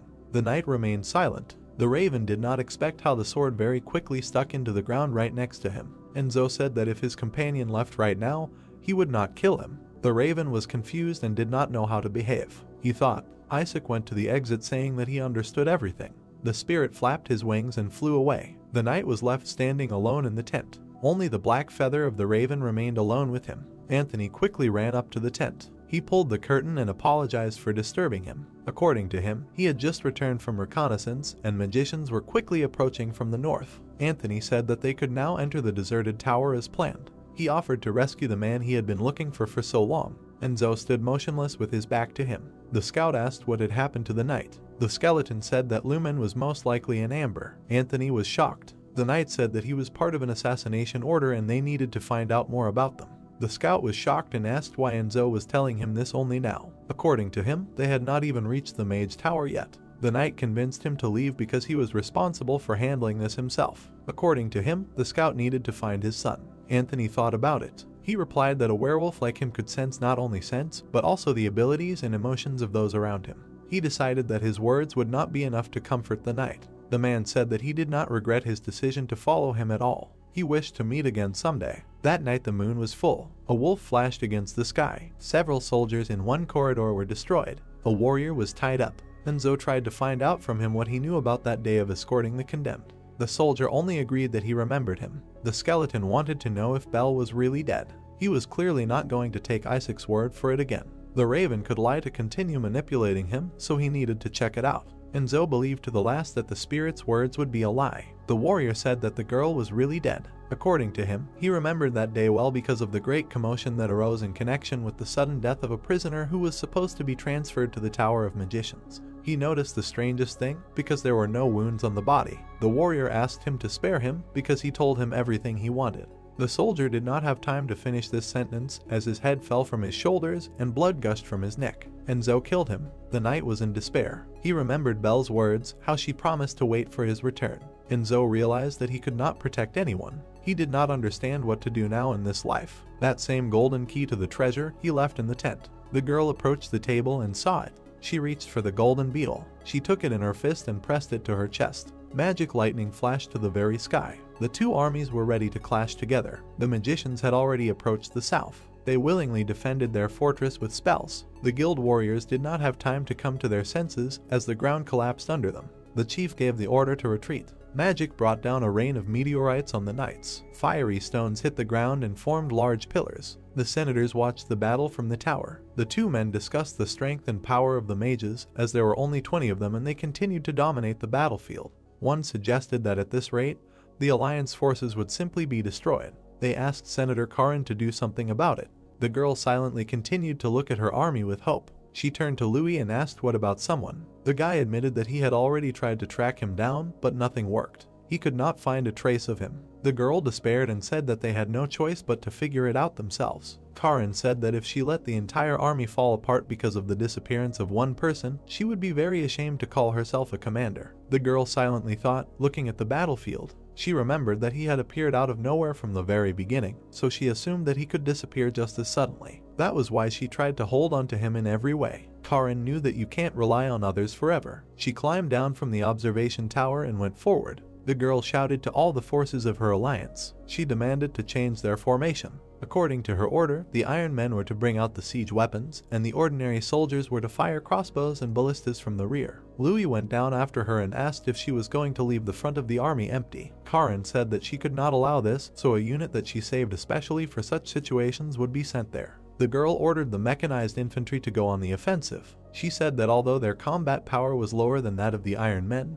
they were much more mobile and could react to changing situations. In her opinion, now was the best time to send them. Karin grabbed her sword and said that although the enemies were magicians, they were still people. She believed that if they acted carefully, they would definitely break through. The girl ordered the Alliance forces to attack again. It was from this moment that the full-scale siege of the capital began. At this time, Enzo was sitting on a branch of a large tree and trying to accept Belle's death. He thought about the fact that Isaac and Anthony had also left him. This time, he was truly alone. The knight decided that there had been too many people lately, so he should get used to the old way of life. Of course, he would like to think so, but he still can't get rid of the feeling of emptiness. Suddenly, his gaze was drawn to large explosions and lightning converging from the sky. He watched the Alliance fight against the mages and knew that the warriors were holding up very well, despite the loss of their tactician. After all, their opponents were mages. Enzo knew that all the people were fighting with all their might, despite the unfavorable circumstances. At the moment, they had no one to lead them. Enzo took up his sword. He decided that he should not waste this life in vain, even though he had lost its purpose. The knight stood with his feet on the branch and looked ahead proudly. He decided to absorb as much of the mage's essence as possible to become stronger in the next life. There were more and more wounded on the battlefield. The healers did not have time to drag them away. Karin asked how many had already died on their side. Louis answered that the number of corpses was already more than several thousand, and if you take into account the bodies of those who were completely destroyed. He thought about it and decided that the optimal figure was 10,000 dead. After hearing the number, Karin was speechless. The girl knew that the mages had only 9 people killed. There were about 100,000 fighters in the Alliance army, so she decided that she had a chance to win. Karin knew that they were suffering huge losses, and if she did not come up with some kind of plan, then this would not end well. Suddenly, she heard a scream behind her. The girl turned around, thinking that she had just heard a battle cry, not understanding who it belonged to. She saw an unknown knight appear at the front. Karin did not know if he was an enemy or her friend. The girl decided that they had received reinforcements. She saw him fighting and realized that the mages were helpless against him. Enzo dealt blow after blow, destroying the mages. Karin was delighted while she watched him fight. The girl thought that the knight had left and would not return. Louis asked to quickly recall their troops because if they got stuck in this meat grinder, they would suffer even more losses. Karin stopped him. The girl said that the fighting spirit had risen, and now was the very moment when they could crush the enemy. According to her, they needed to end this battle as soon as possible. Thousands of arrows were heading towards the battlefield. Enzo stopped and noticed this rain of arrows. He realized that they were now flying in such a way as not to interfere with his fight. The knight saw that the mechanized infantry was attacking only the mage, in which they were far from him. He assumed that Karin had done this. The surviving mage snuck up behind him and cast a spell. Many blue spikes pierced the skeleton's chest. They pierced the armor and knocked the knight to the ground. Suddenly, Enzo got to his feet and grabbed the mage, saying that it didn't work on him. The opponent was simply in shock, but before he could even come to his senses, he lost his head. Blue windows notified that the knight was gaining more and more experience, and also increasing his absorption levels. He had emerged victorious from this battle. Enzo put his back in his belt and declared that it was over. The other warriors looked at him in shock. The Alliance soldiers instantly began to rejoice and celebrate their victory. They hoped that nothing could stop them now. Karin noticed something white flying over the battlefield. She asked everyone to stop and not let their guard down. Suddenly, the white energy became more and more until two silhouettes appeared in the sky. The girl did not understand what it was. Two mages hovered over the soldiers. One of them laughed and said that those other warriors had dishonored the honor of the mages. He tried to find support for his words from the owner of the Thunder Tower. The guy said that they would not silently watch this any longer. The man replied that those previous warriors were pathetic and miserable. According to him, there was nothing more to see here, so they had to protect the tower at any cost. The guy asked if the owner of the tower would mind if he had some fun here. The man replied that he should do whatever he wanted. The guy decided to attract the attention of the entire legion. The soldiers, raising their heads, were amazed that there were still living mages left. The mage insisted that the warriors must have been bored, since the Imperial army consisted of nothing but losers and self-proclaimed mages. He said that they had come to the capital together to see its sights, but it turned out that there was nothing to see there. Enzo looked up in surprise. He had heard somewhere that every second, the magic of flight was as much energy as it was spent burning dozens of people with fire magic. He could not even imagine how strong they were. Christopher said that he, the master of the Tower of Innocence, had prepared something for them. According to him, it was an incredible experience that the warriors had never had before. Christopher began to pour out the contents of the bag and said that he was starting the show. The soldiers did not expect that they would be fogged. They assumed that it was more like powder than fog. The warriors assumed that the mages wanted to block their view. Louis was caught by the senator's protection so that it would not come closer. He had a bad feeling. The girl noticed that the fog was already clearing. We were confused about what had happened. They did not see any changes and did not feel any changes in themselves. One warrior accused Christopher of being a loser and of using the spell poorly. He called on everyone to prepare for an attack. Suddenly, one of the knights began to spurt blood straight from his armor and fell. The commander was simply shocked to see this. His expression rarely changed. Panic began among the warriors. Christopher asked with a laugh if they liked it. This guy enjoys killing their precious comrades with whom they experience joy and sorrow. The soldiers began to die one after another. Christopher said that thanks to everyone's support, they have already managed to sell as many as 100,000 tickets. People began to fall dead en masse, losing their weapons. The guy called on everyone present to enjoy the show. The soldiers began to die even more and lose their weapons. Christopher continued to mock the soldiers and said that the owner of the tower thanked them for their help in funding today's performance. Karin was in despair. She didn't understand how this was possible and how he did it. Louis dragged the girl as far away from here as he could because the commander had to be in a safe place and they had to run. The guy insisted that this magic was like a natural disaster because they couldn't stop it. He continued to drag the girl further and further. Louis decided that the only option was to rely on Enzo. According to him, he was immune to this magic because he survived in the area of the powder. The knight realized that this magic only worked on people. He realized that he had a chance to strike back. Christopher spun in the air and laughed, thinking that maybe they should have left half the people behind, because there would be no one to bury them all. He admitted that this was an embarrassing move on his part, because sky burial was strictly prohibited. The owner of the tower wondered since when did the guy care about the law. Christopher went down and looked into the area of the smoke. He was looking for the remaining survivors. Below stood Enzo, who used the skill flurry so that magic did not touch him. Suddenly, the knight from the ground sent a stream of energy timed towards the mages. He aimed straight, but they dodged. Christopher was interested that the Alliance had a mage. The man offered to deal with him and see his strength. In his words, the knight looked more like a warrior. Enzo used a dash and a double shield to get to his opponents. He adjusted his hand-to-hand combat and swung his sword straight at the head of one mage. The theme bonus for an improved attack effect was also used. Christopher was shocked that his fate had befallen him so easily. The second mage turned around and flew the other way. Enzo was left perplexed. The owner of the tower did not understand how this mage could be so fast to attack with such force. He decided that he had already seen enough of this acrobatics today and sent a stream of energy from a distance. A powerful explosion occurred, and the knight's armor broke. Enzo didn't know how to save himself from this volley. With each shot, his armor became stronger and stronger, flying to the sides. The magician was amazed that he was fighting a skeleton.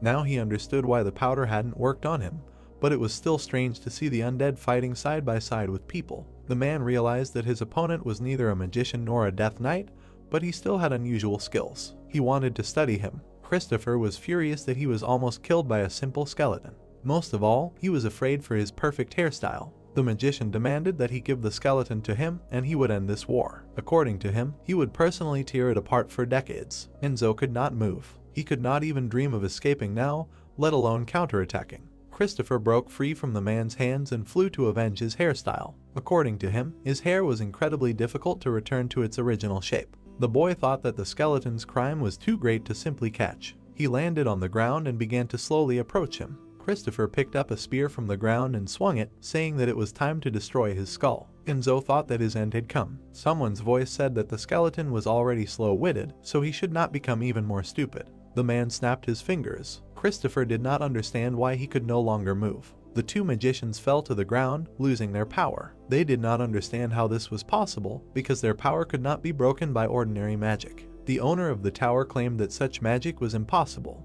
The magicians wondered who had such power and who stopped them. A silhouette appeared between the trees, walking straight out onto the field. Enzo tried to crawl with difficulty. The skeleton raised its head and was amazed to recognize its savior. He could not believe his eyes. Isaac stood before him in his full height, in human form. The spirit asked him to be quiet. He said that Enzo was still incapable of doing anything without his help. The skeleton did not understand how this was possible and how Isaac had gotten his body back. The magician assumed that Enzo had missed him a lot and had even prepared a welcoming party. He asked the skeleton to wait here for a while. Isaac wanted to have some fun and get rid of two worthless magicians. Christopher raised his head in anger and demanded that he not make fun of him, because he would make him take his words back. The magician looked at his opponent with disdain. He noted that their hair colors were the same, so he regretted that Christopher only had hair on his head. Isaac asked the guy if he agreed with him. Christopher began to feel hair sprouting from his body and began to ask for forgiveness. He repeated this over and over, but the magic did not let him go. The tower master looked at his partner in horror and demanded that he not give in to a simple charm spell. Isaac, with a smirk on his face, began to tell Christopher that if he truly regretted what he had done, he should die. Blood began to flow from the boy's mouth. He did not realize it and agreed with him. Christopher rose from the ground and put his staff to his chin. The boy believed that he had to die in order to prove that he was sorry, and he shot himself. The tower owner was horrified to see the effect of this magic. He could not believe his eyes, because he had lived for over 100 years, but had never seen anything like this. The man assumed that Isaac was a snake. In his eyes, the outline of snake skin appeared around the magician. He demanded that he stop talking nonsense. The man turned around in horror because the magician was already behind him. Isaac was furious that he was taken for a bastard, because his opponent, being an idiot, became the owner of the tower. The injured magician realized how fast Isaac moved. He sat in horror and watched as his opponent pulled his finger towards his head. Isaac decided that he should pay tribute to the magician's stupidity and incompetence. Suddenly, Christopher's staff flew straight down from the sky after using the strongest magic to destroy the tower owner. The skeleton was shocked to see this. He realized that Isaac easily dealt with the owners of the tower. Enzo turned to his companion and asked why he was using his true power, since he had told him that he was unable to do so because of the curse. The skeleton did not understand how he had even regained his own form. The mage got into character and said that he had simply been hiding his true power as the main character. Isaac said that if they had started to nitpick every little thing, he would have had more questions about the skeleton and his failure. The mage still could not believe that Enzo could not cope with those pictures from the tower. He lowered his hand to the skeleton's skull. The head glowed pink, and Enzo thought that Isaac wanted to kill him now. To his surprise, his health was fully restored, and his luck indicator would increase throughout the day. He also received several boosts to his resistance to mind control and damage to mages. Enzo did not expect that Isaac helped him.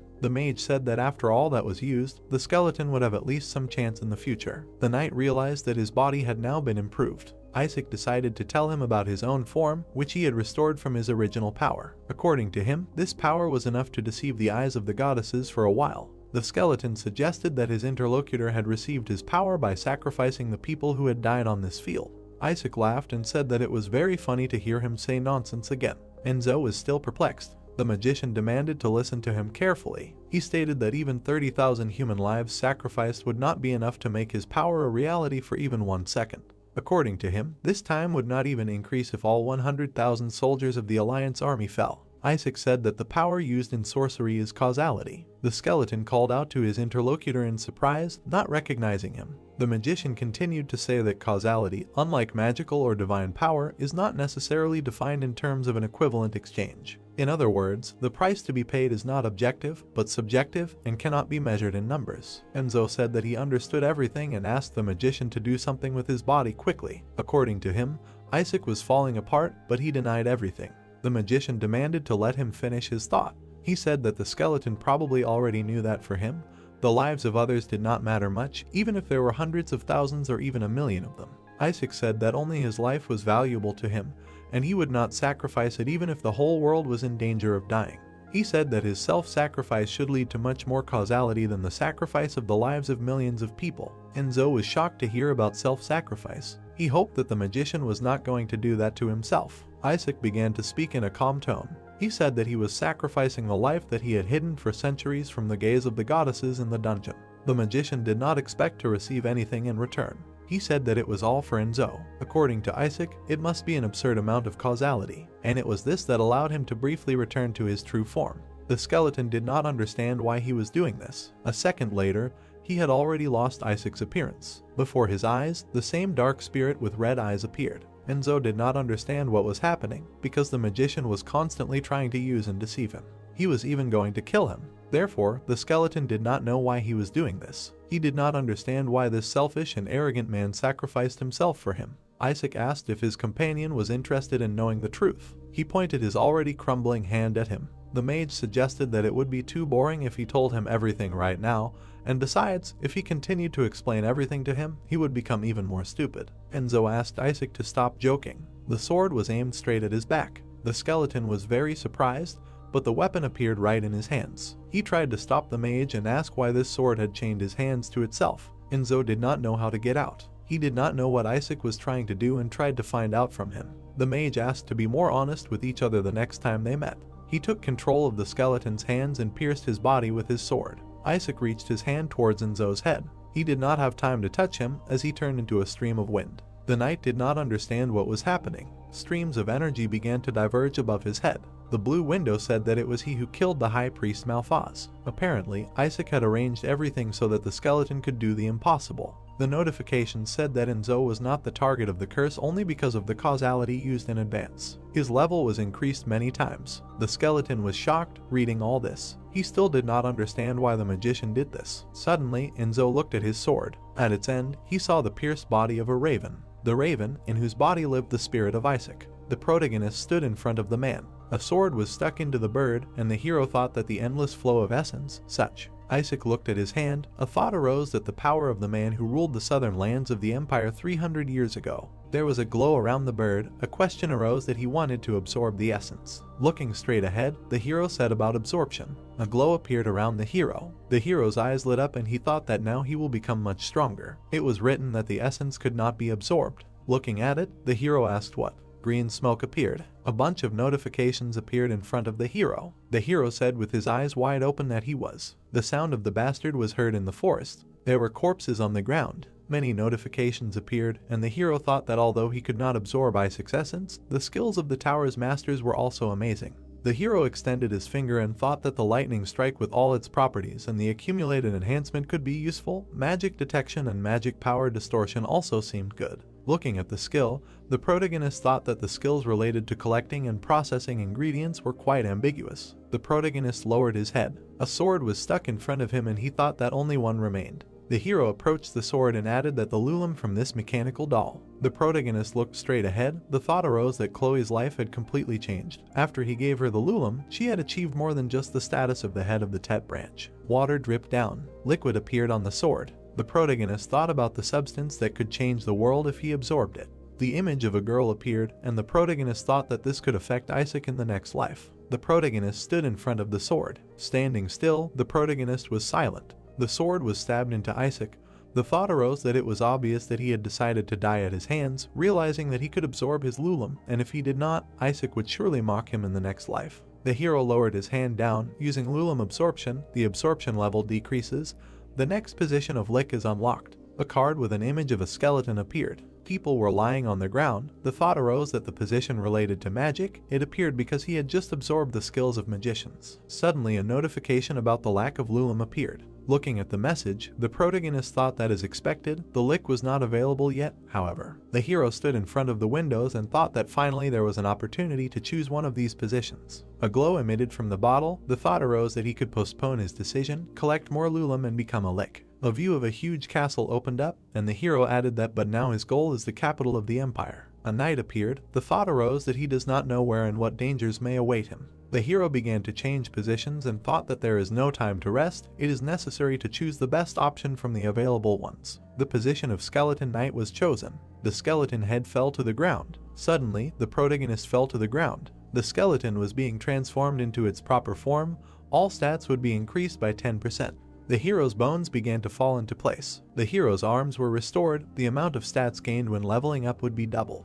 The hero bowed to the ground. The skill assigned defense was received. The skill summon skeleton horse was received. The bonus armament was received. The bonus maneuverability was received. The bonus combat master was received. The hero's spine suddenly straightened. His position was changed to skeleton knight. The protagonist looked at his hand. A message appeared that a skeleton horse was found nearby, available for summoning. Summon. The protagonist agreed to the proposal. Gray smoke appeared in the distance. The horse ran forward rapidly. The protagonist summoned a rare skeleton horse. Looking straight ahead, the protagonist thought that it was now clear. The man sat on the horse, and the hero added that how does it work? Rare, so it sounds promising. Enzo sat on the horse and thought that it would definitely come in handy in battle. Sitting on the horse, the hero swung his leg. Suddenly, the protagonist rushed straight. A view of a huge castle opened up. The hero walked among the corpses and thought that something was wrong. The horse's legs were glowing, and the hero thought that ordinary magicians and tower owners were dead. There were no more troops defending the capital either. Corpses lay on the road, and the hero thought that it was too quiet. The entrance to the castle appeared. A thought arose that shouldn't the Imperials send reinforcements in such a situation? Besides, he did not see any signs of the evacuation of the townspeople. A man stood on the wall, and the hero said that detecting the magic of the tower owners also did not give any results. Looking at the knight, the hero thought that a soldier. Suddenly the soldier turned around. Looking at him, the protagonist asked what? An image of a man appeared, and the hero thought that some familiar feeling. Suddenly, someone came out of the door. The guy was sitting on a horse. A thought arose that in the end, the capital could not remain empty. Since Sam was here, they did not need to send someone else. The horses stepped forward. The protagonist looked straight ahead in surprise. More horses appeared, and the hero thought that this was madness. Clutching the weapon in his hands, the protagonist thought no, it was impossible. Looking straight ahead, Enzo thought it couldn't. The guy's eyes were glowing, and the hero thought it couldn't be. The monster, standing in front of the hero, he said that he had returned. Standing by the window, the man said that he shouldn't be so sad. A tear appeared in his eye and he added that but he really wanted to give him a birthday present. The hero stood in front of them. It was said that his dear knight could not believe that he had to kill him with his own hands. A destroyed camp appeared. Someone asked about the fighting spirit of the survivors. Did they still have a chance to take the capital? Looking straight ahead, the guy said that with all due respect. Wounded people appeared. It was said that given the condition of the surviving soldiers, they would not even be able to reach the capital, let alone capture it.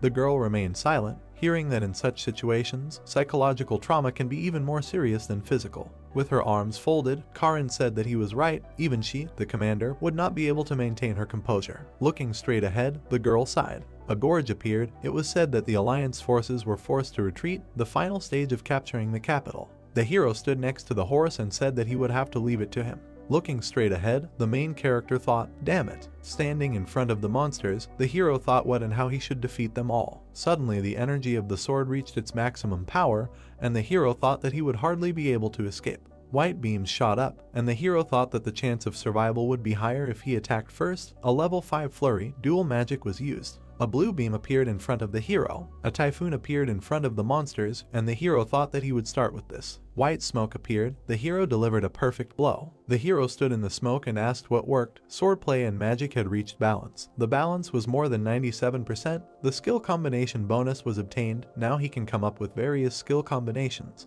Monsters appeared in the smoke. One of them roared. Looking straight ahead, he said that he was not ready yet. The monsters drooled and said that they were not ready yet. The monsters' faces blurred and the phrase was repeated again. The protagonist stood still. The hero's sword glowed, and the protagonist thought that things were bad. If he didn't end this as soon as possible, the situation could become much more serious. A level 5 lightning strike dual magic was used. Suddenly, lightning began to emit from the hero. The lightning flew in front of the monster. The beam approached him. Looking straight ahead, the protagonist wondered what it was. A glow appeared around the guy, and the hero added that the Imperial larvae were really capable of copying even that skill. Blue beams flew at the monsters. The thought arose that damn, no matter how much he attacked, it was useless. The horse took a step forward. The thought arose that if this continues. Suddenly, the monsters surrounded the protagonist. Looking at them, Enzo thought that he was finished. Sitting on their horses, the monsters growled. The protagonist looked questioningly. The hero watched the monsters and thought that why didn't they attack? They had no will to fight.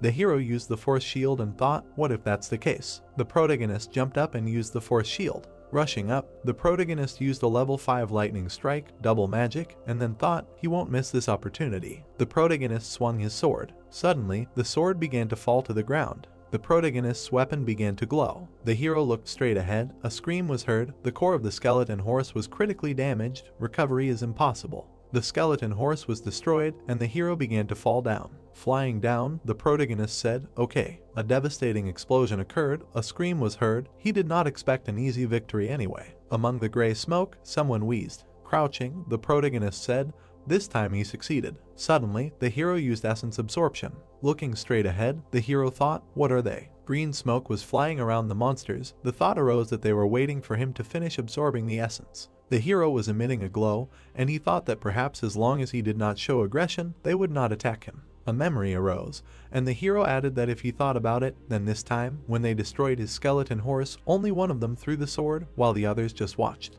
An image of a guy appeared. The thought arose that they seemed obsessed with the idea of an honest fight one-on-one, as if Sam's human essence was still resisting. A gray sky appeared. It was raining. Due to the increase in the luck indicator, the weather conditions on the battlefield became more favorable for him. The wind was blowing in a favorable direction for him. The hero stood still. The experience of the sword's energy was absorbed. Rays appeared around the hero's feet, and he thought that if so, he should accept their conditions, and then said that a lightning strike, a squall. The bonus combination of skills was used. An adjustment was made due to the very favorable weather conditions. The power was increased by 50%. Suddenly, the protagonist jumped up. A purple glow appeared around. Someone said about darkness. Sam was flying on a horse. A cut was heard. The protagonist looked straight ahead, used essence absorption. The hero stretched out his hand forward. The energy of the level 4 sword was absorbed, and then thought that if this continues, perhaps he will be able to defeat them all one by one. The image of a guy appeared, and the protagonist thought that it felt like Sam was helping him. Even being eaten by maggots let him become stronger. A view of the fortress opened up. A thought arose that let him become stronger and crush the Imperial Palace that did this to him. The man grinned and said that it seemed that his cute knight had decided to disobey him. The man pursed his lips and said that he might like to fight one-on-one, and he was certainly quite attractive, but the Empire's sword had to follow its orders, right? Raising his hand, the man added that so don't upset him anymore. The guy grabbed his head and shouted that no, he wanted to fight fairly. The guy grabbed his head and shouted loudly. The protagonist looked at the monsters in surprise. Looking straight ahead, he mumbled. Blue rays appeared in front of the protagonist and he asked what. It was raining in the forest. The protagonist was lying on the ground. The transfer was completed at 68.94%. The absorption rate was below 70%. It said that the scenario had been changed. The store's usage rights were being calculated. The protection had been removed. The memorial probationary privilege was no longer available. The next bonus would disappear, the necromancer's pet. The protagonist stood up and wondered, so that's what was meant by protection. The protagonist looked ahead in surprise. The hero's statistics appeared. No name, skeleton warrior level 1, health 121, strength 121, agility 121, intelligence 121, bonus characteristics S. The previous achieved position was skeleton knight. All bonuses of the skeleton knight were saved. The hero looked at the previous position in surprise. Standing in the rain, the protagonist thought that this meant that he was now a skeleton warrior again. However, it said here that the bonuses of the previous position were saved. Positions appeared, and the hero thought that it turned out that by choosing a new position each time, he would be able to get bonuses from each of them. This was amazing. A gray sky appeared. A thought arose that, however, the darkness bonus had disappeared. It seemed that his contract with the demon was broken. The bird looked straight ahead, and the hero thought that perhaps this was even for the best. He would not want the demon lord to continue watching him. Lowering his head, the protagonist thought about what to do now. Monsters appeared, and the hero added that he couldn't recklessly go against the Imperial Palace like in his past life. In addition to the tower's owners, he also encountered 30 copies of Sam. He didn't want to go through that again. The bird stood in the middle of the corridor. A thought arose that perhaps he should meet Isaac again. He would have to think it over carefully. The hero lowered his hand and thought that this sorcerer even sacrificed himself for him. The hero struck with his sword and thought that he had bet everything on him coming back for him in the next life. Raising his head, the protagonist thought that now he didn't have an exact answer to this question. Perhaps he wouldn't find out soon what Isaac was up to. That's the kind of person he was. Suddenly it began to rain. Lightning struck, and the hero thought that it was opportune. The hero stood up straight and added that why, no matter how long he waited. Looking straight ahead, the hero thought that Belle still hadn't appeared. Lightning appeared in the sky. A view of a small settlement opened up. The gates to the castle opened slightly. The man took a step forward. People were walking in the rain. A question arose that this was definitely the right choice. Looking up, the man said that there are many different ways to find help. It is not necessary to turn to ancestors. Holding an umbrella in his hands, the man replied that to be honest, he also thought so. Why did he suddenly decide to resort to necromancy? It worries him a lot. Looking straight ahead, the girl said no, she is sure. Taking up the weapon, the girl added that this was the right choice. The girl took the hero by the hand and thought that these were not just dreams. The protagonist held the girl in his arms. Grinning, she said that he should be careful, to which the hero replied that he would return. The girl raised her head up and thought that undoubtedly. Holding a torch in her hands, the man said that even if everything goes as she said, how will a simple skeleton warrior help them? To which she replied that they will stop arguing about it. The men were surprised to hear that she was fine alone, so if they were not happy with something, they could come back. Raising his eyebrows, the man said that, well, he was not going to leave her alone under any circumstances, to which the other added that she was also ready to follow her anywhere. The girl closed her eyes, hearing that therefore she should not say that they were fine alone. She at least imagined how hard it was for them to hear, to which she replied that it was fine, just let them calm down. Looking straight ahead, the girl thought yes, if she found him. The image of the protagonist appeared, and she added that he would definitely repay his loyalty. It was pouring rain outside. People were walking through the forest. It seemed that they had almost arrived. He should be somewhere here. Looking straight ahead, the man turned to her. A burning torch appeared, and he asked if this was definitely the right place. Belle opened her eyes in surprise. Looking at the coffin, the girl said that it was empty. Belle lowered her head and said that it couldn't be. He should be here. The hero peeked out from behind the tree, hearing that she had a vision in her dream. Maybe they should find another grave. The hero used stealth level 6. It was said that it was possible, but this was definitely the right place. A memory surfaced, and the hero wondered if these were bounty hunters, since he felt the presence of several people at once. Peeking out from behind the tree, the protagonist wondered what was going on here. Before, the starting point of return was always the same. Suddenly, the girl screamed about the undead. Raising her hands up, the girl said that her name was Belle, and she woke him up from his sleep. The girl looked out from behind the bush, and the hero thought that but now she has changed. Looking straight ahead, the protagonist thought that unlike Chloe, he did not give Lulam to Belle, then why is everything different now? It was written that the name is Belle, the scenario is active. It is written about the painful wait.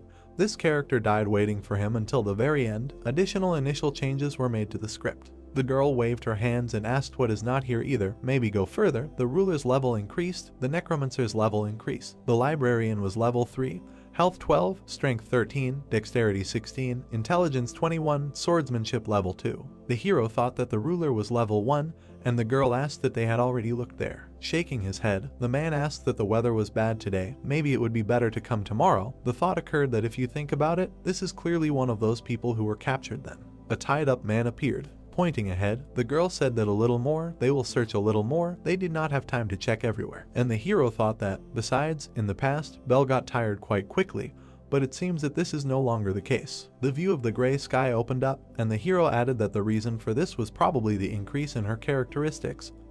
But could they change the surrounding reality so much? The branch swayed in the wind. The thought arose that, however, first of all, The hero stood in the rain and thought that the question was. Looking straight ahead, he added that why did he wake up before Belle arrived? The hero stood in front of the girl. The thought arose that her existence really had nothing to do with this. The protagonist thought that according to the status windows, she was undoubtedly his mistress, and until now he had received various bonuses when he was near her. It was written about the service system.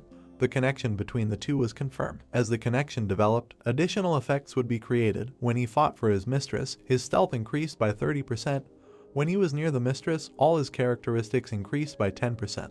The hero extended his hand and wondered if this was really happening only because he believed that she was the one who raised him from the grave. The hero stood on his hand and thought that if this was so, then what had really awakened him? Looking at the girl, the protagonist thought that he couldn't figure it out now, but for some reason it seemed to him that Belle could give him a hint. Standing on a branch, the hero added that he should talk to her first. Looking straight ahead, the girl said that demon worship was forbidden. The hero lifted his leg up slightly. The girl was tied up, and the thought arose that in her past life, Belle had died because of him, because if it weren't for him, she wouldn't have been accused of demon worship. Looking straight ahead, the protagonist thought that it would be better to watch from afar for now than to go out to her right now. He couldn't let her die in this life either. The girl raised her hand and asked where he was. Holding an umbrella in her hands, the woman said that they shouldn't leave the castle for such a long time. They don't know what else he might be up to which the girl objected. Looking at her, the woman said that they also had a meeting scheduled. They couldn't keep everyone waiting. Belle raised her head and responded approvingly. A huge fortress appeared. The girl took a step forward. Belle walked straight. The maids opened the door a little. There were many people sitting at the table. The girl lowered her head. Sitting down on the chair, she said that they would begin the meeting. Holding a paper in her hands, the woman said that regarding the request to the Imperial Palace to choose a successor to the title, she identified potential candidates for judges. The hero looked out from behind the corner and thought, that's how it is. The girl looked at the man, and the hero thought that in this timeline, Ray had not yet seized the place of the Lord. Although Belle's father had already been killed, the successor had not yet been determined. The woman looked down and said that first of all, in order to choose a new master of these lands, the judge must be a nobleman in the service of the empire. To which the man replied that yes, and considering that the question was about the succession of the count's title, the judge must at least be a marquis. The gavel was on the table. Masked men appeared, and the hero added that this was not a bad option. If the Imperial Palace officially recognized Belle as a lord, even ghosts would not touch her. The man sat near the guards. A thought arose that whether the Imperial Palace would be on Belle's side, Ray was just a tool for them, which could be gotten rid of if necessary, but the likelihood that they would decide to put this obedient slave in the Lord's chair was still high. The woman laid out the papers and said that in total there were 9 people in the empire of sufficient rank for this job, but only 5 of them dealt with such matters, among them at least 3 marquises, and the hero thought that first of all, he needed to learn more about their plans. The man held out his hand and said that it was obvious then, that someone who always traveled alone would be coming here, and the girl asked what he meant, that Sam would be visiting them. An image of a guy appeared. The hero looked at him in surprise and thought about what. The protagonist held out his hands, thinking about how he would be the one to come to Arras to elect the next lord. The man smiled broadly and said exactly what, and that was great. The man held out his hands and said that her father's will had named her as the successor, so Ray would try to bribe the judge, but that would only anger him. The hero put his hand to his face, hearing that everything was going in their favor, and then thought that it wasn't so rosy. The boy raised his sword and thought that he was certainly obsessed with justice, but it would be better if the judge was someone who could be bribed. The guy looked furiously, and the hero added that although Isaac was crazy, he was at least reasonable, and Sam was just crazy. Standing still, the hero thought that in general. The castle appeared, and he added that he was in no position to sit idly by. The guy was sitting at the table. Looking at the papers, he said that the trial was about the heir of the Ray family, then. The guy took notes and said that since we were talking about Arras, the judge should be someone with the title of Marquis or higher. Most likely, this role will go to him. It is worth planning everything in advance. Suddenly the door swung open. The man entered the room and asked that he was not very busy. The boy sat up and asked what brought him here at such a late hour, to which he replied that he should just call Adam. Let him sit down. They did not need to observe all these formalities alone. Sitting on the table, the man added that it was nothing special. He came because there was work for his dear knight, to which Sam replied that it was a new mission. Then, the crystal appeared, and the man answered that exactly, the Regent Diamond, a precious relic of the Imperial Palace, was stolen. I wonder what kind of scoundrels could do such a thing. The man clenched his fist. It was said that he did not even imagine how angry Cardinal Edgar was about this. Looking straight at him, the boy said that the Regent Diamond, is it not a precious stone? Then why is the Cardinal angry about its theft? Adam closed his eyes and said that he did not know how sensitive he was when it came to 3 goddesses. He extended his hand and added that besides, the other Duke was also worried about the theft of the treasure, so much so that he even asked him to lend him the ghosts. But he naturally refused, because it was his mission. Sam lowered his head. The man frowned, hearing that if he went to look for the Regent Diamond, then what would happen to the investigation of the Ray family? Putting his hand on the guy's shoulder, Adam asked what the hell he was worried about such trifles. Smiling, the man said that someone else would take care of it, and his dear knight should focus on more important tasks. Looking straight ahead, the man added that according to the orders of the Imperial Palace, he must punish these shameless thieves. He understood. Sam looked at him silently. A view of the fortress opened up. A thought arose that what a strange coincidence, as if someone was trying to divert his attention from Erast, but be that as it may, he could not disobey the orders of the Imperial Palace. The boy gritted his teeth and said fine. Standing in front of the man, Sam said he would take on the mission. It was getting dark outside. It was said, well, that would conclude the meeting for the day. The people stood up. It was said that they had done a good job. Holding the papers in her hands, the woman said keep it up, to which the girl replied that they had agreed that he would not address her like that until they were married. The woman cleared her throat and said what it was, asked that she would not try to resort to necromancy again, right? The girl sat silently on the chair. Belle smirked and said that yes, she did not know what had come over her, she need not worry, she would not go anywhere. As she left, the woman said, fine, in that case it was time for her to take her leave. She had had a hard day, so let her have a good rest, to which she replied that but she had not yet become a lord. The girl stood up from the table. Suddenly she lowered her head. Belle stood in front of the hero.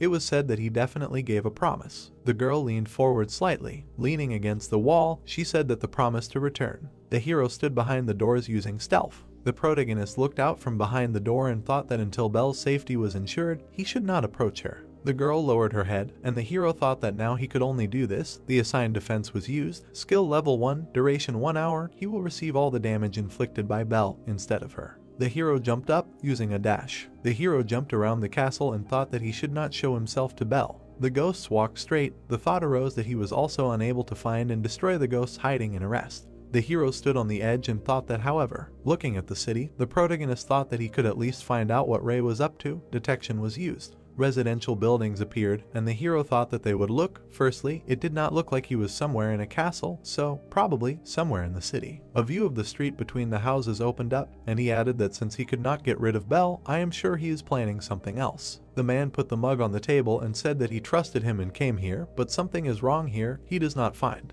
The man gritted his teeth, hearing that, to be honest, he should have taken the whole country under his control, to which he replied that yes, it is all damn Belle, who knew that this brat would show her teeth, and after all, in childhood she was such an obedient and sweet girl. Looking away, the guy asked, by the way, what will they do if this Sam opposes what they have planned? It is true that he is not a member of the organization. Putting his feet on the table, Ray said that as if he could do anything. Let him not forget who supports them, they do not need to worry about the Marquis. Peeking out from around the corner, the protagonist thought that getting rid of Ray so quickly may also be too risky. His death will have to look natural enough to convince the ghosts. Well, then he needs to find a way to help Belle without revealing himself. Suddenly, a hammer hit the metal. The protagonist used stealth. The hero put on a helmet and thought that he would first take this armor. Being in the fire, the guy screamed, and the hero added that he would then eliminate those who can be disposed of immediately. The guy hung in front of the hero and wheezed. Suddenly, an egg broke on the man's head. Finding himself behind him, the monster asked that he liked eggs. The gold was buried, and the hero thought that he would take what he would need later. The business card lay on the gold.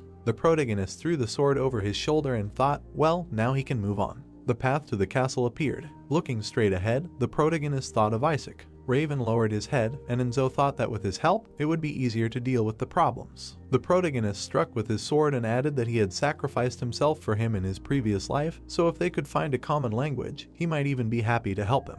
Putting his hand to his face, the protagonist thought, however, Isaac took the protagonist by the shoulders, and he thought that in the past, Isaac had managed to manipulate him too easily. A huge monster appeared, and the protagonist thought that because he did not think with his own head and only constantly relied on it, Belle was exposed to unnecessary danger. The protagonist rushed forward and thought that therefore, in this life, he needed to lay the foundation in order to avoid Isaac's excessive influence. A dash was used, stealth was used, leaving no trace was used. Running forward, Enzo thought that in this case, the protagonist leaned on the ground. Sitting on the roof, the protagonist thought that first it is worth looking here. Sitting at the table, the man said that this month's sales were higher than expected, then you can try to invest a little more boldly or better watch the state of the market.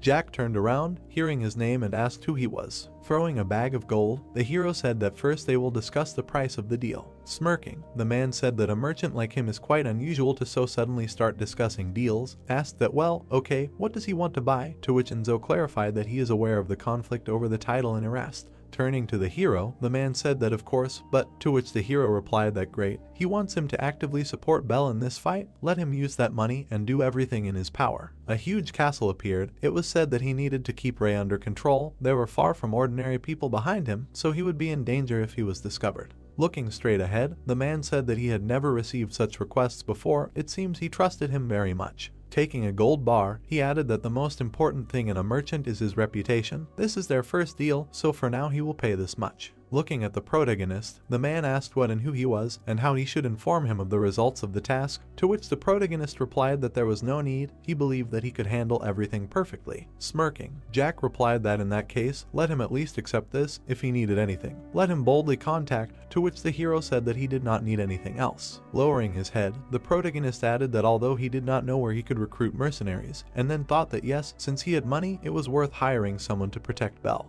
The man put his hand to his face and said that, to be honest, he did not recommend mercenaries. In the Empire, almost all skilled warriors dream of becoming knights, so usually only those who fail to do so become mercenaries. A river appeared, and the man added that, however, there were rumors that a wandering knight was training in the mountains nearby. The man swung a sword. It was said that they said he had monstrous strength, but for some reason he still had not found a master. A sword swing seemed to be heard. Nellie clenched her teeth angrily. The question arose that maybe he would try to hire her. The girl swung the sword. She struck the air many times. Nellie clenched her teeth furiously. The man raised his hand and asked what, so it was a woman, said that then let them drive her out. Looking away, the guy asked what he thought. Everyone who wanted to be a knight was accepted, and told her to get lost. The man laughed and said he was sorry, but they couldn't accept a woman into their mercenary guild if she wanted to find physical work, maybe become a farmer. The girl dropped her sword and screamed. Falling to the ground, she screamed what and why she kept trying. Looking down, she added that no one would ever give her a chance, and then thought to forgive her. The man screamed furiously that if she didn't bring glory to the family, it would be the end for them.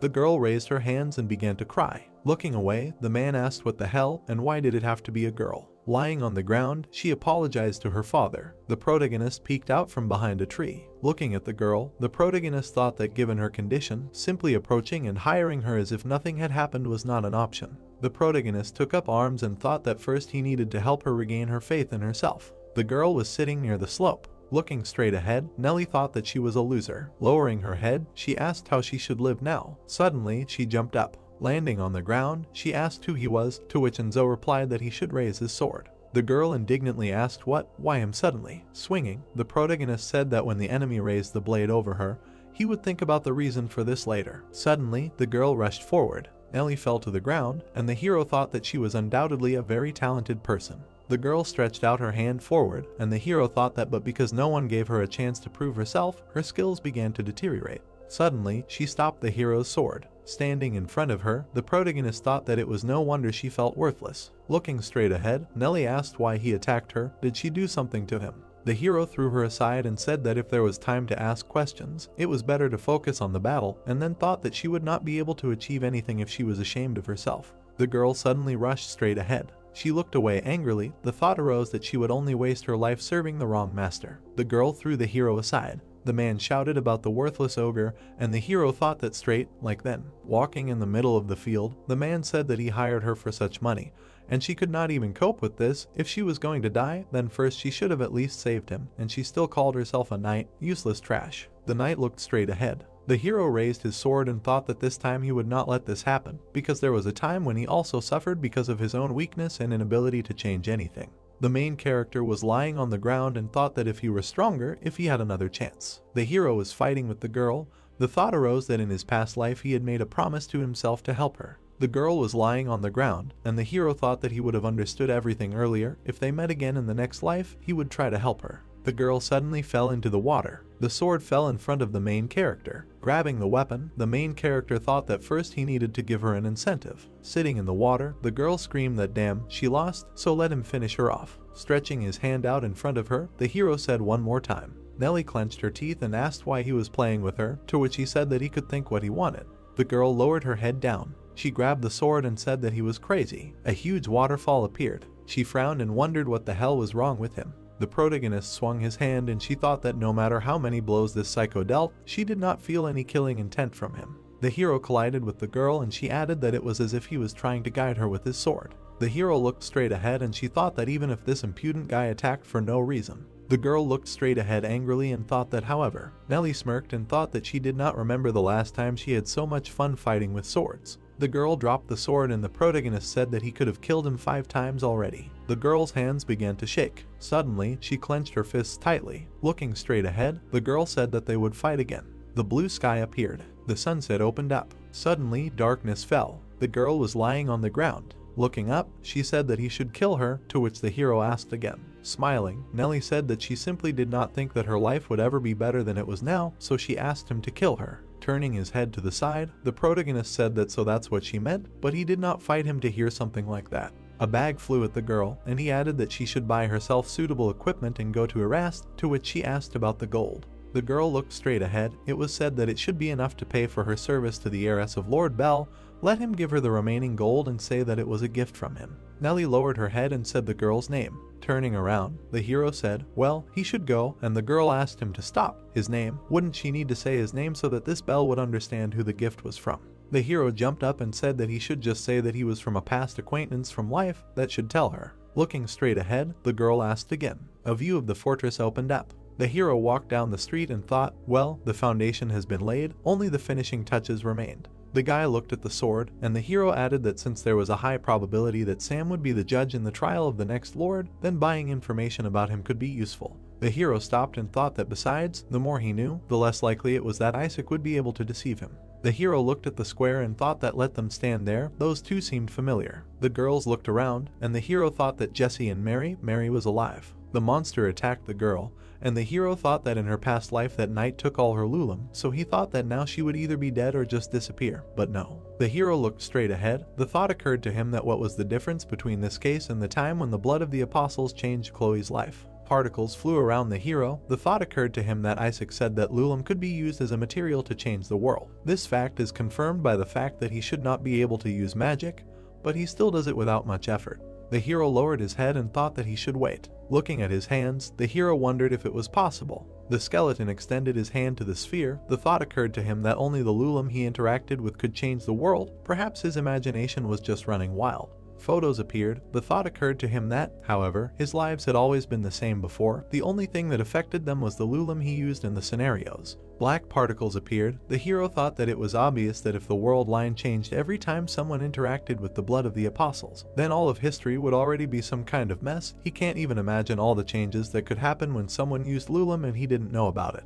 The protagonist looked at the townspeople. The protagonist raised his head and thought that of course, it was too early to say for sure, he would have to ask Isaac about it later. The hero took a step forward and added that but first. The girl said that so, if she set her spell in front of the tent, when he entered there, and the hero thought that he should talk to these two. The hero stood next to them and asked that they were looking for him. Closing her eyes, the girl said that she did not understand what he was talking about if they were from them. The girl looked away, hearing her name. The protagonist folded his arms and asked that they were planning to capture him, said that there was no need for that. The girls looked at him in surprise, hearing that he was ready to go with them voluntarily. The girl folded her arms and asked what they wanted to say. The hero was taken into custody, and Chloe asked that he came here voluntarily, to which Jesse replied that yes, isn't that suspicious? They immobilized him just in case.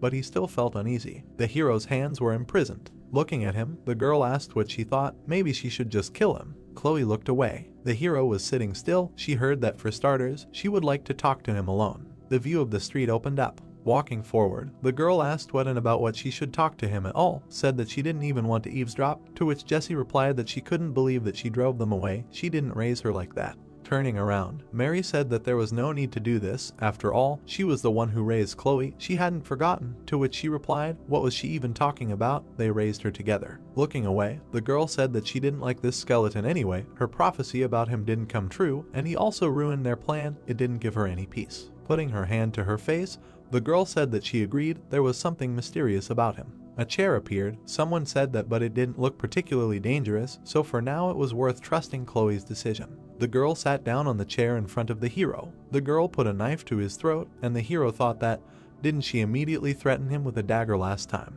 Lowering her head, Chloe said that he came here of his own free will. Looking straight ahead, the protagonist heard that it was because of her. Yes. Frowning, the girl added that he should speak, let him tell her everything he knows. The protagonist was silent, listening to the fact that a clumsy lie, naturally, would not work on her, so let him deign to tell only the truth. The protagonist lowered his head. An image of a knight appeared, and Enzo thought that in his past life he lost Chloe because of that mysterious knight. Clenching his fist, he added that so this time. Suddenly, light appeared in the room. There were boxes in the corner.